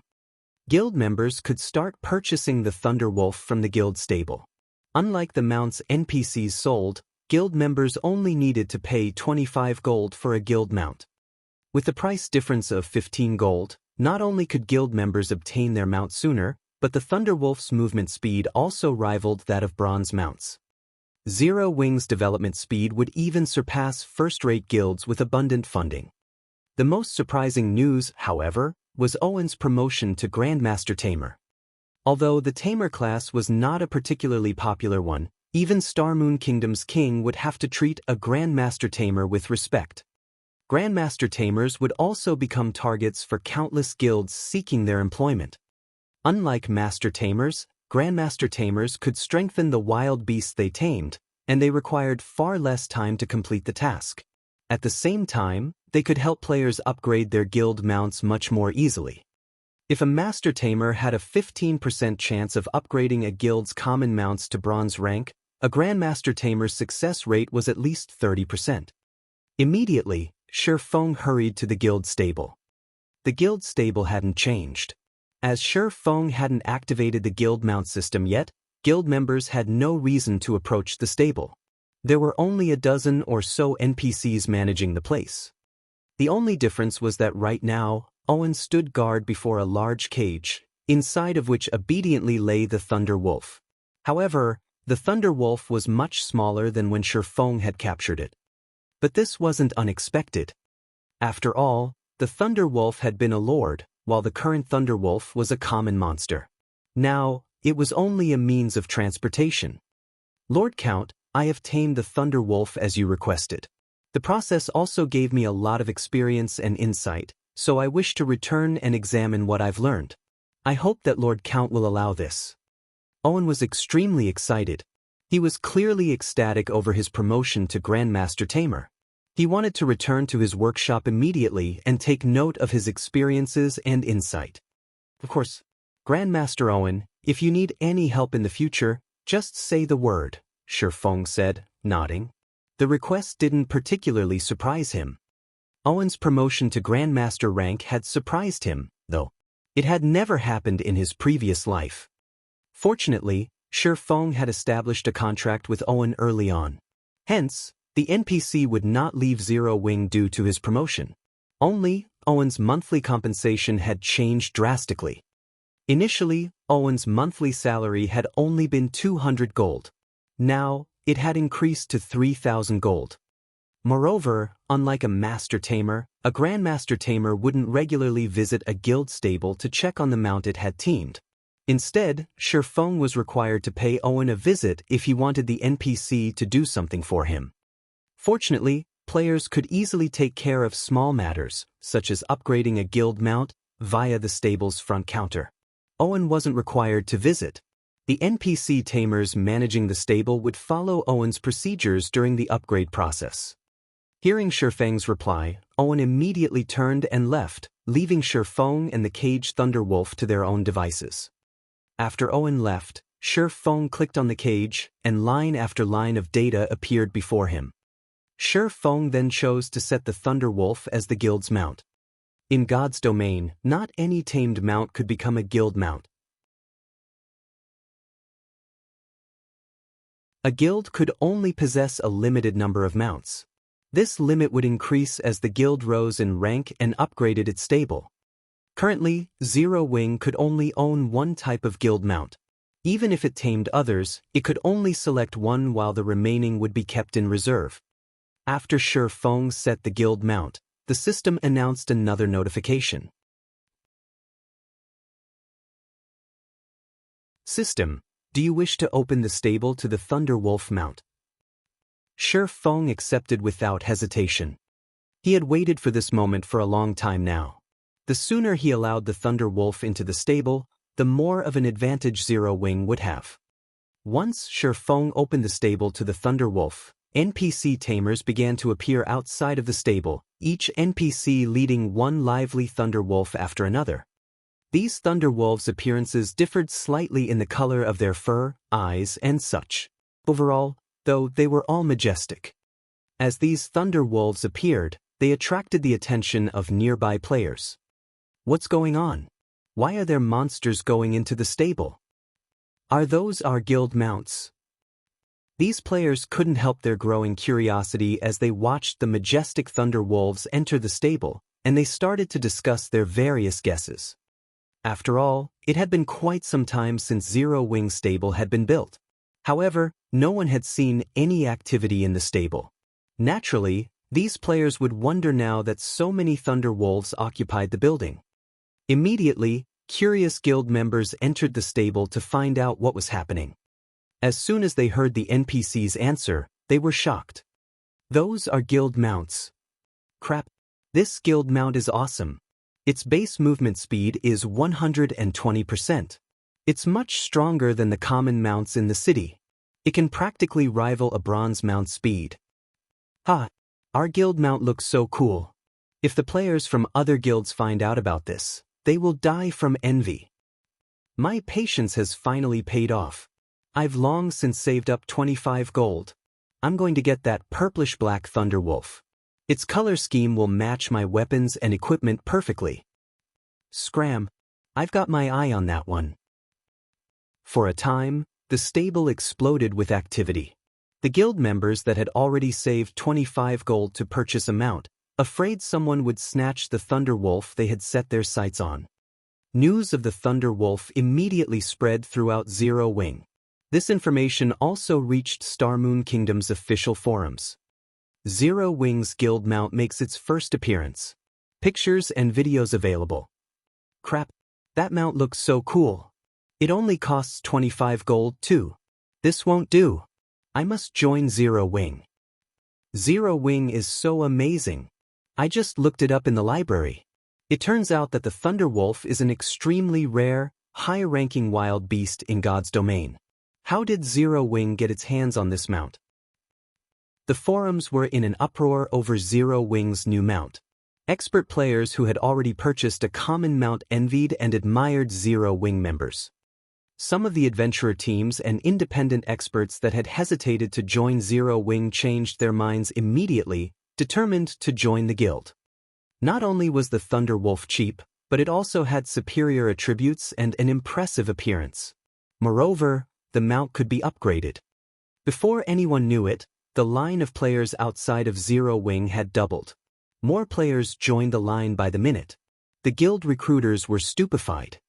However, in Heaven's Burial's residence in Starmoon City, when Singular Burial received the news, he felt an indescribable pressure weigh down on him. Zero Wing. Singular Burial fumed. If not for his collaboration with Abandoned Wave, Heaven's Burial wouldn't be a match for Zero Wing. What a pity. Even if you release your guild mounts now, it is too late to change anything.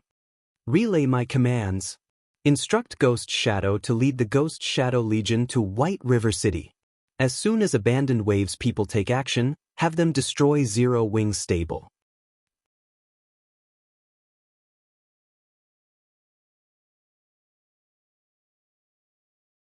Chapter 1335, Darkness Strikes. Inside the guild leader's office. Daybreak Fog and Heaven's Burials, several other upper echelons were stunned by Singular Burial's command. They hadn't expected Zero Wing's guild mounts to inspire such a firm decision. In God's domain, the guild structures inside NPC cities could be destroyed. If one wished to rebuild a structure, they would require a new design to do so. However, these structures were generally protected by defensive magic arrays. They weren't easy to destroy. Normally, a guild structure's defensive magic array could absorb up to 15 million damage. As for a crucial structure like the stable, the guild would employ a far more powerful magic array to protect it. Inside a 2-star guild residence, the strongest magic array one could establish to protect its stable could absorb up to 30 million damage, while the weakest magic array in a 3-star guild residence could absorb up to 40 million damage. Taking into account the stable's own durability and defense, it would take a considerable amount of time to destroy the building. In addition, White River City was a major NPC city. An attack at night might have a chance of success, but now, they had been ordered to attack the stable during the day. The NPC guards patrolling the city were incredibly diligent. Even the slightest disturbance would attract a large number of these NPC guards. White River City was also Zero Wing's main headquarters. There were now fewer than 3,000 or 4,000 members stationed in Zero Wing's residence at a time. The guild had also hired tons of NPC guards to defend the residence. If they attacked, these players and NPCs would respond immediately. Unless they invested several times the number of players Zero Wing had, it would be impossible to destroy the stable under such tight security. The Ghost Shadow Legion only had 2,000 members. Although these players were all elites or experts, there were plenty of elites and experts defending Zero Wing's residence. Guild Leader, although Zero Wing's guild mount poses a threat, we're talking about an assault in White River City. Even if we dispatch the entire Ghost Shadow Legion, it won't even be enough to get through Zero Wing's main entrance. Daybreak Fog persuaded. I suggest that we follow the original plan and take things one step at a time. First, we'll secure Stone Forest Town. Then we'll kill the Frost King. Even with their guild mounts, we can whittle Zero Wing down. Such a forceful assault isn't necessary. The other upper echelons expressed their agreement. Zero Wing had a massive advantage over the other large guilds, which did not possess guild mounts. As time passed, this gap between Zero Wing and its competitors would only widen. It was wise to deal with this situation as quickly as possible. However, Heaven's Burial was an exception. With the Evil Beast army, Heaven's Burial could flatten any guild town it wanted. To a large guild like Zero Wing, losing a town meant losing an important income source. It would impact the guild's development. If Zero Wing lost its guild town, how could it possibly compete with Heaven's Burial? I understand your concern. Singular Burial could not help but laugh. Sending the Ghost Shadow Legion into action isn't profitable, but aren't you jealous of Zero Wing's stable? Of course, we are guild leader, but so what? Constructing a stable requires a design, yet we haven't even found a lead to the stable design. We might not have had the opportunity to build a stable in the past, but now we do. Saying so, Singular Burial revealed a thick, ancient tome and displayed it before everyone. Book of Replication, consumable. Saves a copy of a building for 10 days. When used, creates an exact replica of the building.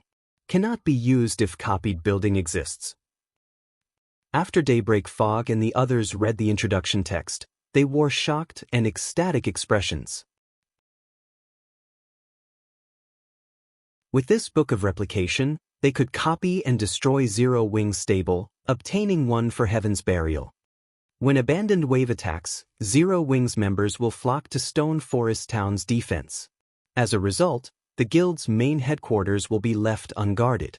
That's our opportunity, Singular Burial said, smiling. Don't we have 8 gnome cannons? Give them all to the Ghost Shadow Legion. With 8 gnome cannons, the magic array protecting Zero Wing's stable can only last a few volleys at most, regardless of how powerful it is. Hearing this, the upper echelon's eyes shone with excitement. It wasn't possible for the Ghost Shadow Legion to destroy the stable by itself. However, employing the gnome cannons against Zero Wing's defenses wouldn't be a problem. Although they would undoubtedly lose all 8 cannons and many members of the Ghost Shadow Legion, the losses would be worth stealing Zero Wing's stable.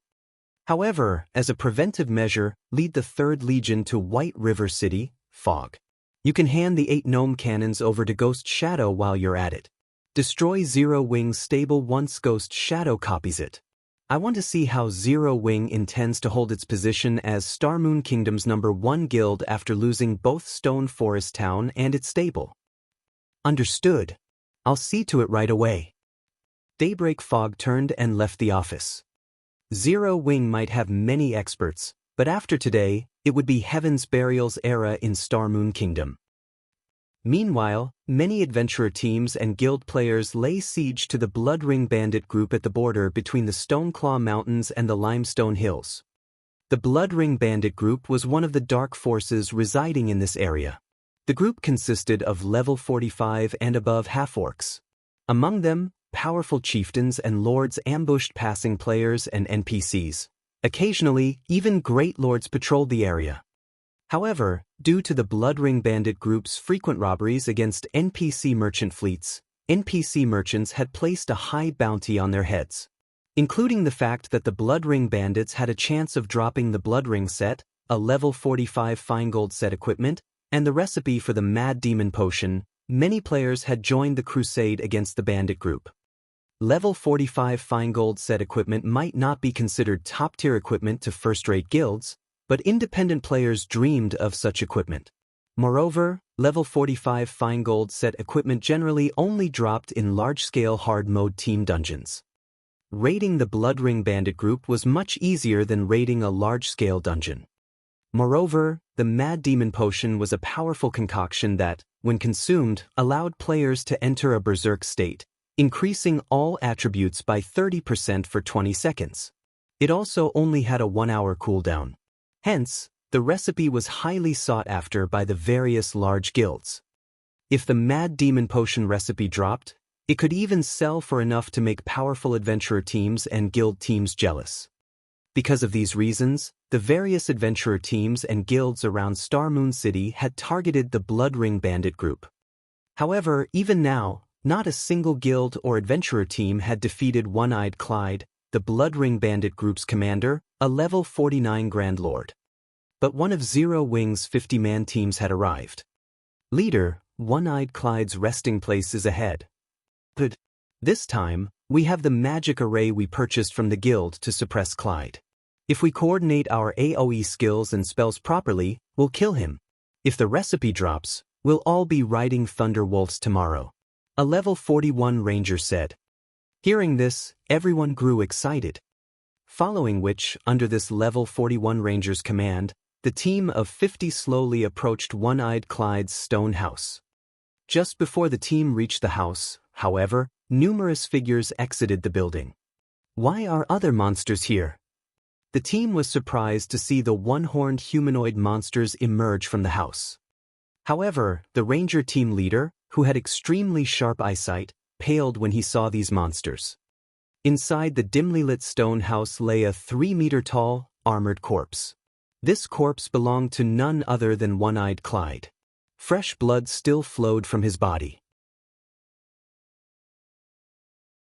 However, the ranger couldn't detect any other players within his eagle eye's range. The ranger also detected traces of green blood on these humanoid monsters. It was half-orc blood.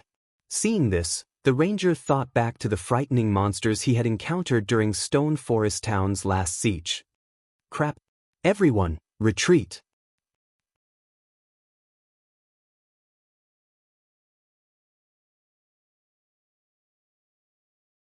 Chapter 1336, Stormy Stone Forest Town. The sudden command to retreat confused the members of Zero Wing. Only 8 one-horned humanoid monsters stood before them. Although their levels were a little high, all above level 50, even the strongest among them was only a lord. They also had less HP than monsters of the same rank and level. Taking these monsters on wouldn't be impossible for this team from Zero Wing. Even so, everyone listened to their team leader and immediately retreated.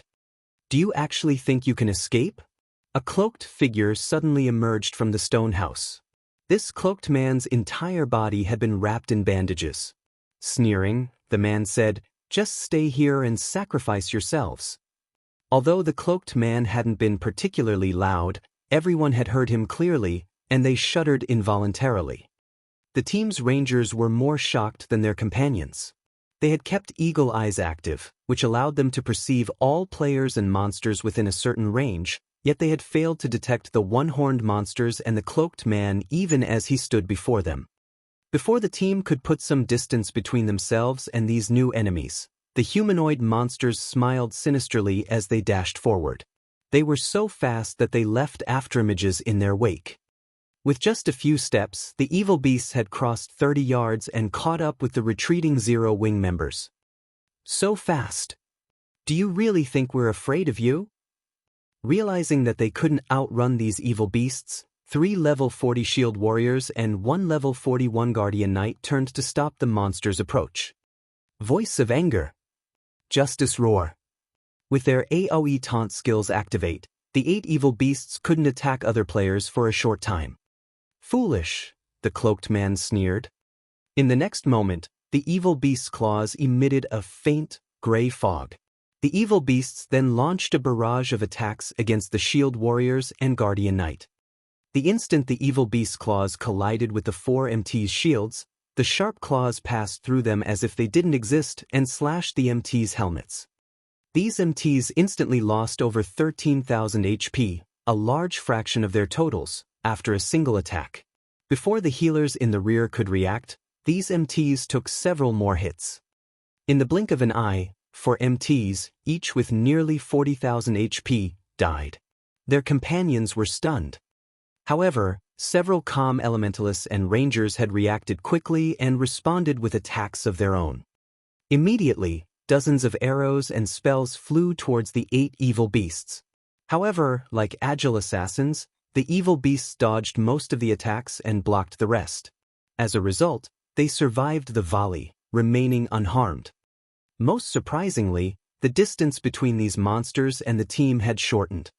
Suddenly, a level 54, Lord-ranked evil beast jumped into the crowd of players. It brandished its claws at the nearby healers, the gray fog extending and transforming into sharp blades.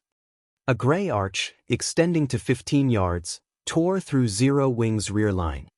With a single attack, the cloth armor classes with low defense, aside from a few elementalists that had responded quickly and used blink to escape, died instantly. In the blink of an eye, nearly half of the team of 50 had died. The level 54 Lord's strength made the surviving Zero Wing members tremble. Scatter and run. The ranger serving as the team's leader shouted in the team chat. Hearing this, these players gritted their teeth as they split up and ran. With this, the 8 evil beasts wouldn't be able to catch them. However, the evil beasts were incredibly fast. Despite splitting up, most of the team died. Only a few assassins and players with instantaneous movement magic scrolls escaped death. Brother Wave, are you just going to let them get away? Flame Blood, wearing a black cloak and wielding a blackwood staff, approached from the nearby forest. Glancing at the fleeing Zero Wing members, he could not help but ask, if you let them get away, they will warn Zero Wing. Capturing Stone Forest Town will become more troublesome. That's exactly what I want, Abandoned Wave, who was covered in bandages, said, sneering. I want Zero Wing to amass its combat power in Stone Forest Town. Only then will Stone Forest Town be worth destroying. Right? How are the preparations going? The evil beast army has gathered. They are standing by not far from here, Flame Blood said, smiling. Is it really necessary to dispatch all of them? We're talking about 500,000 evil beasts, and that's not including the evil demon army under your control.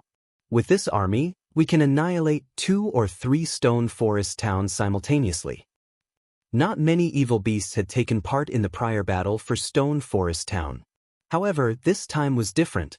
Not only were more evil beasts participating in the siege this time, but each one was also stronger than before.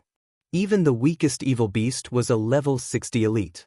Their army had nearly 40,000 level 60+ chieftains, 3,000+ lords, 200+ great lords, and 40+ grand lords. However, this wasn't the most important factor. To ensure Zero Wing's destruction and avoid any mishaps, they had even dispatched 5 level 70, mythic-ranked evil beasts. In the face of such a force, Stone Forest Town's defenses were a joke. They also had the evil demon army, which Abandoned Wave and spent his time carefully nurturing. Although the army was not particularly large, with only 6,000 or so evil demons, the threat it posed could likely rival that of the 500,000 evil beast army. Good. We'll make our way to Stone Forest Town and show Zero Wing's people what despair tastes like, Abandoned Wave said, laughing.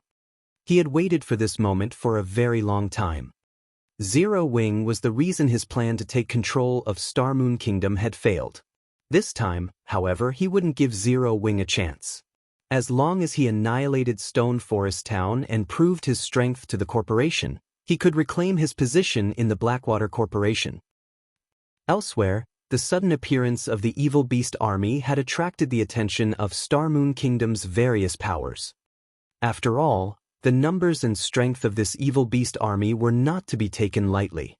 The army could easily trample any guild town. If players weren't careful, they could get caught in the devastation.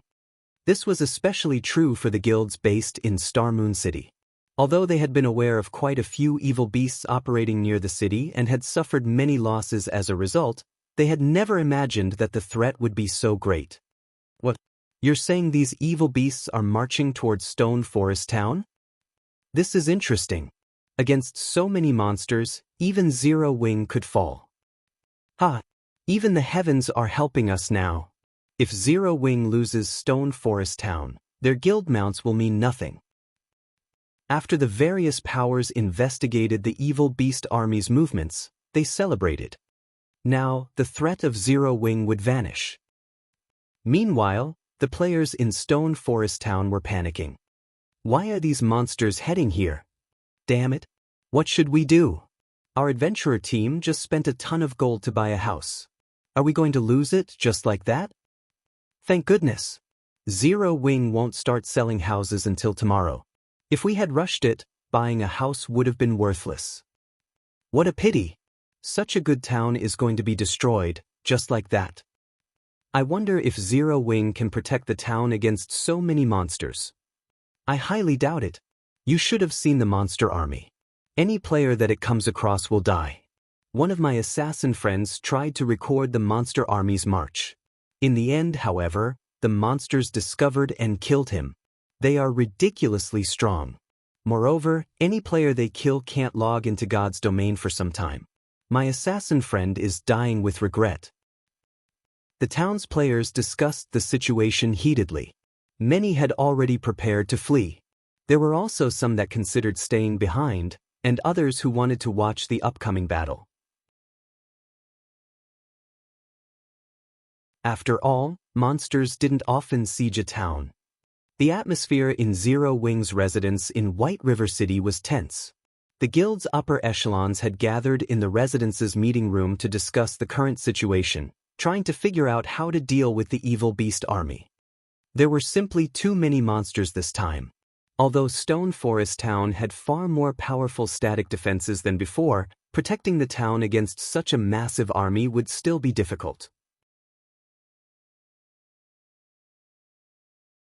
However, they were hesitant to mobilize the guild's members as any player those evil beasts killed would be barred from logging into God's domain for a short time. Meanwhile, the evil beast army moved ever closer to Stone Forest Town. If they weren't prepared, Stone Forest Town would be doomed. Yet, their guild leader had instructed them to stay here.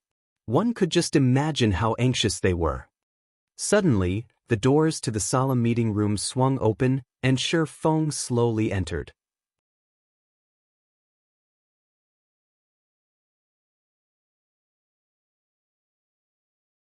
Chapter 1337, Unfathomable Guild. Noticing Shi Feng's entrance, the players in the meeting room began to calm down. Shi Feng was followed by a man and a woman. This situation confused everyone present. Most of the people in the room were unfamiliar with the man behind Shi Feng. They could tell he was a lifestyle player of high standards based on his attire. As for the woman, they knew her well as she was none other than the Candlelight trading firm's manager, Melancholic Smile. Thus far, Shi Feng hadn't invited Candlelight's people to take part in any of Zero Wing's meetings. Hence, everyone was surprised to see these representatives. However, with the situation as it was, they weren't in the mood to welcome these two to Zero Wing's upper echelon meeting. Instead, they focused on Shi Feng, who sat in the guild leader's seat.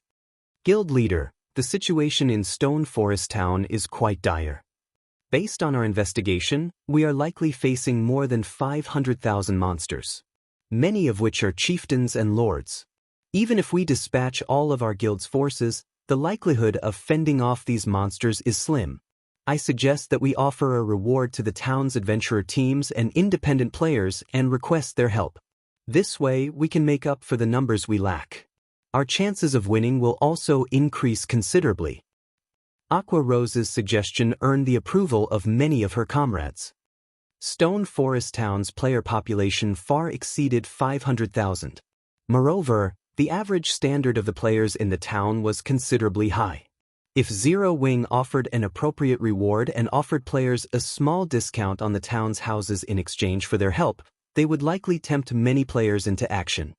With so many players in addition to Stone Forest Town's defenses, they may be able to protect the town. At most, they would have to pay a huge price to do so. It was likely that the guild's development would stagnate for a considerable amount of time. However, paying such a price was better than losing Stone Forest Town entirely. After all, Zero Wing had invested too much into the town to lose it now. Suddenly, Gentle Snow spoke up, Guild Leader, we've discovered some hidden ruins in the Black Dragon Empire and obtained over 600 intermediate thunder bombs. Although they are not as powerful as the mana pulse bombs, they can rival tier 3 spells.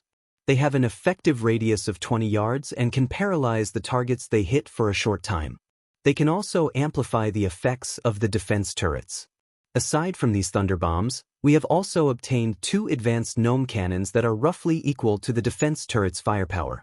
Originally, I had planned to use these items to capture a town, but defending Stone Forest Town must be our priority. The other upper echelons were astonished to hear Gentle Snow's report. Tools of war were extremely useful and highly sought after by the various large guilds. However, they were also extremely rare, and very few guilds actually got their hands on them. They had never imagined that Gentle Snow would secure so many of these items. They had assumed that Gentle Snow had been struggling in Lake Heart City. After all, there were plenty of first- and second-rate guilds in the Black Dragon Empire. It was even the Dragon Phoenix Pavilion's territory. Without the home ground advantage, stabilizing a branch guild in the Empire would be miraculous. However, it seemed that they had severely underestimated Gentle Snow. Shi Feng was similarly surprised. He hadn't expected Gentle Snow to be capable of capturing a town in the Black Dragon Empire so soon. Moreover, based on her expression, it would seem that she was very confident in succeeding. Guild Leader, give us the command. We can't stand to just sit still. We're all determined to stop these monsters from stepping foot into Stone Forest Town, even we're slaughtered. Many of the other upper echelons voiced their desire to join the fight. At this point, requests to take part in the upcoming war flooded the guild chat. Even the guild's normal members who were not required to take part wanted to defend the town, with some already forming their own teams. Zero Wing had defeated many guilds to become Starmoon Kingdom's #1 guild. How could it abandon Stone Forest Town and accept defeat at the hands of a mere monster army? I understand your sentiments.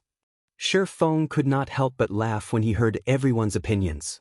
However, Zero Wing has not fallen so far that we need to resort to such methods. I've only called you here to tell you to continue your duties. The 40,000 elite and expert members stationed in Stone Forest Town are enough to defeat the monster army. But before everyone could argue, however, Shi Feng stood and continued, "Let me introduce you. This is Melancholic Smile. I believe you are familiar with her by now. This gentleman here is Candlelight's chief engineer, Burning Abyss. He has had a hand on many of our precious engineering tools. Both will participate in our guild meetings from here on out. Whenever I'm not around, Zero Wing and the Candlelight trading firm will be able to work together." Shi Feng's announcement confused his commanders. They couldn't figure out what he was trying to do. The monster army was quickly approaching Stone Forest Town, yet Shi Feng's goal for this meeting was to tell them to continue their tasks and introduce Candlelight's managers. "First, Melancholic, tell everyone about your recent results," Shi Feng said as he implied that the others stay silent. He then let Melancholic Smile take charge of the meeting. After Candlelight obtained the miniature ballista design, we invested a lot of time into manufacturing miniature ballistas each day. Thus far, we have manufactured 73 miniature ballistas. We have also successfully researched the exploding arrow. The arrows rival tier 2 spells and any engineer can craft them. Moreover, both the arrow's production success rate and speed are considerably high. Thus far, we have produced 200,000 exploding arrows. We've secretly moved these arrows to Candlelight's warehouse in Stone Forest Town. They can be retrieved and used at any time. In addition, if Candlelight's 200+ engineers, who have learned the exploding arrows design, produce them quickly, they can craft 4,000 arrows per hour. As everyone listened to Melancholic Smile's brief report, they were stunned into silence. Even Aqua Rose, who was very familiar with the ins and outs of Zero Wing, was dazed when she heard this. It was obvious that she struggled to process the information. 73 miniature ballistas. 200,000 exploding arrows that could rival tier 2 spells. These players began to doubt that their guild was actually Zero Wing. Not even super guilds had this kind of weaponry. Apocalypse Empire, Dragon Phoenix Pavilion's residence in the Imperial capital. Over 100 players had gathered in the residence's top-floor lounge. Every one of these people was a level 43 or above expert. They were the Dragon Phoenix Pavilion's core upper echelons. Among these people, there were some that even pavilion masters like Phoenix Rain and Nine Dragons Emperor couldn't command and had to treat with respect. Normally, these people were scattered across the various branch guilds. Today, however, the Great Pavilion Master had summoned them here. Although many of these players were pleased to be here, Phoenix Rain, who sat in a corner, wore a serious frown. Why would so many monsters attack Stone Forest Town? Phoenix Rain's expression darkened as she read the latest report her subordinates had sent. Stone Forest Town had only begun to develop properly after many challenges. Even leisure players had begun to move into the town, while real-world companies' virtual stores had begun to rake in profit. If Stone Forest Town were destroyed now, all of Zero Wing's effort would go to waste. Nine Dragons Emperor, who had also heard the news, strode over to Phoenix Rain with a smug look. Laughing, he said, "What a pity. All of your investment in Zero Wing was for nothing. I'm sure the guild elders will also be very interested to hear about this." The outcome has yet to be decided. Don't celebrate so soon. Phoenix Rain snapped. Ignoring Nine Dragons Emperor, she turned and left to contact Phone.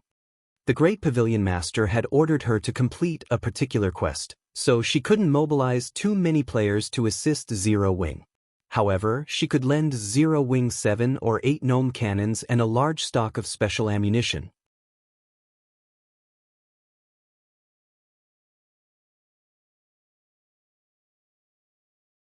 Chapter 1338, Defensive Siege Battle. After Phoenix Rain left, Nine Dragons Emperor returned to quietly sipping wine from his glass. Martial Dragon, the burly man exuding chilling aura from behind Nine Dragons Emperor, asked quietly, "Pavilion Master, should I use this opportunity to send some people to destroy Zero Wing's residence in Lake Heart City? The quest is about to start. There's no need to waste the manpower. In any case, it is only a matter of time before Zero Wing crumbles." Nine Dragons Emperor replied, smiling faintly as he watched Phoenix Rain's departing figure. With so many monsters assaulting Stone Forest Town, he wasn't even certain that the Dragon Phoenix Pavilion's full force could protect the town, much less Zero Wing's. Without Stone Forest Town, Zero Wing wouldn't be able to help Phoenix Rain. Meanwhile, standing in another corner in the lounge, Phoenix Rain waited a while before contacting Phone. "Phoenix Pavilion Master, to what do I owe this pleasure?" Phone asked. He could not help but poke fun at Phoenix Rain when he saw the woman's anxious expression. Due to Phoenix Rain's sudden call, he had been forced to end the meeting early and find a reception room to remove his black flame disguise. Only then did he accept the call. "Do you really have to ask?" Phoenix Rain rolled her eyes. Getting straight to the point, she retorted, "Who doesn't know about Stone Forest Town's situation right now? Although I can't supply any manpower, I can lend you a few war weapons." War weapons? Phone hadn't expected Phoenix Rain to be so generous. All of the large guilds treated war weapons like priceless treasure. They wouldn't even think of using these items if they could avoid it, much less lending them to someone else. They only put these items to use during crucial moments. Let's forget about the weapons. How many magic crystals do you have on hand? You don't need the weapons? Phoenix Rain was slightly surprised. She couldn't understand what Phone was thinking. War weapons could be a saving grace during a monster siege, yet based on Feng's reaction, it was obvious that he wasn't interested. "I've already spent most of the magic crystals that I borrowed from Zero Wing. Right now, I only have around 50,000 or so left. If you need them, I can have Blue send them over right away. But that's all I have." 50,000? After pondering for a brief moment, Phone said, "That should be barely enough. Thank you for the help, Phoenix Pavilion Master. Regarding the 300,000 magic crystals that you've borrowed, we'll write off the interest." Phoenix Rain had wanted to respond, but as soon as Phone finished speaking, he disconnected the call. Blue Phoenix walked over and asked, "Big Sis Rain, how did it go? Should I send some people to retrieve the gnome cannons from the guild warehouse?" "No. Just take 50,000 magic crystals to Stone Forest Town," Phoenix Rain said, waving her hand. "No." Blue Phoenix was surprised. "We're talking about tools of war? They can definitely help defend the town. Is Zero Wing really so confident of protecting Stone Forest Town against so many monsters?" "I doubt that Zero Wing would fool around with Stone Forest Town," Phoenix Rain said, uncertain. "Hopefully Zero Wing can defend it. As a preventive measure, take the gnome cannons and special ammunition with you." Zero Wing was going up against more than 500,000 monsters, and even the weakest among those monsters was a level 60 elite. Even the Dragon Phoenix Pavilion wouldn't be able to guarantee the town's safety. She found it truly hard to believe that all Zero Wing needed was a few magic crystals. "Understood." Blue Phoenix nodded before leaving the lounge. A horde of evil beasts had surrounded Stone Forest Town. Looking at these monsters, the Zero Wing members stationed atop the town's ramparts felt their knees grow weak. The players that had come to watch the battle were just as shocked. There was a great discrepancy between the information they had received and what lay before them. While the reports had stated that the weakest monsters within the monster army were level 60 elites was true, these level 60 elites did not make up the majority of the army.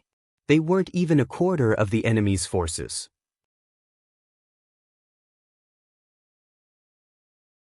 Rather, most of the monsters in the army were level 60+ special elites. Even from afar, one could easily find one level 60+ chieftain out of every 10 monsters. Such a beast could serve as a party dungeon's final boss. As for the number of Tier 2 lords in the army, that was even more frightening. The enemy also had hill-sized great and grand lords. "It's over. Stone Forest Town is beyond salvation now. Even from here, I can count more than 200 great lords. The great lords are nothing. They can be defeated. You should be worried about the level 65+ grand lords and mythic monsters. I'm pretty sure those monsters can obliterate Stone Forest Town without help. How does such a powerful monster army exist? Even if every player in the town joins the fight, we can't stop these monsters." Upon seeing the enemy's forces, some players who had intended to stay to watch the war dismissed the notion. With such a massive gap in strength, this was no longer a war. It would simply be a one-sided slaughter. If they didn't leave now, they wouldn't even get the opportunity to flee once the battle began. Abandoned Wave's army is truly impressive. Even if Zero Wing sends in every member, its struggle will be futile. Singular Burial was elated as he watched the live stream a subordinate had sent from inside Stone Forest Town. With such power, they could proceed to take control of the Star Alliance's towns once they finished with Stone Forest Town. After that, Heaven's Burial wouldn't have any competition in Star Moon Kingdom. "Guild Leader, I just received news that Zero Wing isn't taking any action against the monster army. The elite members that were already in the town are the only ones stationed there. There are only 40,000 players," the subordinate recording the live stream reported. He then shifted the camera angle towards Stone Forest Town's interior. Zero Wing's members crowded Adam's Stone Forest Town's ramparts. However, there weren't many. No matter how one looked at it, they didn't even have nearly 100,000 players. "They're giving up?" Singular Burial roared with laughter when he saw this. "What a pity! I had hoped to use this opportunity to deal a blow to Zero Wing." As expected, Black Flame's decision is a bold one. It's no wonder how he developed Zero Wing to its current glory. If it were up to him, he would defend his town with everything he had. However, from a logical viewpoint, giving up the town was the best decision. Otherwise, the guild would suffer additional losses while reaching the same outcome. Meanwhile, Stone Forest players realized that Zero Wing intended to give up on the town. No one dared to linger as they used their return scrolls to flee. How boring! So Zero Wing doesn't even have the courage to put up a fight. Abandoned Wave clicked his tongue when he saw the lack of reaction in Stone Forest Town. He had really wanted to watch Zero Wing's final struggle. Since that's the case, let's end this. Following which, Abandoned Wave swung his hand forward. Immediately, the evil beast army surrounding Stone Forest Town began their assault as they surged towards the town. Seeing the evil beast army approach, the Zero Wing members on the ramparts grew nervous. With just 40,000 elite players, just how were they supposed to face an army of 500,000 monsters? However, just as the evil beast army was 3,000 yards away from Stone Forest Town's walls, one miniature ballista after another appeared on the ramparts, 3 players controlling each weapon. Atop the magic tower, Feng smiled as he looked at Stone Forest Town's defenses. Following which, he commanded, "Let's kick their asses."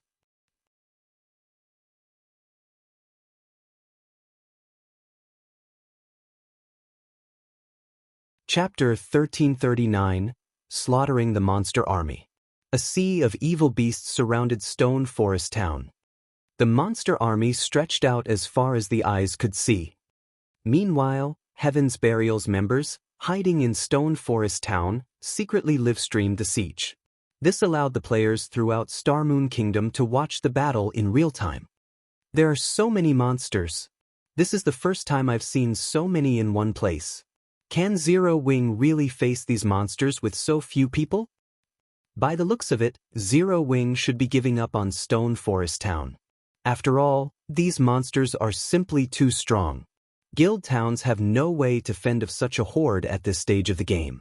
The players who bought houses in the town and applied for membership to the battle arena are out of luck.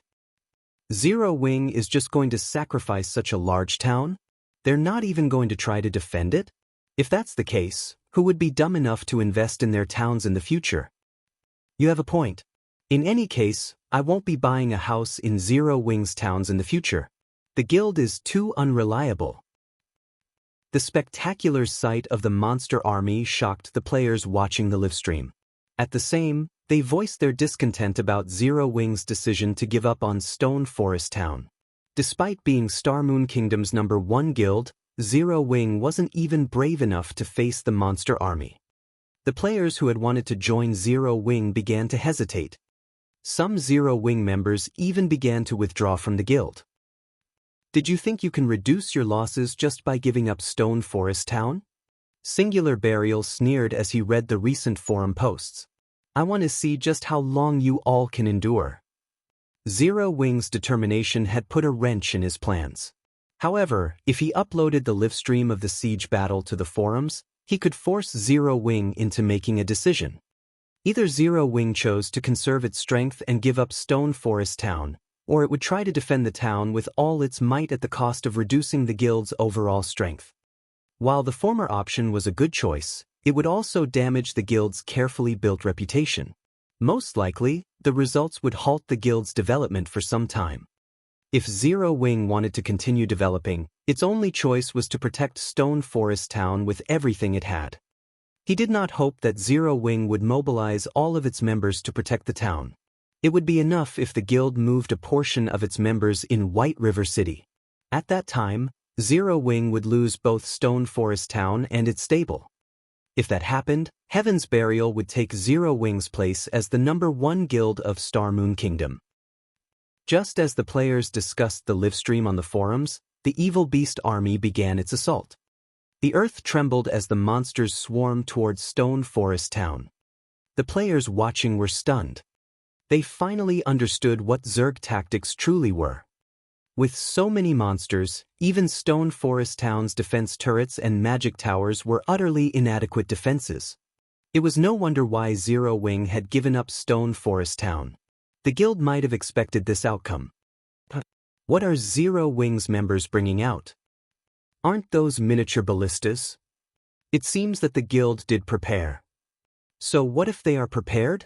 The defense turrets and magic towers can't even slow down the monster army.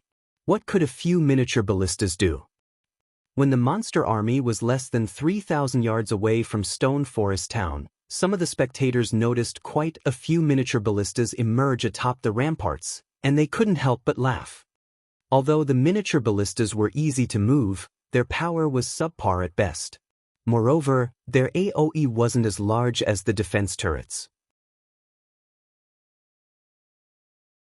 The miniature ballistas might be useful against players, but against so many high HP monsters, they were simply a joke. However, before these people could finish their words, something else occurred on the ramparts that stunned the watching players. There were nearly 20 miniature ballistas on each wall. With all 4 walls, Zero Wing had almost 80 miniature ballistas protecting Stone Forest Town. How is this possible? Those are miniature ballistas we're talking about. The large number of miniature ballistas stupefied the spectators. The various large guilds watching the livestream were particularly shocked. Ordinary players might not understand how precious war weapons like the miniature ballistas were, but the major powers understood their importance well. Although the miniature ballista could not rival the gnome cannon's firepower, it wasn't easy to obtain. Not even super guilds could collect nearly 80 miniature ballistas, yet Zero Wing had. Before everyone could recover from their shock, Zero Wing's members began to load the ballistas with 2-meter-long arrows. Crimson runes danced across these arrows' shafts. It was obvious that these weren't arrows you could purchase from NPC merchants. Following which, explosions filled the air around Stone Forest Town. In the next moment, flaming arrows flew from the town's ramparts, raining down on the approaching evil beast army. Boom! Rings of fire erupted among the monster troops as the arrows struck, each covering a 15-yard radius. The miniature ballista's attacks were no less devastating than the defense turrets. The explosions forced back the evil beasts on the front line as they received heavy injuries. The elite-ranked evil beasts had lost over 1/3 of their HPs. After the first volley of arrows, the defense turrets and magic towers launched their attacks as well.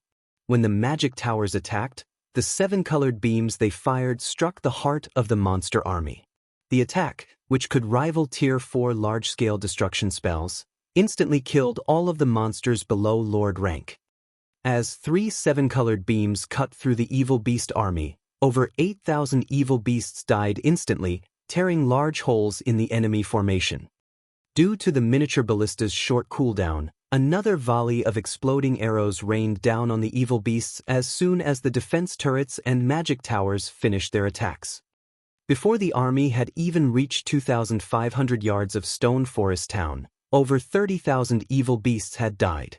Stone Forest Town's frightening defenses stupefied the spectating players. This is insane. These are Stone Forest Town's defenses? Zero Wing is amazing. They have so many miniature ballistas. If not for these monsters' numbers and strength, the guild might annihilate the monsters before they even reach the walls. How is this possible? Why does Zero Wing have so many miniature ballistas? Singular Burial balled his fists as he glared at the livestream. However, although he was very surprised and confused, he quickly recovered as he sneered and said, "Although I didn't expect such a trump card, so what? This army isn't like the last one you faced." While the miniature ballistas had claimed many of the evil beasts below Lord rank, this war would be as good as over once the monsters reached the ballistas. Interesting. And here I thought you had given up. Let's see how you deal with this. Abandoned Wave, who stood at the very rear of the evil beast army like a coward, sneered. He then waved his hand, and immediately, another large wave charged forward. This time, however, there were far fewer evil beasts in the charge. However, these were higher quality monsters, with the majority being chieftain rank and above. Even the Grand Lords had joined in the charge. These monsters were too large to have taken part in the initial charge, but now that less of their companions occupied the field, the Grand Lords could easily dodge the attacks from the town's static defenses. As these chieftain rank and above evil beasts inched closer to Stone Forest Town. Before anyone had realized it, 2 mana pulse cannons had appeared above one of Stone Forest Town's magic towers. Larger than the basic mana pulse cannon, these 2 weapons were none other than the intermediate mana pulse cannons Shurfeng had obtained from the fallen Arkansas. Target the densest areas of the monster army. Fire.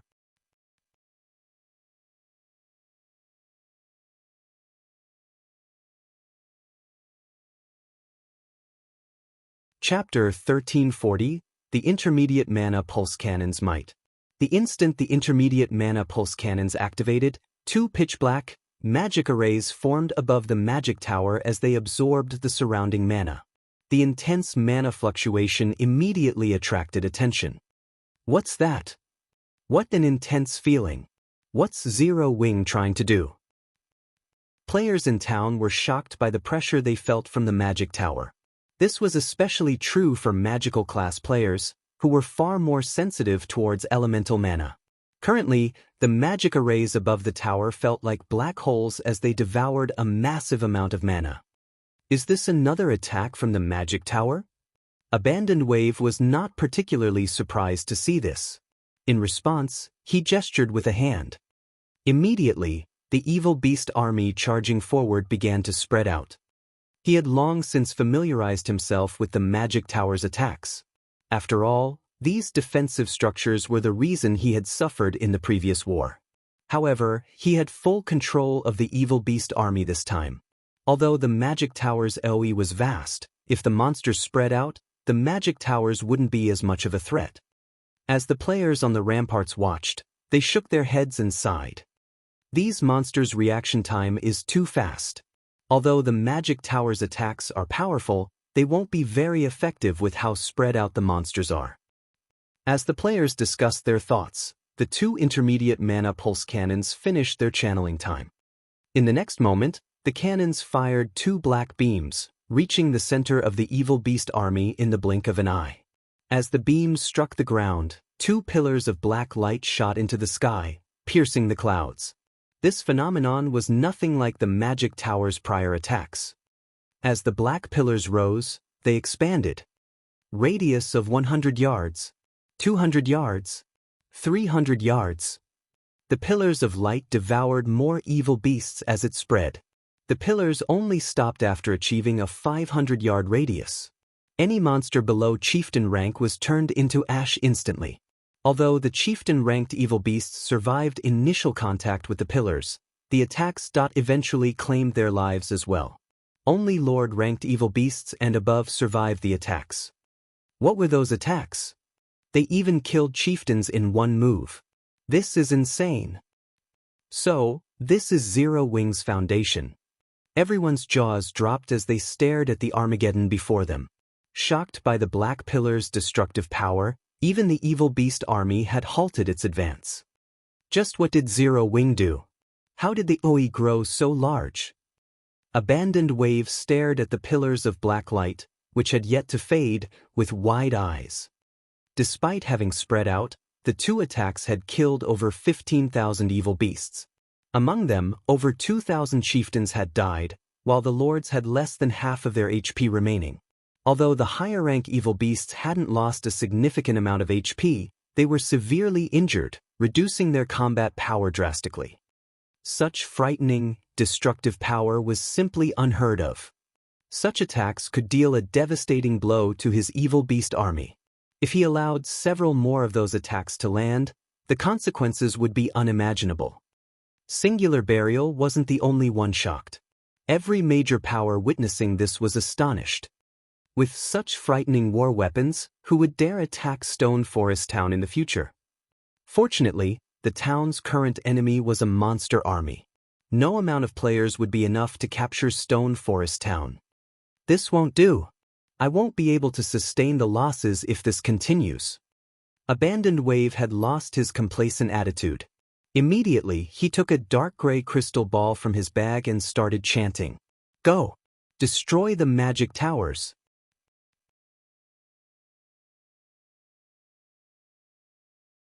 In the next moment, the 5 level 70, mythic-ranked evil earth dragon's crimson eyes began to glow. With large strides, they approached Stone Forest Town rapidly. Although the evil beast army was relatively easy to create, chieftain-ranked evil beasts and above were difficult to produce. Not only did their creation depend on luck, but he also needed to sacrifice monsters of a sufficiently high rank and level.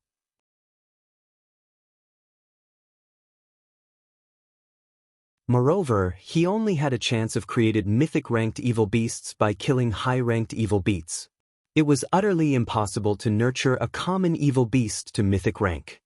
He wouldn't have minded losing these high-rank evil beasts in a normal slugfest, but it was a different story if Zero Wings simply slaughtered them. The moment the evil earth dragons moved, Stone Forest Town's players felt death loom over them. At this stage of the game, one mythic monster was more than enough to destroy a guild town, much less 5. Although Zero Wing had protected the town against mythic monsters before, it had only faced 3 during that battle. They had also only been level 65. Even so, those 3 mythic monsters had ravaged the guild. It had come very close to losing Stone Forest Town. Evil Earth Dragon, Dark Creature, Mythic. Level 70. HP 210, 000/210, 000/000. Currently, the evil Earth Dragons weren't suppressed as they had been during the previous war. Not only were their attributes terrifyingly high, but they also had a higher intellect and were easily capable of evading the miniature ballista's attacks. Moreover, the evil Earth Dragons could shake off the exploding arrows as if they were nothing. Their battle recovery alone was enough to dishearten even the strongest player. Although Stone Forest Town launched a constant stream of attacks, these attacks only eliminated the evil beasts below Great Lord rank. To Great Lords and above, the magic towers and basic mana pulse cannons were a minor concern. And the intermediate mana pulse cannons had a long, 3-minute cooldown. 3 minutes might not be long in a player-fought war, but it was more than enough time for Great Lords and above to end this battle. In the end, before the intermediate mana pulse cannon's cooldown ended, the 200+ Great Lords, 40+ Grand Lords, and 5 evil Earth Dragons stood before Stone Forest Town's walls. Although Stone Forest Town had already upgraded to intermediate rank and was protected by very tall walls, these walls weren't half as tall as the evil Earth Dragons. Before the mythic monsters, Stone Forest Town's ramparts were easily crossed hurdles. It seems Zero Wing is truly finished. There are so many powerful monsters. This is insane. Even a 500-man elite team is unlikely to stop a level 65 Great Lord. If those 200+ Great Lords work together, Zero Wing's 40,000 members won't even serve as a warm-up. When the spectators had watched Zero Wing reveal so many powerful war weapons, they had held onto some hope of success. However, they realized how futile Zero Wing's attempts were as the evil beast stood before the town's walls. "Ha! Go, my servants! Sacrifice every life form in the town for the almighty evil god." Abandoned Wave commanded, laughing. He had been worried about the intermediate mana pulse cannons, but now that the monsters stood before the ramparts, the war was as good as over. Roar! Deafening roars filled the air as the Great Lord-ranked evil beasts leaped towards Stone Forest Town's ramparts. "I've been waiting for this. You will be excellent test subjects." Standing atop the magic tower, Shifeng casually retrieved the movement-type, defensive magic array he had obtained from the fallen Arkansas. He then inserted 5,000 magic crystals into the array and cranked it up to maximum. Immediately, a crystal-like barrier expanded and enveloped Stone Forest Town. Boom! Suddenly, these evil beasts slammed into an invisible, steel-like wall 10 yards from the ramparts, unable to proceed farther. "What's this? A magic barrier?" Zero Wings members, who had prepared for an arduous battle, were confused when they saw the evil beast army stop. Not even the 5 evil Earth Dragons were able to move an inch closer to the town.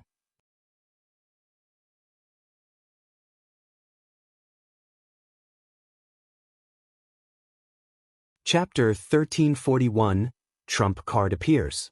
The barrier managed to block mythic monsters. Impossible! What kind of barrier is this? How much strength has Zero Wing kept hidden? Everyone's jaws dropped when they saw the beasts halted. Every large guild in Starmoon Kingdom had a few trump cards. They obviously had something as important as a defensive magic array. However, it was unheard of for a player-owned magic array to stop a mythic monster attack. The combined attacks of all 5 evil Earth Dragons' claws barely shook the crystal-like barrier. There wasn't a single crack on the barrier. The array's strength rivaled those used in NPC cities.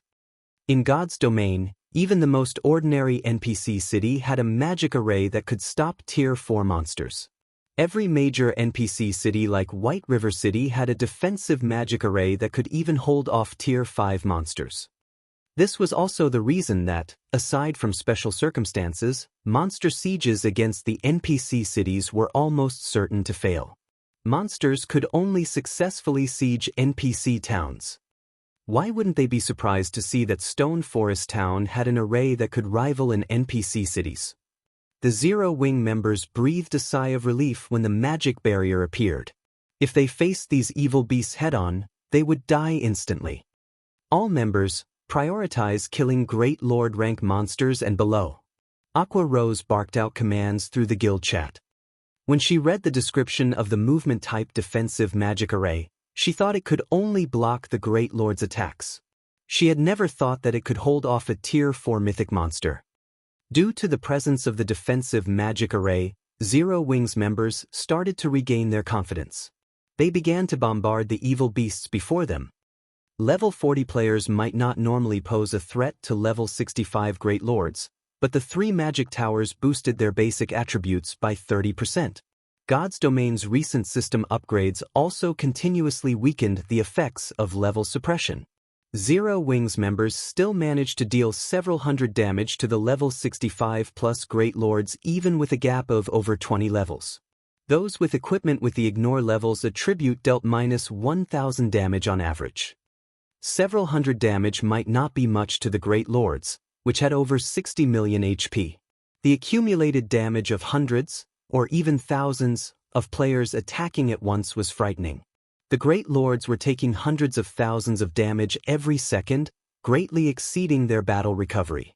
It was definitely possible to kill all the evil beasts attacking Stone Forest Town, given enough time. There were also the miniature ballistas and Tier 2 NPC guards pitching in from the sides. All these factors combined reduced the Great Lord ranked evil beasts' HPs at a rate visible to the naked eye. Evil beasts below Great Lord rank were even easier to deal with. They could be finished off with a brief burst of concentrated fire. Damn it! How did Zero Wing get such a powerful defensive magic array? Abandoned Wave gnashed his teeth as he looked at the scene. The magic barrier remained completely intact even after numerous attacks from so many evil beasts. At this rate, the evil beasts he nurtured were simply EXP for Zero Wing. He reluctantly manipulated the dark gray crystal ball in his hands once again. You might be able to block normal Tier 4 attacks, but what about Tier 4 destructive spells? The 5 evil earth dragons abruptly stopped attacking the magic barrier as the crystal ball glowed. Then they widened their mouths. The mana around the evil earth dragons started rampaging as it gathered in front of their mouths. 5 black beams shot out of the evil earth dragons' mouths shortly later. Tier 4 spell, Evil Energy Roar. The black's beams shook the barrier violently. The other evil beasts attacking the barrier backed away from the powerful impact momentarily. It blocked the attacks? Abandoned Wave was shocked by what he saw. The Evil Energy Roar rivaled the intermediate mana pulse cannon's might. Its OE was much small though. HM? No, there are cracks on the barrier. Once the Evil Energy Roars ended, Abandoned Wave could clearly spot numerous cracks on Stone Forest Town's barrier. But the cracks were being repaired quickly enough to see with the naked eye. As expected of a Tier 4 spell, its might is truly frightening. Feng took a look at the movement-type defensive magic array beside him. The 5 evil energy roars had depleted its energy by more than half.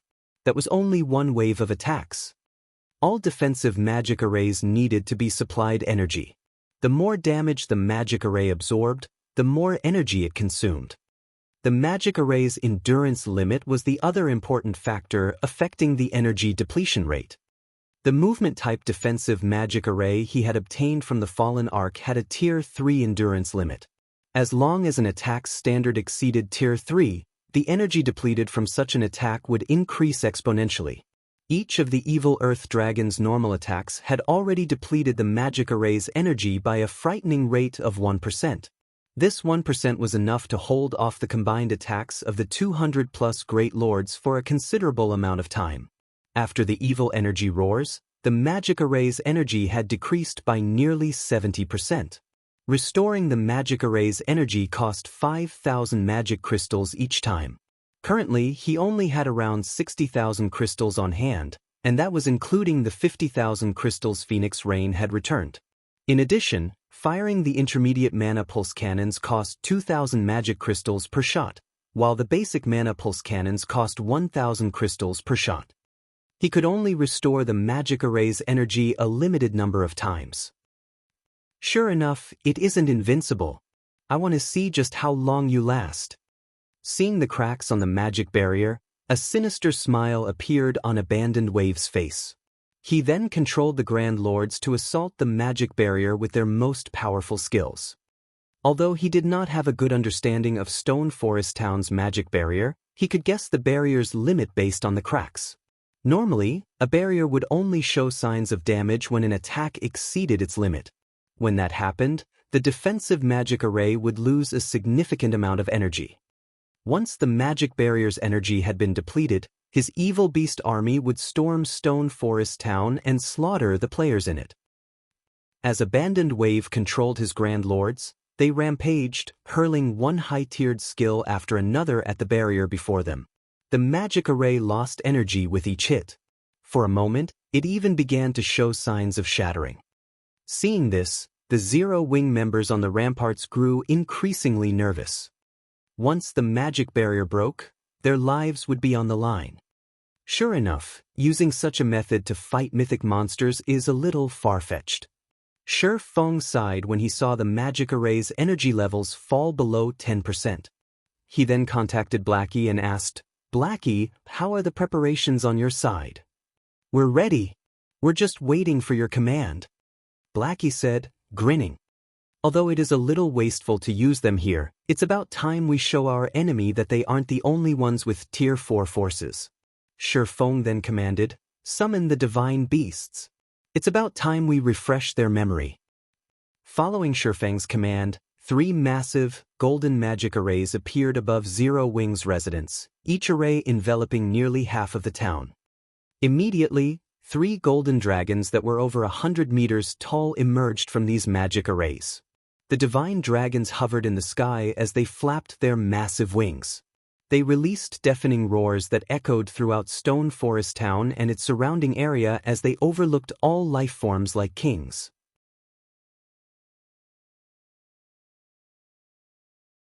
You're tuning in to the Passion Pages YouTube channel. We're so grateful for your support, and don't forget to subscribe to join us on this incredible journey through captivating stories. Your generosity through donations truly makes a world of difference, as it's the primary source of revenue that allows me to expand and enhance this channel for you. Thank you from the bottom of my heart for being a part of this adventure.